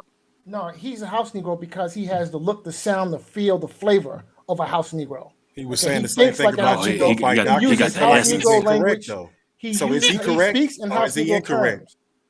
I'm just saying because he feels the same way about you, though, Fight Doctor. That's fine. But here's the difference. But you're saying that's fine, but is it correct? But yeah, y'all gonna have a coon off? The difference is no, Fight Doctor. I just asked the question. And I'm answering your question. No. Well, if he feels the same way, he doesn't feel like he's whatever you're calling him. Well, y'all just had a disagreement from what I see. He feels like a house Negro. That's what he feels like, to be honest with you. So what happened to the peaceful vibes we were on? So how can you have the corner of the market on it, but he can't say anything of the same? He can say what he wants to say. Exactly, that's what I'm saying. Offering you my opinion. But you don't see the you're fleck still going on, and we were eye. talking about some other stuff, and you keep circling back to Reggie. No, like you, brother, you just been doing it now, and then you try to tell me through explanation from some literature you wrote. I mean that you read. I understand that, but kind of when Calico was hitting on something, I wanted to hear it, and he was like, "Let me explain to you why Reggie is a." You know what I'm saying? Like, and I know Big Blood did ask you a couple of questions, but it seems like that's something that you holding on to tightly. Like you need to make sure that we understand. You know what I'm saying? That you. I did not bring this topic up. I didn't bring this topic up. Yes, sir. That's why I just made sure I pointed out that Big Blood did say something. Right. Okay. But the thing is, the fact that you just keep hitting on it, it seems like it's upsetting you, is what I'm saying. And I'm not trying to clown you on there. Right. I don't like house Negroes. I understand that. And I don't like onions, so I don't have nothing in here, Kenfo. I'm passionate in my dislike of house Negroes. I understand that, and you've already made that point. So you're going to just keep going on for the remainder of the time here. No, we can change the topic. We don't have to talk about house Negroes anymore. We can talk about something else. I'm fine with that. Yes, sir. Okay. But we was talking about something before you started bringing up Malcolm X's book. What were you talking about? Maybe you might. I don't know. I forgot it. I think the Fight Doctor's very talented. I think D Calico was talking about how America is. You know how they say that we're not from here, but we were here. I actually got a question though. It's actually like about history. Like you know how. So I'm Boricua. I'm Puerto Rican, and I got I remember growing up, my father was telling me about my heritage and stuff like that, and I got a DNA test, and it already told me like what I already knew. You know what I mean? Like in Puerto Rico, like we come from Taino Indians and Africans and Spaniards. So when I had my DNA test, it says like African, Indian, and then it says Spaniard. It says something like Middle East, Asia, or whatever. But there's something weird about it though, because I've always questioned like how do they know that by looking at your DNA? This is weird to me. This is weird. Yeah, it's bullshit to me. But what it is saying there's a group of people and it's a large body of people with this DNA in this place. But it doesn't mean they've always been there or they're from there. It's just saying they are there. It don't mean it's not everywhere. It just means it's concentrated here. You know what I mean? Yeah, it's just weird. At this day and age. But that don't mean it's like saying that the people in Egypt right now, they're not the real Egyptians. But you'll get if you got some of these invaders' DNA, they'll tell you, oh, you're Egyptian, but you don't got the DNA of the mummies. You feel me? Yeah. Is that not in direct contrast with the Auntie Diop's book, Fight Doctor? I'm sorry. What was the about question? she got Diop? What was the question? Like the book Auntie Diop, that's about Egypt and Black history in Egypt, right? So he writes a book where he basically explains how civilization is a function of African civilization. That world civilization is a function of African civilization, and he proves that in one of his books. Okay, because earlier you talked about people taking DNA tests in America, and most of them Black people being from Africa. But then Calico was like, well, no, some of us were here already. That doesn't mean we all came from Africa. So like on the boats this last time you're talking about. So your average black person is going to have 85%. Your average African American. Now, this is not me talking. This is the DNA studies. Your average African American is going to have about 85, 86, 87% African DNA. That means that African Americans and Africans in the New World in general are fundamentally an African people. Now, that's not to say that there were not Africans here before the transatlantic slave trade. No, there were Africans here before the transatlantic slave trade. If you talk to some of the Native American tribes, they will tell you that, yeah, we were here, but we came from Africa, right? They will tell you this. And if you go to other parts of the world, there are people like in Polynesia, right? Like the Solomon Islands, who they've been there for thousands of years, but they have a memory of coming from Africa. You have to understand, the first people on Earth were Africans. African people are indigenous to every continent. The first Europeans were, guess what? Black Africans. The first people in Asia were, guess what? Black Africans. The first people in Australia were, guess what? Black Africans. Because we are indigenous to the whole of the planet Earth. Yeah, now, that say it only makes sense too when you think about it. They said that, of course, the first people on the planet are going to be sun people closest to the equator. And then, of course, they started traveling, going across the Bering Strait. That's how a lot of them wound up over here in the Americas, like Calico said. And the Americas are North, South, Central America, and like he said, the islands also. So that's what he meant by that landmass. But like they say, the black woman is the only woman on the planet who has the mitochondrial DNA to get everybody. Like there's no other race, with the exception of those who have Negro blood, that they can pull the mitochondrial DNA and actually see that's get the thing everybody about, going up. See, that's the thing about. You remember what I'm talking about, Calico? Like he's Fight Doctor said it in the chat when you said black people are indigenous to this land.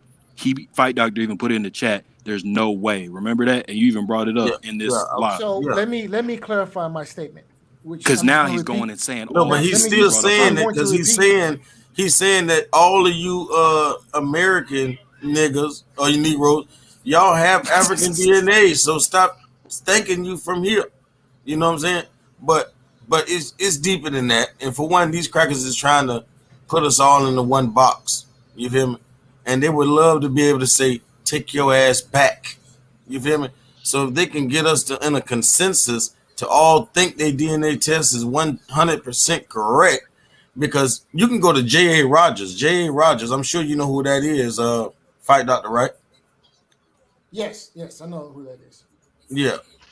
Well, J.A. Rogers, way back in 1912, no matter of fact, his statistics was from 1912, but his book was written like in 1920, and he spoke on how the largest population of blacks is really in Southern Asia. And this was in 1912 when he had these statistics showing you that that's over 100 years ago. But nowadays you wouldn't know anything about it because they're not even going to show you no woolly-headed Chinese folks, because we are oceanic people. We are equatorial people. So it's not just about one continent, because everywhere you standing on has been underwater before. And when this was underwater, then you had to been some damn where else. So no land is that's supreme or superior, because when you're looking at Egypt and all that, that's a desert. So what does that mean? That means that used to be a beach. All of that was underwater. Wait, what? It was a beach. When you're looking at a desert, that's beach sand. Every time, every desert that you'll ever see, it's essentially just beach sand. You feel me? So it was all underwater. Right there, what we call in Egypt, that was the Tethys Sea. When we call all this Pangaea, the largest body of water in between Pangaea was called the Tethys Sea. Right there, what we now calling, the Bering Strait, and not the Bering Strait, excuse my language, but the Dead Sea, the Black Sea and all of that stuff. You feel me? But yeah, like you can't just claim Africa. For one, those are facts. Those are facts. South Asia has a huge black population. Black people all throughout South Asia, Australia, Southeast Asia, black people, for thousands of years been black people there. They don't never show them to you, So we but they've been there indigenous to for all thousands. then? And that's the black people are What indigenous mean? to every continent on Earth because we were there first. So what does that? So what does that mean for the black man today? Because I'm hearing a lot of back and forth, house Negro this, and I don't think people really like I missed tonight's show, but I would like to know what is a real definition of a house Negro to a field Negro in 2021. Oh no. Because what I had a motherfucker who basically won't get come out the titty. You feel me? The fight doctor, I want you to wanna also come out the answer titty. this because I think you can also give a nice response too. If Sam is your uncle, then you're a house Negro. Sam is all our uncles. Next. Nah, nigga, he your uncle. House Negro. Nigga. No. The best way to explain it is a house Negro is a black person who still suffers from the colonized mind, meaning that they still buy into this idea of white supremacy. They still buy into the idea that they belong or they should act out according to what the dominant society has carved out for them, has prescribed for them, right? That's what a house Negro is. They All right, think now check this out, fight doctor, real quick. Are you saying that you're not influenced, that you don't have residual effects from that type of lifestyle, that you're completely, or your blackness is completely clear of all the all the oppression that has just been on us for generations? Because see, the house Negro, the way that you guys are describing it, I mean, that's every black person. You can't deny it. And if you say Uncle Sam's not your uncle, then you're not living in America, bruh. Uncle Sam is not my uncle. How you figure? Because he's you pay not. taxes. I pay taxes. Uncle Sam's your uncle, bruh. Uncle Sam is not my uncle. You follow the laws? Is you yes, I running? do. Then Uncle Sam's your uncle, bro. What Uncle is you Sam saying? is not my uncle. Well, what I'm saying is that We've ran this gambit, bro. They yeah, said they're gonna slip out of this one somehow. What I'm saying is that I have a difference of opinion. Now, you may think that Uncle Sam is my uncle, and that is your opinion. You're welcome to it. But what I'm telling you is that I get to decide who is not my uncle, and I decided yes, really. No, I get to. Well, I tell you what. Does that logic go both ways? Do I get to decide who your uncle is, or you only get to decide who my uncle is? If it is, just because, so I can decide who your uncle is, right? If it's what's so true. If your uncle is named Tom, can I decide that your uncle, and you will accept that your uncle is named Tom? And that's no, what he's telling you is that you pay taxes, you follow Uncle Sam's rules, you live under his law, and here's you what just I'm don't saying. want to call him and uncle. Here is what I'm saying is that Uncle Sam is not my uncle, and I get to decide who is and who is not my uncle. Well, he sure does That's look what like I'm saying. it. Well, obviously, then he must be your oppressor. I mean, Uncle Sam is some type of entity to you if you're living out here in America, paying taxes, following the laws, being a good quote unquote citizen. Might not be your uncle, but you know him very well. Yeah, because guys, a lot of times in the sovereign Well, areas, listen, they have that their was own a- ID. the question- They have their own. Wait. In Shape Street Fight, I think that's you talking. Keep going. Okay, yeah. Like I said, a lot of times, especially with people that I know personally, and they are sovereign people, like she was saying before, the Native Americans, they have their own society existing within the society, and it's recognized by the Americans too. Identification, you know what I mean? They have their own police force. A lot of times, only schools and everything like that. So if they do get pulled over or something else happens, a lot of times they have to call the tribal police to come and get them. So when we were talking about sovereignty before, that's one of the things that I know because I did study, like I said, about the Moors. I just don't want to be disrespectful to nobody. You know what I'm saying? That's why I said even a few things earlier that I know are incorrect. I didn't want to blast and be like, oh, that ain't, you know what I mean? Because that's why I wanted to know a little bit more. But normally when it does come to that sovereignty, you're going to have some type of, way of proving that. And that's what I think they were trying to get at earlier. Like I said, I don't want to take it out of context and act like I'm being ugly towards anybody, but that's what it's meant. Even what they have to pay for. Like if they have to get a vehicle, they get a discount. If they have to have any kind of medical care, they get some help with that too, because they're considered a sovereign nation. You understand what I'm saying? And a lot of times it has to be recognized by what we consider the oppressor. Now, I know how the world is now. People identify as women who are men and men who are women. You understand? Well, I identify as this. So I do understand that, you know what I'm saying? But at the same time, I think that's what everybody was trying to get to. Like, is it really what you say it is, or is it just a state of mind? Well, I understand this now, so I'm not like you because I think differently. But Boom. do you still have to abide by the laws of the land? Because even in religion, you can be a person that doesn't celebrate everything from your country, but at the same time, they still want you to be a good citizen. And that's in Christianity, Islam, Judaism, that you still, even though you listen to the law of the Lord, you still have to abide by certain laws of the land. And that's actually in scripture, if that makes any sense to anybody. Yeah, but that don't involve Yeah, tax. yeah, But yeah. that don't Shadow involve Ghost, yeah, I taxes. want you to say something, You said Shadow law of the Ghost. land. Come on, No, Shadow he's Ghost. he's right. I think in the book of Romans, you know, I believe in Jesus Christ. That's just me, you know, whoever. But it says that, you know, to obey the laws of the Lord, but also to obey the laws of the land that you're under. You know, in order, it talks about that in Romans. That see, right, respecting all that stuff is easy for people who have culture with that shit. When you're feeding black people this stuff, and older generational black people who didn't have no culture, that stuff became it's more so, honestly, I'm going to call it what it is. It's more so a fairy tale, a good Aesop fable than anything, because it still doesn't give a basis to a black man's culture. And as for sovereign nations, when you're talking about sovereign nations in America, is that really a sovereign nation, or is that just letting the kids build a tree house in the back and call it theirs? Because you still got to come to us for your imports or exports. Still, if anything really hits the fan, we got to fly you out of the reservation and bring you to the next state over. I'm saying, why you got to come to them for your imports and exports? What do you mean by that? I mean, import exports. I mean, we'll work it down. What is that? That's your everyday necessities. Those are your resources. So why you think he got to be the middleman? He's always going to be. You're in America. You're in America. You're in Atlanta, which he dominated. Straight off the motherfucking boat, bro. Bro, here it is. Most blacks didn't come off the boat. Most people didn't come off the boat. We ain't talking about coming off the boat. We talking about buying off the boat. We talking about not buying off the boat.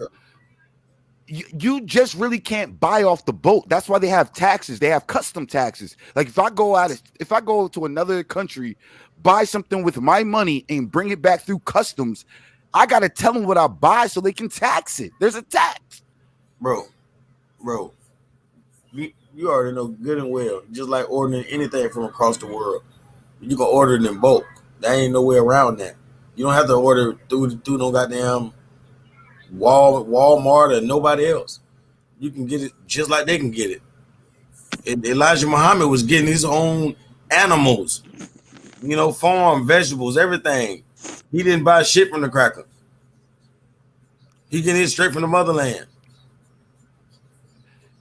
Okay, if that's the case, then but the currency you wouldn't even use the currency. Exactly. Yeah, that's what I was going to say. I don't want to. That's why I said I don't want to. Nah, fight. Take over. You wouldn't use the currency, brother. I mean, it's going to be traced in some way, shape, or form. I understand what your argument is, but unless you can get your own land, constitution, like you were saying earlier, and consider yourself a sovereign nation, then you're not really a sovereign nation.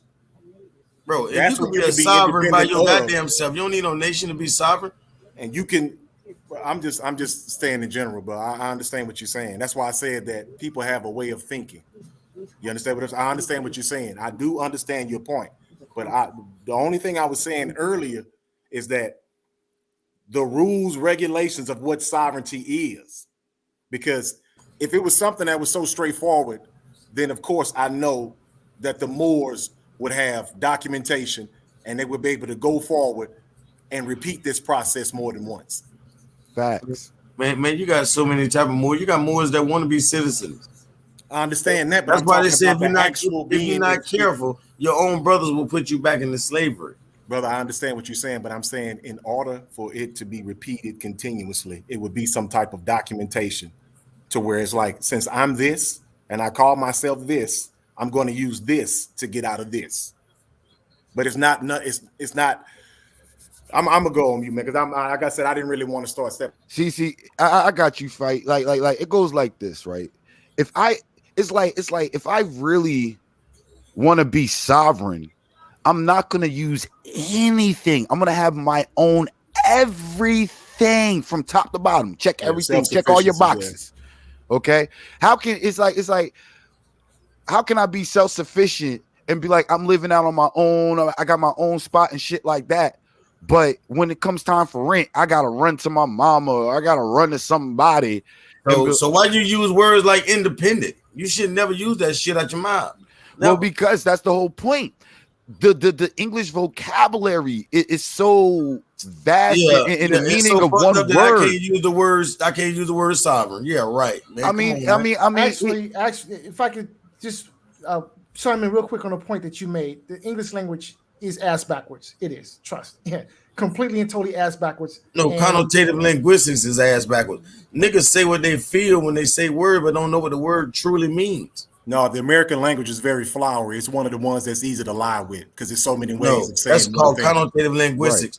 Right. That's what I'm saying. There's so many ways to say something in English, and that's only in America. People, just like only in English, words have a connotative and a denotative meaning. So people will say what they feel like what it means. That's a connotative. That's like saying bad means good, but it really don't. It bad denotes, something horrible. It don't mean, bad means good. That's connotative linguistics. That's bullshit that niggas do every day, all day. Even when they read a Bible or a book or anything, they barely know what they're reading, so they think they know because they're going off how they feel. But you don't know shit. You need to know what every word originally meant. Nothing else matters. It don't matter. Oh no, 2021. We mean. I don't care what you mean. You'll never be able to read a document that really matters because your ass think like, you think you'll be one of the ones. The thing is, language changes. Language is always developing. So the language from 100 years ago is not the same as now. Oh, it's the same. A lot of times when you look at scripture, it's the same. That's why when they put this paperwork on your ass, this law on your ass, the law ain't changed, brother. And the thing is that I'm saying is like you have conversational Arabic and you have actual written Arabic. Like I said, I'm gonna use that as example. Yeah, but I would go back to the beginning. I wouldn't go back to no damn new age Arabic. You bugging. You are. That's what are you talking about? I'm using it as an example that language changes. You bugging what? Hey, fighter, check this out. In during Shakespearean time, that was called Shakespearean English because the way that they damn spoke, Shakespearean English. Yo, that's stop. the shit That's some shit people come up with way after a man dead and gone. Wasn't as aggressive. If anything, it would be called the King's English. Nah, it's not. No. With King's English, semantics. We understood what he meant. I ain't no damn semantics, man. What you talking about? I'm precise. Semantics is when you say what you feel like. Whatever you think. Oh, this word, I feel like it means this. I feel like it means that. Nah, that's not what semantics mean, bro. Oh no, that's what the fuck it is. It damn sure don't mean the origin of a word. Semantics don't mean the origin. I deal with the origin, brother. I don't deal with emotions. I'm not twisting the words. No, them fit no nothing. No, I'm only going with the origin. That's why I hate when people say semantics. They don't understand. That's just like a lame argument. That's like saying that's pseudo. That's pseudo. Man, come on, man. But here have a real argument. You can look at the origin of a word, but like I said, the language changes over time. No, like most dictionaries that you go to, brother. I know what you're going with. The etymology. No, brother, I'm not slow. Do you know what a root word is? Ain't no root word in history. I just said etymology. That's the study. Do you know what a root word is, brother? I just said etymology. How many letters is a root word? I mean, are you speaking Latin, Calico? Oh, that's what I want to know. Are you speaking Latin? How many letters is a root word? Bro, all our language in itself is derived from like 100 different languages. I know damn well. Right, so you don't have but to you're not speaking Latin right now. I'm speaking Latin right now. Talking to you. He talking about a root word. I'm talking about the whole etymology. So why would you think that changed? Why would you think that changed? Okay, he don't want to answer that. All right. No, you said you're talking about the etymology. What about it? You said etymology. You said it wrong.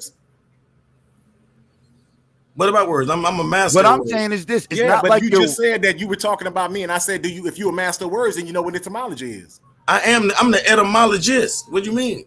Being a master of words don't mean anything. If you are etymologist, and I just said that language changes over the years, you wouldn't argue that. Okay, all right. Yo, being a master of words don't mean shit. It just means that you're this right here. This right here is when I say that people just it's more confusion in your mind when you master words. Oh yeah, bro, and the dummy better off. A nigga better off being dumb. You crazy as hell, man. Go to hell, man. Come on, man. Get real. Bro, I am being real. You just said something ass if you're a okay. So if you're a master of words, you're a master of words. Words. Like Fighter said, words change through time, bro.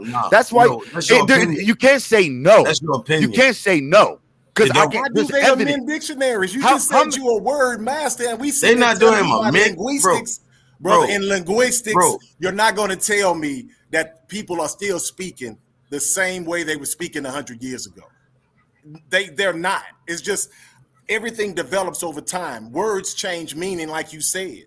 But yet still, I understand when you said the root of the word or the original. Like you said, good is bad, bad is good. Okay, I understand that. That's connotative linguistics. That's what I was saying. So how'd you learn your English? Exactly. How'd you learn your English? Working my way to that. You mean how did I relearn on my own by teaching my goddamn self? I understand all the terms. I learned through etymology only. Okay, but in order for you to understand that, what was the root of your learning? There are words that come in and out of play. Ancient Hebrew. So you grew up. No, I grew up in the Bible, and I wanted to know. How can you read the Bible? And I wanted to know more than this goddamn weak ass English translation. I wanted to know what the words originally meant. What word was really here in the Bible in this original Bible are we language? reading? The King James version, which is it don't matter about no damn version. It does matter because the words is different. You didn't hear me say ancient Hebrew. Words are different. Fuck you hear me say ancient Hebrew? This is the educated. You ain't hear nothing about ancient Hebrew. I'm talking about the original. I'm not talking about no copies. No switching up. No, not one word, brother. I'm talking about the original. Greek? What Greek are you talking about? Ain't no damn Greek. What you talking about? I thought you just said something about Greek. I said ancient Hebrew or ancient Aramaic is actually what it is. There's not many people still speaking Aramaic, so I understand. Man, you don't know what the hell. Come on, man. There's no language that's really dead. When they say a dead language, that means it's not widely spoken. I never said dead. I said it's not many. No, I'm telling you, even if you think it's a dead language, that's the only way you should even be saying that. If you think it's a dead language, even if it was, they said it's a dead language. That don't mean nobody speaks it. That means it's not widely spoken.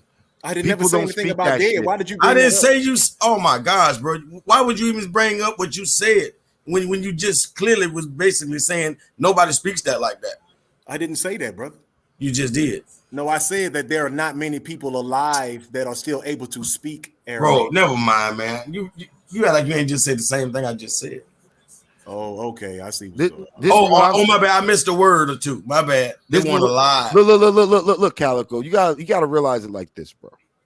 Yes, you can be a master of words and all other good stuff. That's good, fine and dandy. It expands your knowledge. Oh, y'all. You know what I'm saying? But understand the truth. Their words, their sounds and syllables that try to add meaning to the. So, okay, listen. You're saying that, well, I go to my root word. But yet you didn't learn root language in your life. You didn't learn that. How you gonna tell me? I teach my. I just asked you, what did you learn? You said the Bible. I said the King James version. You bro, you asked me where did I start, bro? You had like what led me down this road. What are you talking about? I'm talking about as a child, because that's where it starts. You start from birth. So when you came out, what you was originally taught English. So bro, today's English, bro. And what that matter? Okay, so what? What you mean what that matter? What that matter? In an American education, in an American school, learning American English. That's what I'm saying. Like, so you already have, bro. I just wanted to. So you trying to say that nobody's gonna outgrow that? Nobody said that at all. But I'm saying what I'm saying is just a human experience, right, brother? That's all. Why does that matter? That's stupid. Because I understand. That's like saying you went to Sunday school. Nigga, what the fuck that mean? So in essence, words will always grow. The word will always evolve. Never. Because normally the first language you learn and how you learn it is going to form your thoughts, your pictures in your mind. That's why I was going with that. Because I did say etymology, not entomology. No, you did. You did say it wrong. No, I didn't say entomology. I know that's about insects, brother. How you gonna say? You did say it wrong. I said you said it wrong. brother. I may be from the South, and I who, might have who a little knows what wrong. you know. I just know that you said it wrong. Hey, D Calico, but there is like I do understand they just keep deviating on points that are insignificant, bro. All right. There has been like I understand what you're saying, but like there has been words that like the spelling hasn't changed, but over time it meant different to different people. Different cultures. That's it. Yeah, well, no, like for instance, like back Like in Latin is not Spanish. No, hold on. Just let me. I get on that. No, quick. I'm just trying to make an example. Like back in the 1500s, if a person said nice, it didn't mean like how we think. It still don't. It still don't. It meant, no. But just let me finish though. Nice means foolish. Yeah, it meant ignorance. Yeah, right. It meant ignorance. It still does. Yo, Calico, chill. Let him finish his thought. And like flirting. So like flirting with a girl. Well, that meant to make eye contact a long time ago. But now it's like I'm flirting with a girl. You see what I'm saying? Back in the 14th century, if you said flirt, it was totally different. It meant something different to those people. So I understand what you're saying, but the word never changed the spelling. No, they never changed the meaning. People goddamn changed the meaning. Right. The word never changed its meaning. So can I chime in real quick? So the English that was spoken in the 13th, 14th, 15th century is different than the English that's spoken today. It's a different language. Yes. It's called English, but it was Old English. So we don't speak Old English. They speak in a different language, essentially. As related language, yes, it's still English. However, it's a different. We speak a different dialect of English than what they speak, right? So in certain languages you have different dialects, and you can have, the two languages might be intelligible. Meaning, if somebody is speaking Old English, we can make out what they're saying, but they're still speaking a different dialect of English. So that means the language change over time, then, right? Languages change over time. No, that means new languages spawn. Right, but new languages. But he just said it was English, and we can understand some of it. No, it's called Old English, New English, or whatever, Middle English, and all that. There's no Old English, Middle English, and we speak New English. So we don't speak Old English. So is it the same thing or not? Is what I'm asking. No, obviously not. No. Okay. Old English is different from New English. So why are we not using it anymore? That's just like Latin and Spanish. Spanish is not Latin. It's based in Latin, but that's why when I'm asking, I'm saying, Spanish so people why can't are we speak not? Latin. Why are we not still speaking that language? Because over time, languages evolve. Okay. You're not in England. You're not in England, but you're talking about we're not in Latin or whatever. So, like, even in what we speak to, what we understand today is English, you still see there's different dialects of modern English. Because the English that we speak in America is different than the English that's spoken in the UK, different than the English that's spoken in some place like Australia, different than the English that's spoken in South Africa, right? So even within modern English, if you go to Jamaica, Jamaicans have their own dialect of English. So over time, languages change. Broken English. And what happens is sometimes languages evolve. They borrow words from other languages and they evolve. And you can see this happening even with modern English and with other languages, right? So in the 14th, 15th century, they were speaking a different dialect of English. That was a different language, not the same what we speak today. Fact. But that's really all out of ignorance because That's not out of ignorance. It is. You got to evolve. You got to grow. No. So you want life to stay stagnated. You want your life to just stay stagnated. How the hell is knowing the original meaning of a word staying stagnant? If nice means foolish, why do you think nice means good? Because you've been fooled, brother. You're foolish. No. What I'm saying is this: is that you're being foolish, not thinking that the meaning of a word changes, because then that means that you're not living in the society. You're still just living in your own little world. And how much growth can you really get from that aspect? That's bullshit. How's that bullshit? How much growth can you get following the goddamn status quo?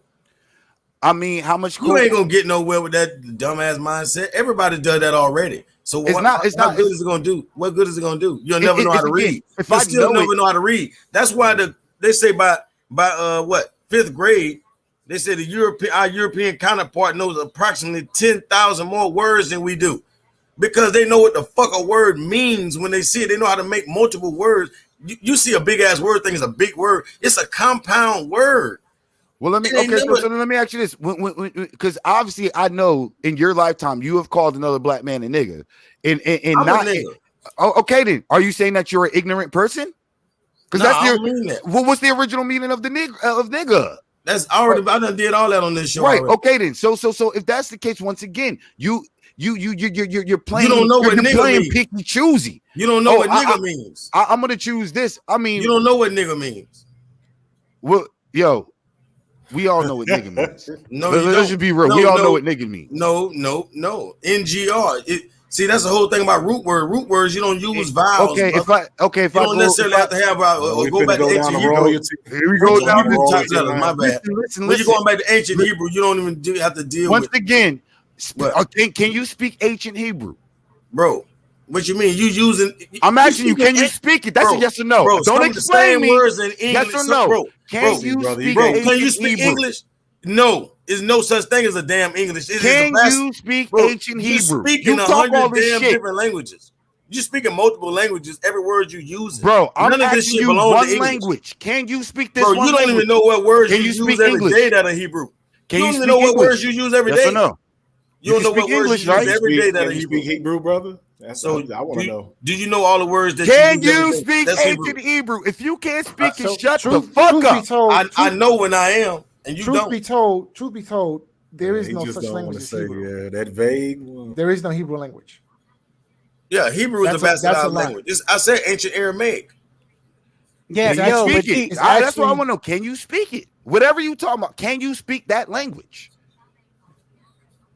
Because you harp wasting so your hard breath. on You it. don't want to hear nothing.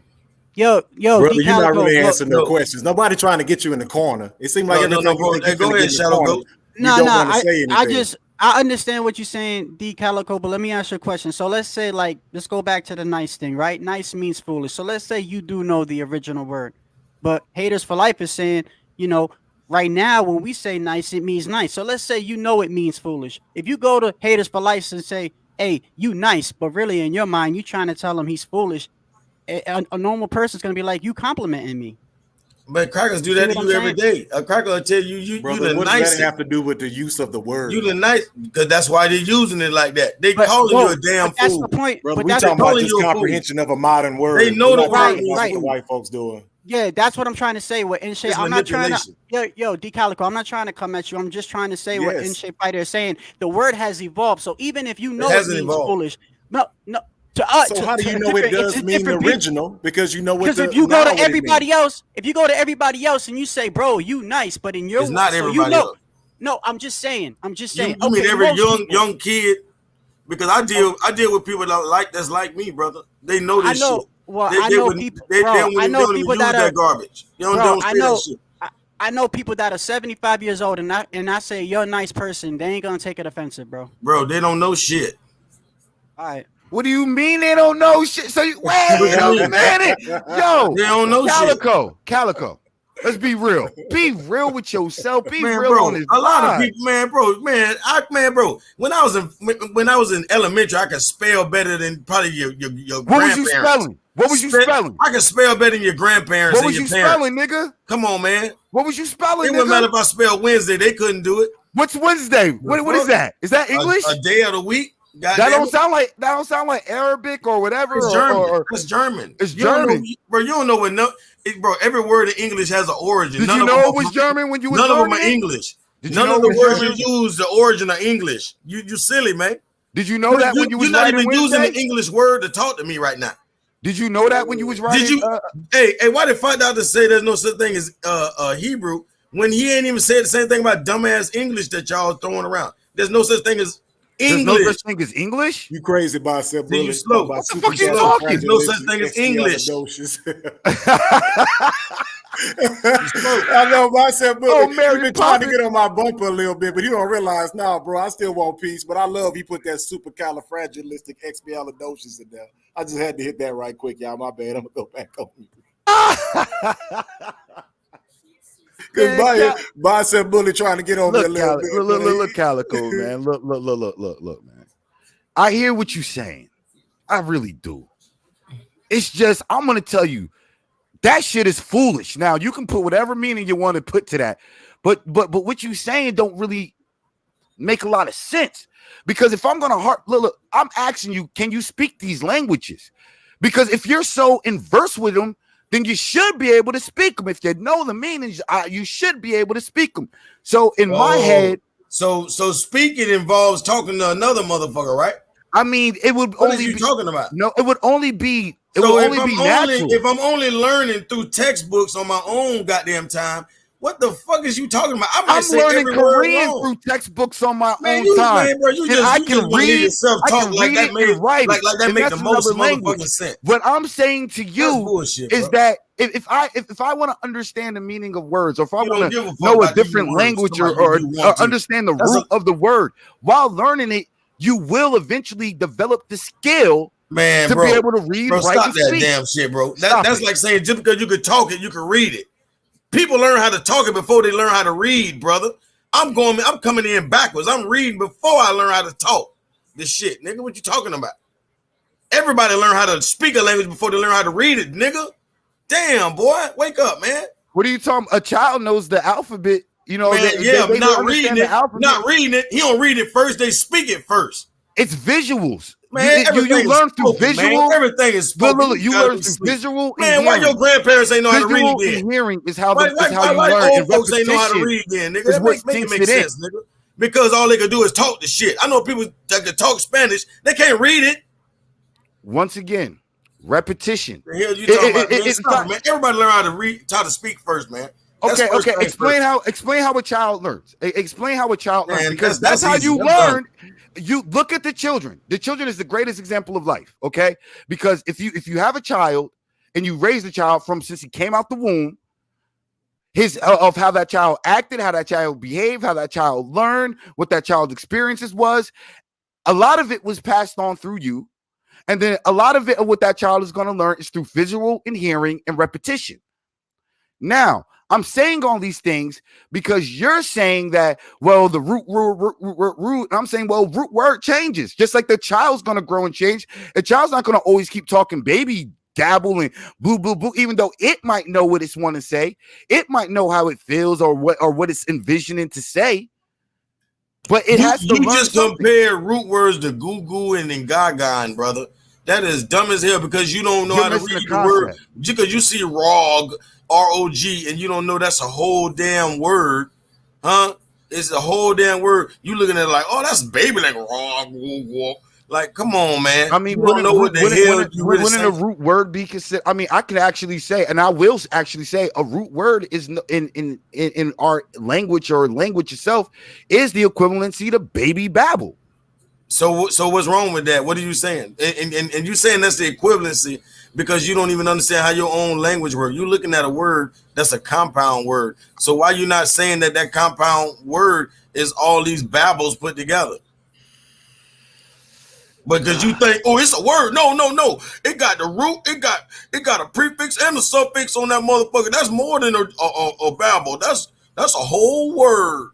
That's a compound word, man. The root is the word. It's the only thing that matters. You don't have a word without that, man. Come on, you. Man, boy. Where's my So, yeah. Go ahead and drink whatever you're drinking, bro. Go ahead and drink whatever you're drinking, bro, because you need it. Because here we go. Once again. Whatever you talking about, I don't know what you're talking about. You gotta by you not accepting the fact that words change, that means that your life has to be filled with conflict, bruh. Bro, do you study law? Do Which you law? give a fuck about real Which shit law? in life? Do you give a fuck about real shit in life? Cause that shit don't change, nigga. Real shit does change. Hey, why the word motherfucking restroom ain't goddamn changed? It ain't gonna switch up. It ain't gonna be nowhere you go go hang out at. I It's mean, still wasn't it restroom, called nigga. like a lavabo? What was it? A lavatory. You feel me? Like a bathroom change, bro. What are you talking lavatory about? is still a bathroom, man. What are you talking Man, about? so when was the last time you walked through a bathroom sign and it said lavatory You never on the seen bit? lavatory on it, but what does it matter? That word still means a bathroom. What are you talking about? That word don't mean nothing different. See, your examples is bad. You're bad examples. So you're running around using nothing but original words. That's what you're saying. Because the whole conversation and the whole fight I The know whole original meanings. conversation I and know the whole original fight meanings. is about I know Cheesy talking original about meanings. I can have a meanings, layman's conversation. original sayings, original pronunciations. Haters for life. No, I Etymology is a big understand. thing with the Moors, man. So I know I kind of understand what he got going on with Bro, it. I understand the root, or the meaning, but I can speak in layman's terms. What do you mean? I know how to speak slave talk, if that's what the hell y'all got going on, or whatever the fuck, black language, whatever y'all got going on, or what y'all got going. But I know that shit. I know that bullshit. But I'm trying to tell you, I know the real deal too. The shit the cracker ain't gonna teach your ass. They don't want you to never know how to read. They know how to read though. Huh? I study real linguistics, man, like they do. If they study like me, I don't think they fucking with me. But I'm sure they got it. But they got professors to teach them though. All right. Now, I mean, like I said, the legal language is different. It's its own. And it ain't changed yet. Why it ain't changed? That's because it's legal though. The legal language. Bro. Why like it ain't changed? Because we bullshit. Because we bullshit. That's bro. why. Like, let me just explain what I was going with earlier. That's why I was saying that the language changes. The language that we use daily changes. But I understand why the legal language would not change. You understand what I'm saying? So I do understand what you were saying in that context. But brother, I know quite a bit. I don't want to get on him, but like, I got this, but I understand with my more brothers too, because I speak with them. Be vague and never answer a question. Believe you me, I know. Believe you me, I know. But the thing is that we understand that etymology, because I know I have a draw for some reason. Y'all saying I was saying entomology. Etymology is something that you guys study. I understand that, brother. But all in all, language does change, just like we change. It just is what it is. That's the reason why you can tell me the root of a word. Well, guess what though? The original of a word. The Adam never word, changes. Evidently. So what he was trying to explain to you earlier in conversation, in order for me to get a point across to you, I can sit here and say, like he said, nice. But if you and I have different definitions of that word, then we at a loss. You understand what I'm saying? So you still have to have these words. That's why the etymology matters. Brother, don't use words like etymology and think the etymology change. Etymology will never change. Huh? Your definitions can do whatever the fuck they want to. But the etymology, you say so, or is that an actual fact? Bro, your definition do it. Etymology, bro. The etym, you don't know what etym means. Do you even know what I'm asking you a question? Do you know what so ology means? Deviating, brother. I'm just asking you a question. No. This is a compound word, brother. It's etym, and then you got ology. What does ology mean? It just means the study of, brother. I don't need a class. I'm asking you a question. It means the science of. You keep circling back. You keep no. Calm down, bro. You don't want to. If you don't want to answer, just say you don't know, brother. I'll answer it for you. I'm not with the bullshit. I'm gonna actually tell you the answer. My English teacher taught me what ology meant. Ology means the science of, bro. That's it. But guess what? The etym. What is the etym? ETYM. The etym is the origin. The origin will never motherfucking change. Stop talking about the origin, and you don't give a fuck about the origin. Oh, etymology. Stop saying that, because you're talking about the origin. You don't give a fuck about the origin. Talking about the origin don't really matter. It changes. That's dumb. The origin, your origin will never change, brother. Nobody in history, their origin will never change. Ology means the study of something. So why do we, if it never ever changes? You know what I'm saying? Like, I don't really know where you're going with that now. All right. And also, doesn't it mean from like, as far as like speaking languages, bro, like also it's like where you are and what portion of the world and how you grew up and dictated by your environment. Yeah, like for instance, that's why I was going to say, like, I don't want to get into this. I study language and I'm smarter than somebody, but that's the reason why. Right. Yeah, but like in Shape Fighter, I don't know if it was you or the other brother that was on here. Like he was talking about, how there was in Middle Asia there was like a lot of black, just like in Puerto Rico, bro. I think it's Louisa, and it's all black people, bro. They were from the Yoruba tribe, I think it was, and it's the largest black population in Puerto Rico. These people are black. They're black, but they don't speak an ounce of English. They speak Spanish, bro, because that's where they, you know what I mean? So like that's what they were English don't belong to black people. That's where they're at. But Right, English do not belong to black people, man. No, but that's not what I'm saying. No, he's Calico. not. He was giving an example. That was a I'm bad giving an example. No, because No, you it's gotta not. understand. No, it's not. No. I This understood is what he meant. these people. If explain. you look up Louisa and Puerto Rico, these people are black. They are black, but they don't speak English. They speak Spanish because of where they were at and what they were taught. Do you understand? Does that kind of make any sense to you? Nobody's trying to one up you. Bro, that's like I'm not trying. I'm not trying. Bro, I'm not trying to be disrespectful. Bro, I'm not a gringo gonna speak goddamn Spanish if he live there. He not. That don't make sense. Just saying. That's what we saying, Right. Calico. So when you say nice, that would right. A person that grew up and was in school and they were told nice means. See this. that, bro. You see what I'm saying? So even that if you means know- Christopher even if you Columbus know- discovered America. Even if you know the root word, America. Even if you know he didn't discover it's not gonna America. mean nothing. America Even if you know, Vespucius. even if you know the root he word, didn't. bro, D Calico. Even if you know the root word of nice now, it's not gonna mean nothing when you talking to a whole bunch of people that think that nice means something else. Bro, that's their ignorance. That don't mean I don't know. Ignorant mean don't know. I'm You not can't put saying me in that that you box. can't know. I'm not saying that you can't You're know. still but- ignorant. Here we go, Calico. Check If this you don't out. know. If you don't You know. talking about? English, I bro. learned this shit in like 4th, 5th grade in school, bro. They tell you this shit in school. Learn what? You ain't learned a motherfucking thing in 12th grade. You ain't learned shit in You ain't learned a school. damn thing. You Stop ain't that. learned shit in school. What you learned in 4th grade? You ain't learned shit in school. What you because learned, man? You maybe not. You learn how to pay color in attention. between the lines, You man. probably Stop. didn't take it seriously in a young age, but now you Man, I want was to take it gifted, older. man. What is you talking wanna about, take boy? it. So then, obviously, you would have learned in young English within your first 5 years of school. They would have already been breaking down like, okay, this is the root word. This comes from Latin. They teach you how to break your words down and where it comes from. They tell you, hey, look in the dictionary. You learn out of a dictionary while you in school. So I mean, They call it base words down here in English class. They ain't gonna teach you about no root words, brother. I don't know, bro. Up north where Yeah, I I was do. from, that's where they Now taught you never us. heard of a root word. You never heard of etymology. What are you talking about, root word? I mean, that's how you learn how to kind of. No, it's base words. In school, that's the curriculum. You ain't never heard no other word. That's like saying African diaspora. They always drill that in people's heads. So the same thing when they come to English, they're gonna tell you the base word. I got my kids' homework to prove that exactly what you're saying. That's how it is now. But I'm telling you, when I went to school, you and I should be in the same. How old? I mean, I'm an '80s baby, so I know I'm that. an '80s baby. '83. Okay, then. So in '82. Okay, so there we go. When I was going through school, I can still remember my 4th grade teacher teaching me and breaking this down. Like, okay, well, this word is from Latin.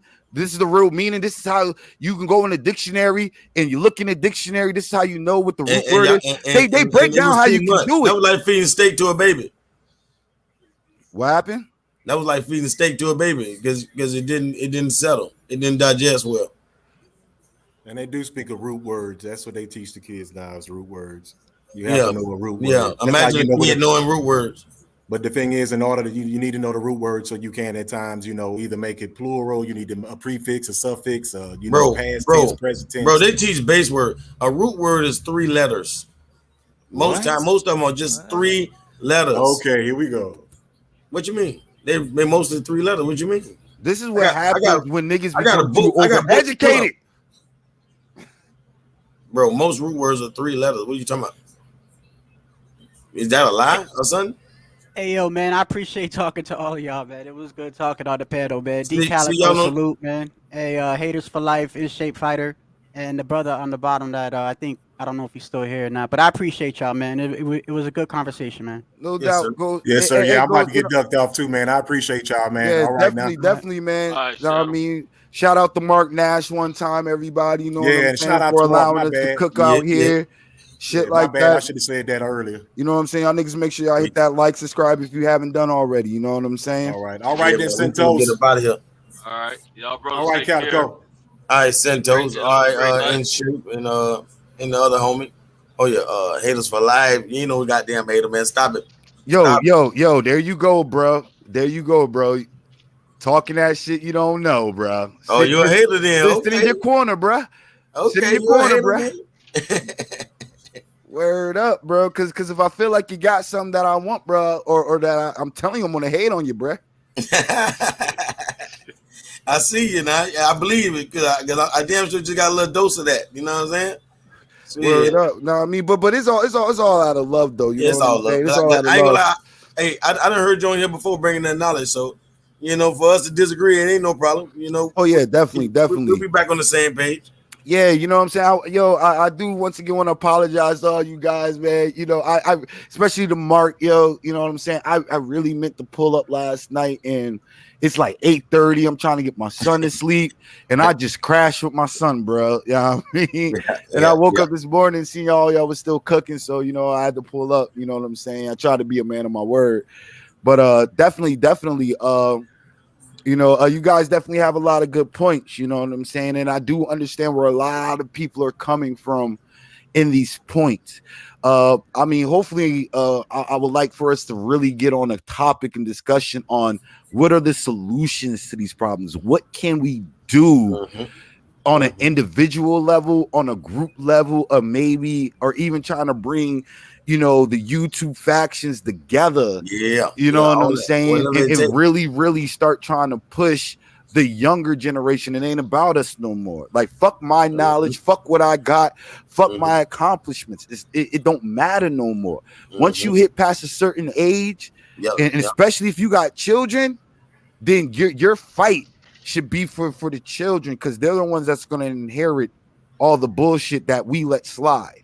And that's just what happened. All the bullshit through the generations that black people that we let slide after the deaths of Malcolm and Martin, because that really what did it. After their deaths, black people we let a lot of shit slide through all these generations to the point where it's just motherfuckers can do whatever. You know what I'm saying? And that's why we're at the level where we're at. You have your views, he has his views, he has his perspective, And the sad thing about it still all spawns from white supremacy and the oppressor, period. You know what I'm saying? So hopefully we can be able to really, really bring all of our intellect together and use our intelligence to really dissect what is black nonsense. And that's just spewing, a bunch of shit about shit that ain't never going to help us. It ain't going to put money in your pocket. It ain't going to put money in my pocket. You know what I'm saying? Hey, it might put money in Mark's pocket. You know what I'm saying? The algo, get that algo. No. Yes, sir. But you know what I'm saying? But on some real shit, you know what I'm saying? I feel like, the atmosphere, the energy that's around the world right now, if black people ever are going to separate and differentiate ourselves, the time is now for us to do it. That's what I'm saying. Now that's what the fuck I'm talking about. You know what I mean? More than anything, like people saying, what's the difference between you being a citizen or you not being a citizen, me being a citizen? It ain't no difference. Well, if it ain't no difference, just bring your ass over here. Leave them crackers alone. You know what I mean? Like shit, what's gonna be the problem? They still gonna send you a stimulus, nigga. What the fuck you mean? You know what I'm saying? This your land. They owe you more than that. Don't get scared now. You know what I mean? I think we got to get out the belly of the beast, man. They got to stop sucking that. First, before we can even get out the belly of the beast, you need we don't have no value. Like that. Let's just be real. Everything value is really by creative. You know what I'm saying? Like nobody can create like we can. You know what I'm saying? So just off that alone. But in action, we're not truly creating on a massive level to where it's really that influential. You understand what I'm saying? Like I'm not.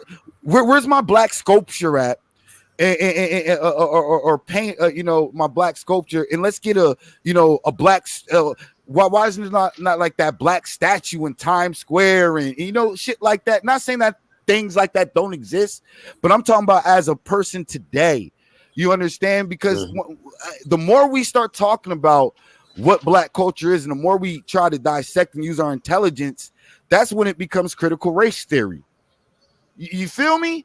Yeah. And now critical race theory wasn't around 2 years ago. I'm just going to be honest. So all of a sudden now here we go with critical race theory. And that's just the study of what's really going on with black people. And even if I was to say, okay, well, for F the history, I want to talk about, well, what can black people do today and keep us moving? That still gets chucked up under critical race theory. So when black people truly, well, and that only comes from our value and worth, because we don't have no value and we don't have no worth in America. We're still livestock. And until we're able to change that concept, you know what I'm saying? We're always going to be in this loop. We're always going to be discussing and fighting black nonsense. And black people are always going to be in their own pockets and zones. You got your Hebrew Israelites talking one thing. You got Nation of Islam talking one thing. You got black Christians talking one thing. And then you just got your average nigga talking one thing. You know what I'm saying? We all need to be talking the same fucking thing, bro. That's why it can't be low life, man. It gotta be higher learning. You know what I'm saying? Like it can't be, but we all already know the bullshit. We already know that. So obviously that ain't gonna get us nowhere. If all us know drill music, what that's gonna do for us? They ain't gonna do nothing for us. We all know that bullshit. Now we need to get on a higher level. And once we all can just get, any higher, then we finally can get somewhere, because we'll be off the ground. You know what I'm saying? Like we wallowing in the dirt. You know what I'm saying? Like we don't want to come to the surface. You feel me?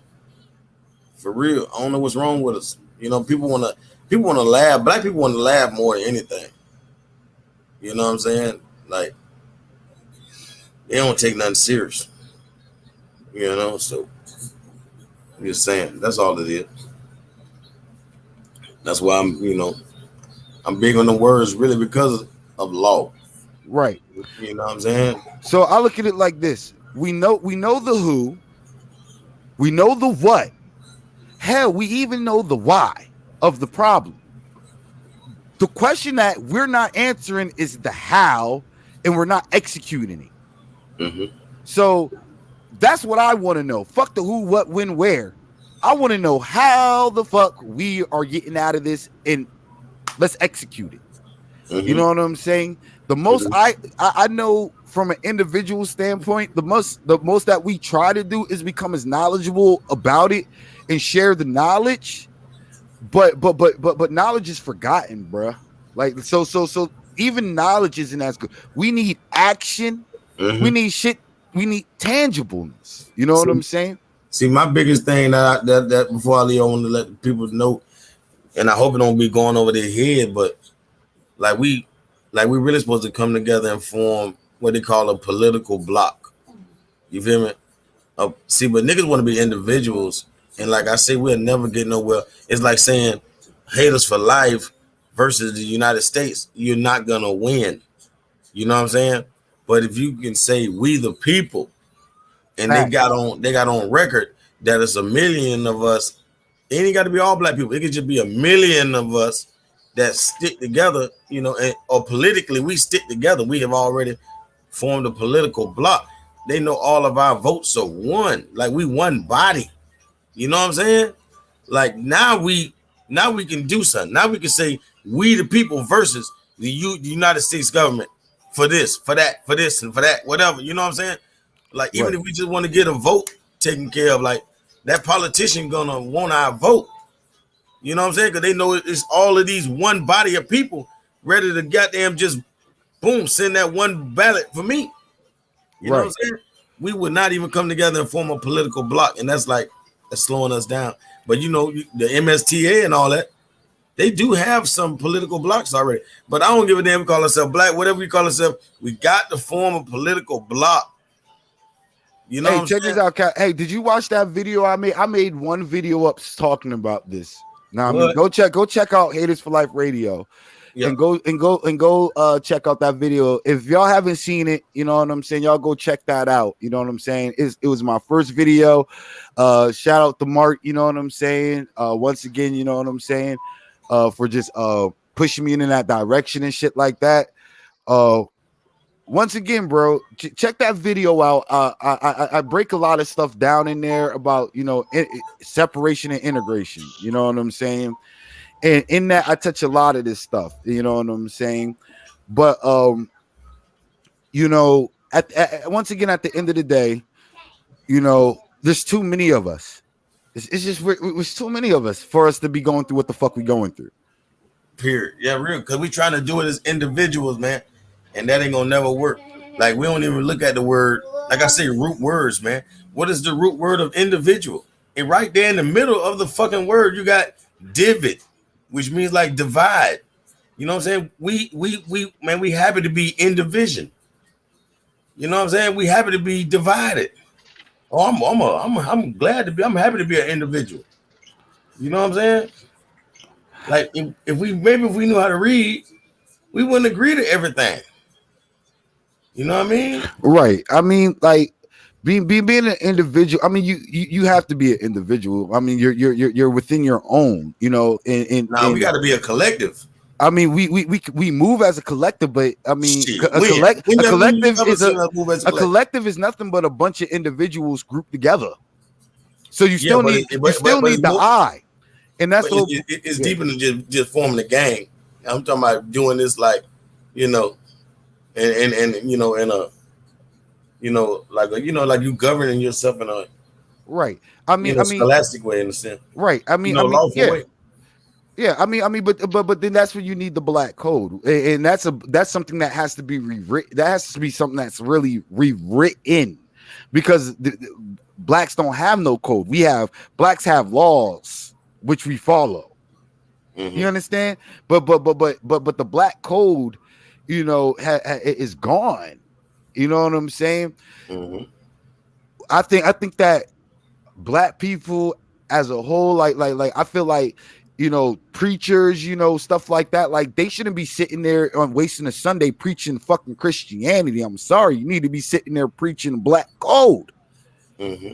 You know what I'm saying? I feel like if black people start shifting, and if enough black people were to use that Martin or Malcolm X energy, thought concept processes, and say, you know what, fuck this is what I'm gonna do, and I don't care if it kills me. I can be killed over 1,000,001 things, but if I'm gonna die, at least let it be for this. Let it at least be for my children, because that's really what it was about. My children. I don't want my children to have to deal with this bullshit. Yeah, but here we are. We're dealing with it. You know what I'm saying? Yep. It takes individuals to come together as a group and say enough's enough, and then that group of individuals. I mean, that's a word they give us to toy around with. Yeah. But like I'm saying, like, you know, it's gonna take us as a nation. You know what I'm saying? Like, I don't even want to say me, you, and all that no more. I gotta say us. I gotta say we. You know, like that's gotta be the only way I think. I gotta only be concerned about us. I can't just be saying I'm gonna concern myself. You know what I'm saying? Like, I got to say, we got to change our minds, you know, to that level. I get what you're saying. I come from the source of it has to start with it has to start with the self. If I don't change my, I like the word self. I can deal with the word self. I'm just trying to get you to take that individual out of that. Right. I get what you say. See, and that's something I would say that goes with Neely Foley Jr. You know what I'm saying? When he says, you know, you want to make sure that you know your words and the words that you're using and stuff like that. But in main hindsight, is just because we're in the white supremacy, so you got to understand the language that they use. So I get it. So they don't care about that root word shit. Did you see that? That meant understand it. That means don't be going off or how people feel when they say a word. If nice don't mean nice to them. You got to understand white supremacy. Nice still means foolish. They know this. They will gladly tell you how nice you are. They'll tell you smart because smart means severe pain. Smart don't mean intelligence. You know what I'm saying? They're not gonna tell you intelligent. Like the teachers are trying to tell my daughter how smart she is, but they never tell her she's intelligent. They get mad when she correct them and be like, "Oh, I'm intelligent." You know, my dad always tell me I'm intelligent. You know, I'm not smart. Well, yeah, I mean, and then like even like words like that to me, like they're not concrete. They're like because they're variable. They're variable words to me. Because I mean, what are we basing upon? What are we comparing it to? Am I smart compared to the child next to me or the child in front of me? But the Now, child it in means back. severe pain. That's what it really means. It means severe pain. So they love to tell you how smart and how nice you are. You know, always be nice, and you know, you're such a smart individual. That cracker don't give a fuck about you. And you know what I'm saying? But you would think so if you think those words are kind gestures. You would really think this motherfucker care about you. She talk better to me than my mama and my parents do. Yeah, you think that. Facts, Ronald. I see what you typed in. Facts, Ronald. I totally agree with you on that one. Yeah, I'm sure he would say we analyze too much. I would definitely say we analyze too less. And I know he ain't saying that everybody do what the fuck I'm doing. To my we. Ain't no we. There's no multiple me. You don't see a me every day. You know what I'm saying? I wish I had a homeboy like me. Niggas don't, man, I don't know damn nigga. You know what I'm saying? The ones I do know that I don't learn from, they way older than me. Shit. And they're not even in my city. I mean, it's like the thirst for knowledge ain't there, man. But you know, even what D-Ray said, you know what I'm saying? That's facts, yo. Words depend on the other words that you are using. That's right.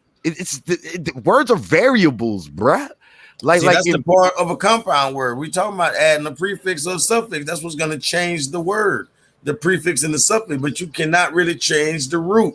The root word is still what it is. Right. I mean, what you're saying is true.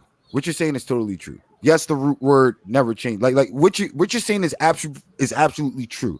But even within that truth, there's also another truth that goes with that truth, is that word changes its meaning through time. Like that's the craziness about this life, and this is why we can clash so much, because literally you can have truths on top of truths on top of truths on top of truths, and everybody's just arguing the perspective of the truth. You know what I'm saying? Like this, bro, it's like saying American. The original definition. What was the original definition of the word American? American copper colored people. It was called American. Was called a copper colored person. A copper. That's why even during slavery they had the brown paper bag test and the penny test and all that, because that's how you knew who a true American was. You have to I really don't think the brown paper bag test was about that, to be honest. I don't know. Yo, I mean, chat. I mean, anybody in chat, am I wrong? I don't think the brown paper bag thing was about that. I believe it was a way that back in the day, slaves were like they would use that as a complexion to see, like, okay, huh? Bro, I'm just saying, like, I'm letting you know, number one, the real Americans. The real American is copper colored. So that's why I associated with the brown paper bag, but definitely the penny test and all of that. What I'm saying is the original Americans are copper colored. What is the definition? Nowadays, they'll tell you any goddamn thing. Has it truly changed? Hell motherfucking no. A real American is still copper colored. Well, let me ask you, what would you do? What would you do if you had the power right now to change it? What would you do? What would be the first thing you want to enact? Like you have the collective. We're all here listening. You have the people. What is the first move of action? Whatever it's gonna be, it's gonna be lawful. I already told you, forming a political bloc. That's all we need to do. So you think we can be saved, or no? The first we can save ourselves like that. We can save ourselves that way. Is to form a political bloc. Together, what we can do, yeah. If we, but do understand, if we form a political bloc, and that means you're in politics, correct? Because we're talking about words. So if we do political, politics, you're gonna deal with politics. Yeah, you're gonna deal in politics. That's called dealing in the affairs of men. Okay, and you want to deal with politics? You're gonna deal in the affairs of men. We're gonna deal in the affairs of men. Period. Wherever, however, internationally. Wherever. We gotta join that party like every other so-called race of people. Everybody else is joining that party. They are part of the affairs of men. We over here, we minors. Minor means child. We minorities, brother. That's dumb as hell. We can't be children all our lives, but we so-called minorities. That means they get to treat us like children. They get to claim your whole estate because you're a ward of the estate. You know what I mean? It's sick, and we don't get no knowledge. We gonna stay like that. No matter how much money you think you got. So you got the black people. You're up on stage, and you're like, okay, black people, what we're gonna do is we're gonna go out here. We're gonna form us a political bloc. Yep. And learn how to goddamn agree on what we need done, and not just be all over the place. Oh no, fuck that. I don't want to be down no more. Y'all trying to goddamn build a hospital before you build the school. Or, man, y'all trying to goddamn, y'all ain't built a nightclub yet. Like, come on, man. Like, niggas gonna have to learn how to get on the same page and stay on the same page. You know? So you need a black code. So the first thing is, let's get a black code before we can form a political bloc. Yeah, and whoever agrees with the codes, join in. Now, you see, once again, and this is what I'm talking about, but you would have went out to the people and said, let's form a political bloc. Bro, are you happy though that we got the answer? Right. I know I'm happy we got the answer. I'm saying let's go out and let's get a black code and get everybody to step on the black code, even if we have to start it from one code and add another and add another. Like I've given mad thought about this shit. It's just morality. It's all morality. Right. And the first black code is, to me, honestly, should be no black man or black person, no black person, or fuck all that. No black should harm another black. Man, bro. Period. Black people, we're not supposed to be harming no goddamn body. That's not in our nature. You fuck that. I don't care about no other nation. I don't care about no. You got to be better. I don't. Yeah, you I don't. I'm not saying I have to be inhumane to people. What I'm saying is, bro, I can act like you don't exist. Just like I live in an apartment. I got 3 neighbors, and I don't know who the fuck they are. Yeah, I know what you mean. Okay. So I've been saying this all night though before you even came on. That, bro, there's no such thing as a crime if there's not an injured party. So there's no victim, no crime.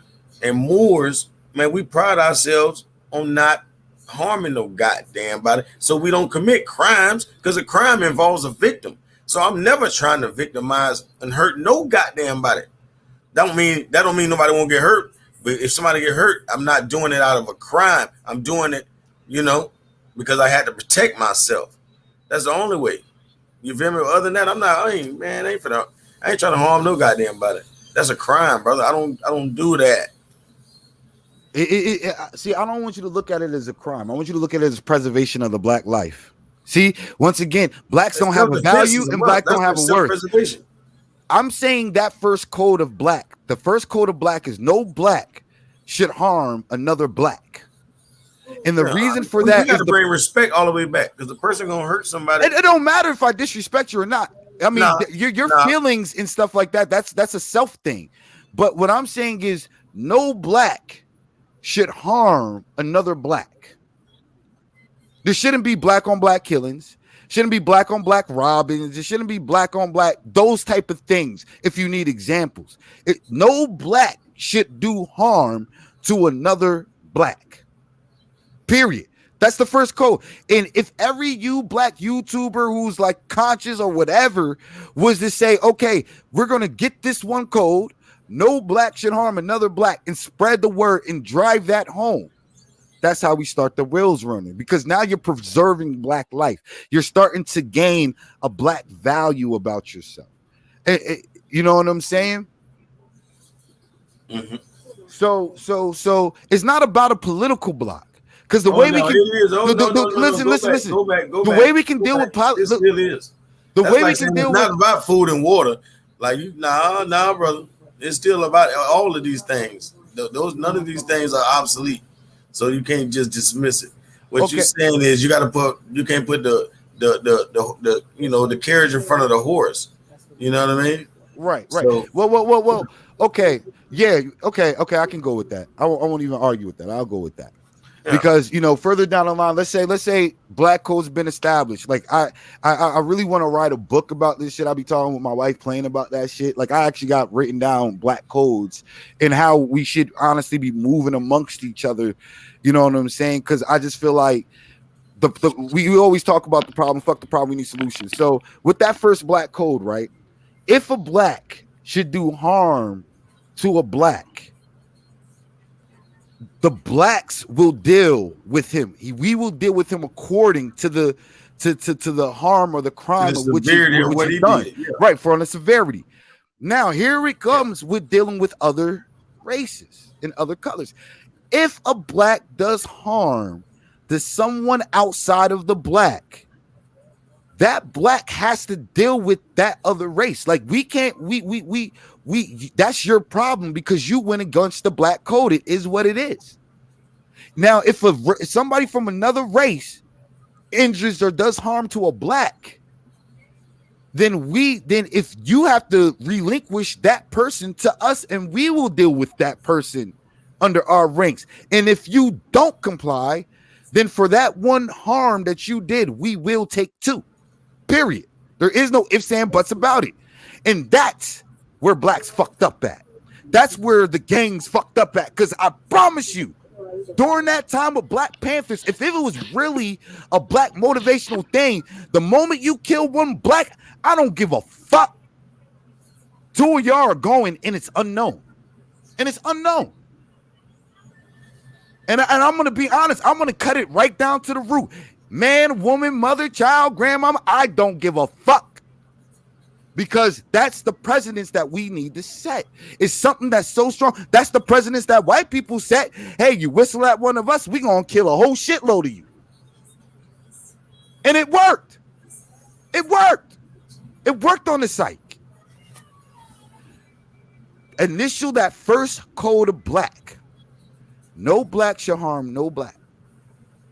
And let us get our value back. And let us get our worth back. Let us get our self-love back. Let us start being able to wear our hair the way we want to hair it without me having to watch on or hear on somebody. Or, it's just, even if you don't watch the news, you'll hear it on the radio, you'll hear it on a blogger of how still this system is still trying to dictate and move how black people move. We need to stop that. And the only way we stop that is by us understanding our value and our worth. And the only way that we're honestly going to start seeing our value and our worth is no black should harm another black. Done. That mean you're gonna have to replace all that hate they got for each other. It's gonna have to be some love, brother. They're gonna have love for each other in order not to do that. You know what I'm saying? Period. That's why I say respect has to be there. You know what I'm saying? It's gonna have to be all that. For one, once you get to that level where you know that ye are gods, then that means you gotta treat the other person like a god too. Like that's how we're supposed to do it. We're supposed to be treating each other like a god. Like I can't treat you like anything less. You know, but even using, I'm gonna be honest, even using the word God today is watered down. I'm gonna be honest, bro. I mean, we know that's not like back to root words. That's right. That word don't mean what we think it means. That's why I say like don't like. That's why I keep it on the word. No black should harm no black. Period. Don't take, don't add. No black should harm no black. And once you see, I ain't gonna lie, bro. You're gonna have to come over here with the Moors, man, because I don't want to do that. Nah, black people do that. You ain't gonna never change that. Black people, that's what they do. Moors, we don't do that. You talking about niggas? That's like saying, oh, niggas who done finally woke up compared to niggas who refuse to wake up. And you think the people that are refusing to wake up is gonna ever be commendable? You think they ever gonna be good or anything beneficial? They're not. Until they wake up and get to a level like probably saying they Moors or whatever, then they'll never even rise up. Oh, my bad. They're gonna take intelligence. And these motherfuckers ain't got that. Fact. Yo, I just read. I thought I was on mute, fellas. My bad.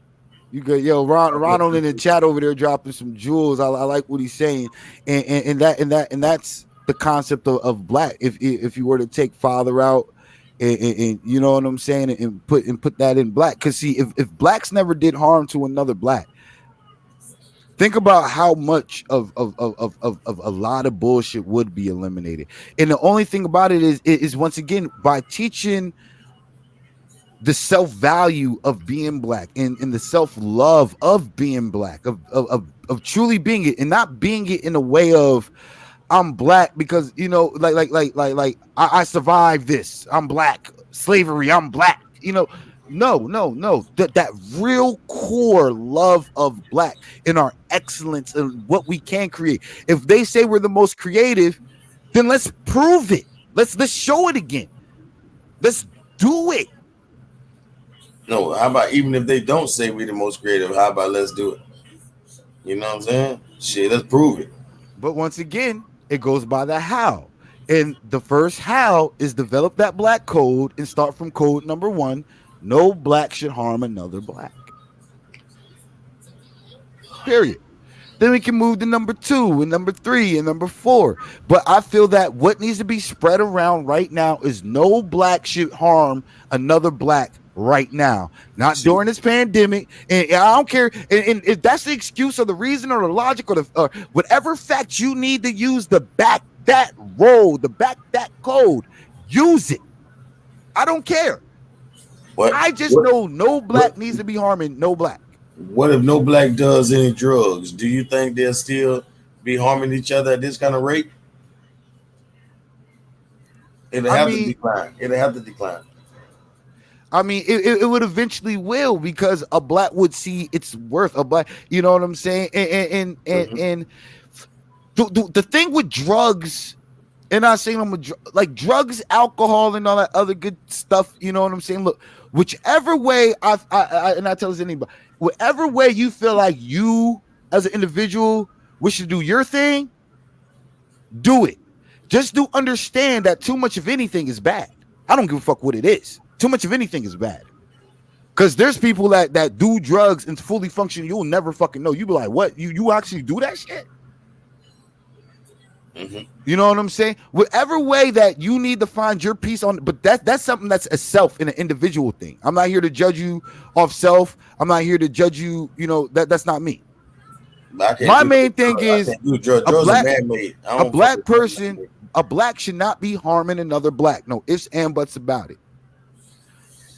Period. Man, a black should never ever do a fucking man-made anything. That's what drugs are man-made. And I don't care if it's a prescription drug. Niggas 9 times out of 10, they shouldn't even be doing that shit. For real. You know what I'm saying? And like that's all it takes. We just all need to get on one accord of something that's truly positive, tangible, that can actually provide results. You know what I'm saying? If blacks can just spread that one code out there, bro, no black should harm another black, it will be a domino effect to everything else. Yeah, like Ronald Finger said, he said, of course, everything, you know, all that wild stuff would decline because nobody would be foggy minded, you know, or mentally. Right. You know what I'm saying? Niggas will still be doing what they do.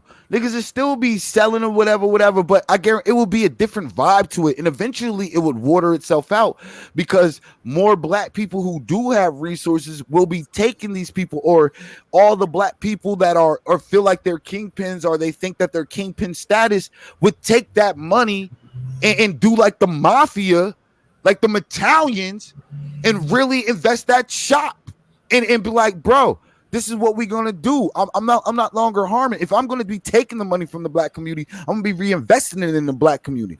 You know what I'm saying? We can actually all pull out of this shit within the next 10 years pretty fast, honestly, bro.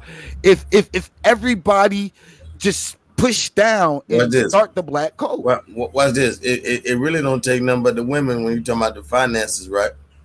Because because statistics say that women spend 70 cents out of every dollar that's made. You know what I'm saying? So you know why they say that, though?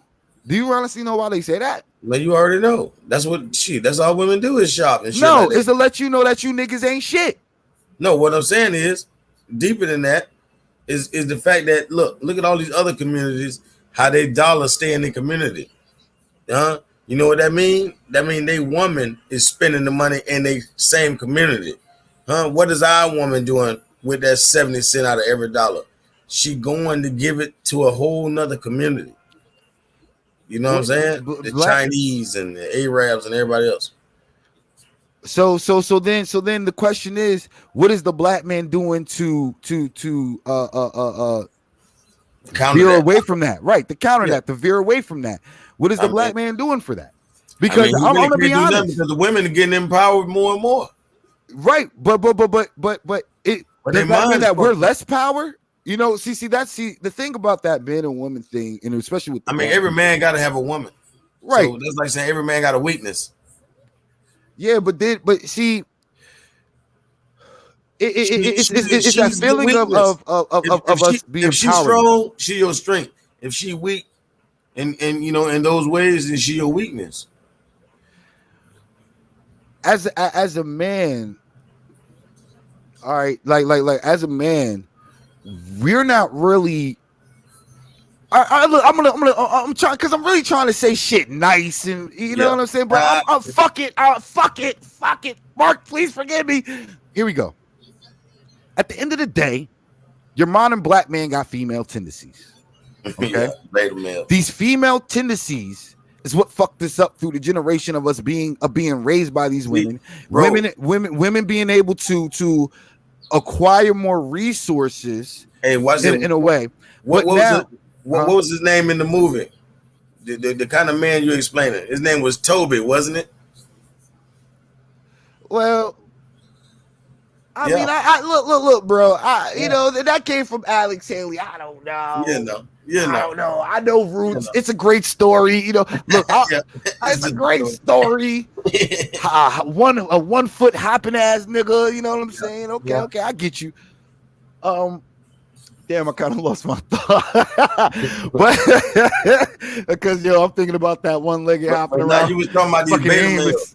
You was talking about these beta males out here. Right. What us men need to do is once again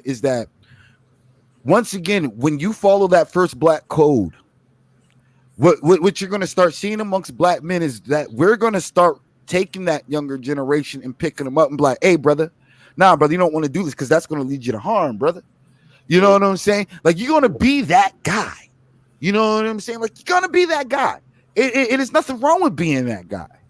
You know what I'm saying? And as blacks do that, and then, like I said, the blacks with resources are going to start building the business. It's going to start reinvesting it. All your drug dealers that think that, I got racks on racks on racks. Okay, nigga, racks on racks on racks. How about let's get a store with racks on racks with racks so that we have options. Yeah. Let's do it like that. You know what I'm saying? Fuck throwing money at strip club. Hell, it's a strip club, but how many of these are really black owned? Exactly. I'm still, you know what I'm saying? When there is that first code, that's why I'm like, that first code is so important because it's really going to change how black people interact with black people, and you're going to see black people starting to want to really in doing it, and not having the fear that the next man is going to take it. My next black man is going to take it from me. I don't gotta have that jailbird mentality, like the lunchtime jailbird mentality. Oh shit, let me cover my food. Oh, let me keep looking around because this nigga might try and take my tray because he want to eat. You know what I'm saying? That's why, once again, like it's like that, and it fucks us up because it makes us feel like we don't have the power. So we got to do extra shit. Women are the ones mainly working, take care of the household, while niggas is working at McDonald's or flipping burgers or a manager at a department store, or, you know what I'm saying, something mediocre. And then the ones that are really doing it, they're, you know what I'm saying, are really 50K plus. A lot of these niggas done had such a bad falling with their relationships because they didn't understand the female tendencies in them. And at the end of the day, like if you look at two females in a relationship together, like most lesbians I know stay fucking barking at each other. Like y'all stay arguing. Like really? Like, you know what I'm saying? So that female tendency is like even if we can be men, we're still arguing with our females like a female. So you have all that cliche and shit. It's just so much that happens, and there's so much I can really dip in so many subjects. But just around everything in just one simple matter, if no black will harm no black, you will see the change and the shift. You will see the roles start reverting back to what they were. Men in lead, women follow. The black women won't be spending with the Koreans. No, because there will be other black women to be doing their feet, because they can trust that black woman. They know that black woman's not going to fuck them up. That black woman who's doing the job knows that black woman ain't going to try and shave her on what is old. And that's really what it is. When blacks start valuing the black experience in a black life, and we stick by that first code, no black should harm no black, we will start changing. Everything will start changing.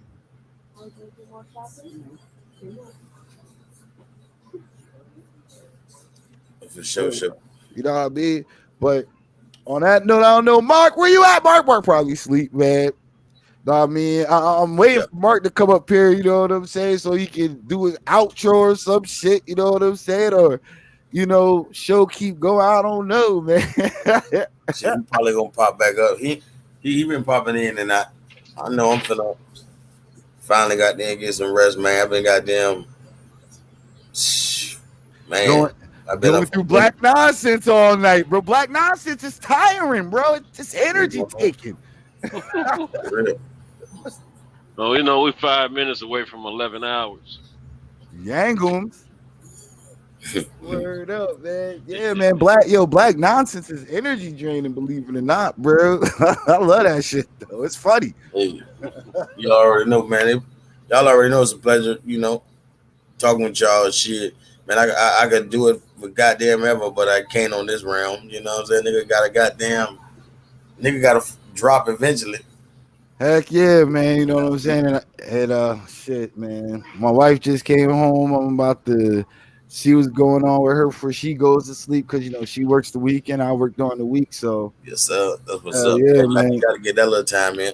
Heck yeah, my little hour or two, you know. That's real.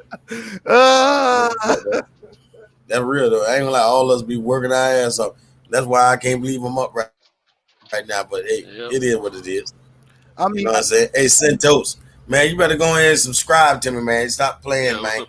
Man, I'm gonna say, how can I subscribe to you? Where can I find you? Is it the same name? Yeah. Is the site the same name? D Calico? Yeah, put DEE. All right, I'll get you. Yeah. Oh, DEE Calico. Yeah, it'd be easy to find. You can do it like that, and you'll still find it. But you be going live, or like you be having it set up like this, or I mean, it's been a while. You know what I'm saying? Shit, I just ain't really had no reason. You know what I mean? Shoot, I be taking shit to the chalkboard and all that, but really I'd be doing the PowerPoints. You know what I'm saying? Okay. So, yeah, I got some good content. Yeah, man. Ain't no talk show. It's straight facts. Yeah, I'm definitely want to boost up. I definitely want to launch. Haters for Life Radio. For everybody, who does know me through Mark. Well, yeah, I'm gonna go check it out right now. Like I said, I kind of had to fall back a little bit from all the content creating and stuff like that. Because I just had to go. Got to get ready for the winter. You know what I'm saying? Winter's my grind mode. Then spring, summer, I chill. You know what I'm saying? Grind out through the winter, and I chill my spring and summers and shit. You know what I'm saying? But but I definitely do want to get it launched. Now, because yes, I am a hater for real. The hate is real. It's Haters for Life Radio, where haters make the world go round. You know what I'm saying? Haters for Life Entertainment is now a business entity. I did get it business, get my E&I and all that good shit for that bitch. Waiting for the paperwork to come back to me. So yeah, I'm really about to get ready to launch it, and I'm gonna be hating on you niggas, bro. Like, I don't give a fuck. Sue me. Ain't gonna get shit. Word up, man. Hey, I'm over here looking for you right now. Let me see. Hey, I just subbed to you, Calico. Yes, sir.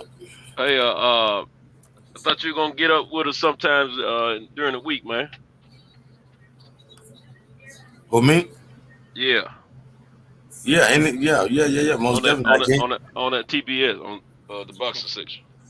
The boxing section. I'll Oh, make sure I subscribe to that too. Hold on. What's the name of the channel? The boxing section. Let me see if I'm already subscribed. I can't even find you, Haters for Life. Type in Haters for Life Radio. The way it's spelled, radio. yeah. Hold on, let me Haters try for Life Radio. Yeah, like the way how my name is spelled too. Like yeah. All like all one word, I think. Boxing section. Yeah, man. Yeah, I see TBS. I just subscribed. Yeah. Hold on, let me go back to Haters for Life.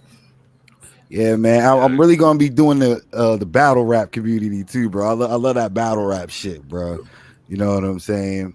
A lot of shit be going down in there, bro. I just gotta hate on, yo. Like, fuck it. I'll say what them niggas don't really want to say. I'll say it.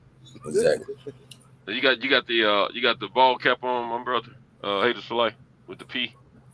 Nah, I have none of that. I'm trying to find it too. There's a Haters for Life. Well, shoot, let me unsubscribe to this cat then. Yeah, I'm looking at Haters for Life Radio, trying to find it now. Yeah, hold on. Let me see if I can get you the link for that shit. Hold on. Let me get you the link. Drop you the link. Haters for Life. Oh, fuck off. I probably did it wrong. Real Life Radio.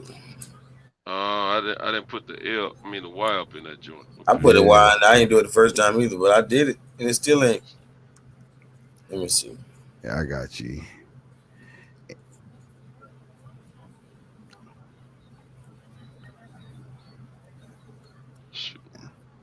Okay, here we go.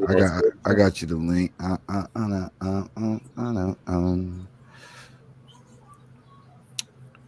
Profile picture, home videos. Yeah, it ain't coming up like I thought it would. I got you. Mark got over 100 messages in the private chat, man. I ain't even look at them. Like, yeah, it's quite a few of them. They've been going all night. The hell was going on?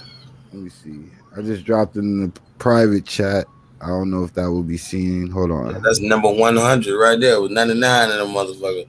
Look. I don't know what I did. Oh, you know what? I was adding the radio to it. That should have been separated. Okay. Nah, you ain't gonna find it anyways. I did it too. I was looking for that motherfucker. Oh, now I got it now though. I got you. All right. Oh, okay. Boy, that there motherfucker. You go. I just dropped it in. I dropped it in the chat. Hey, that motherfucker dropped it in the chat. That Queen P hate me, boy. I say, God, please. You better watch, bro. I love Queen P now. That's my girl, bro. Hey, girl behind the mic. That's girl behind the mic. The truth, though.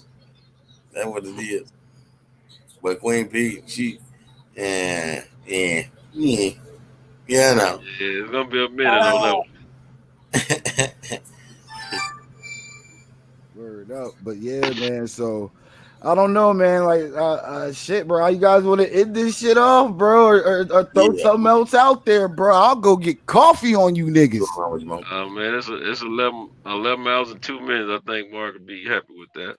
I don't landed the ship on my end as well. I'm sleeping in the summer. That's why y'all didn't hear from me for a while. Then our yard thought I was still on mute. But yeah, man. I got some grandbabies at the house anyway. I'm gonna make my presence known. I gotta get a little breakfast in my system, and then I'm gonna crash after I say hello to the babies. Facts. Yeah, all right. Yeah, man. Well, it's been real, man. I mean, like I said earlier, man, we gotta do what we can for our people. Our group of folks need all the help we can get and all the education we can give. You know what I'm saying? So anytime I hear knowledgeable brothers and sisters chopping it up, I want to be a part of that. At least listen, because if I don't have the expertise, I don't say anything. I stay in my lane. You dig? But, facts. I tell you, it's been real, man. I really have enjoyed it tonight. Very educational. I never got sleep until I was on the tail end coming home, man. And I was struggling. I was like, God damn. But other than that, it was straight, man. I mean, this is what we need for our folks, man. Anytime you can be floating, you can be scouring the YouTube circuit and run across some informational entertainment. It's always a good thing. Always. Yeah. All right, Calico. Yo, last words, Calico. Man, hey, you already know, man. It's all good. You know what I'm saying? I'm a Moore for life. You're a hater for life. You know how we do, man. We gonna do what we do. Word. Hey, and you already know. Hey, it's always fun, brother Santos. Yes, sir. Absolutely, man. I've enjoyed both times we've been on the panel together, man. It was last weekend and this weekend. Man, you brought all the respect back to the panel, though. You know what I'm saying? Every time everything got all out of hand. Well, that's what we need from time to time. You know, we culturally, man, we do what we do. You know what I'm saying? But at the same time, every now and then, you know, it takes one of us, or if not more, to, you know, just settle everyone down, man, and start, you know, reset and start over. You know what I'm saying? Yeah, I got love for everybody, man. Whenever you talk sense, somebody gonna hear you. Yes, sir. Yes, sir. Yes, sir. Yeah, it's been real, man. It's been real. I appreciate you, brother. Hey, Mark we appreciate you. Man, y'all go ahead and smash that motherfucking like button. Y'all owe us that. Absolutely. You know what I'm saying? Don't leave without doing it either. You feel me? Subscribe. Hit that like. Once again, you guys are tuned in with Breaking Beats with your host, marqnash. You know what I'm saying? I'm UD, Haters for Life. I land a plane for my homeboy. Y'all make sure good look for that super sticker, Ron. You know what I'm saying? For supporting the show. As you know, once again, this channel is a business, entertainment, art, technology, sports live show where, you know, our views matter. You know what I'm saying? Shout out to marqnash for allowing us to come up here and do this. Once again, I'm UD, Haters for Life Radio, and Breaking Beats. We out, bruh.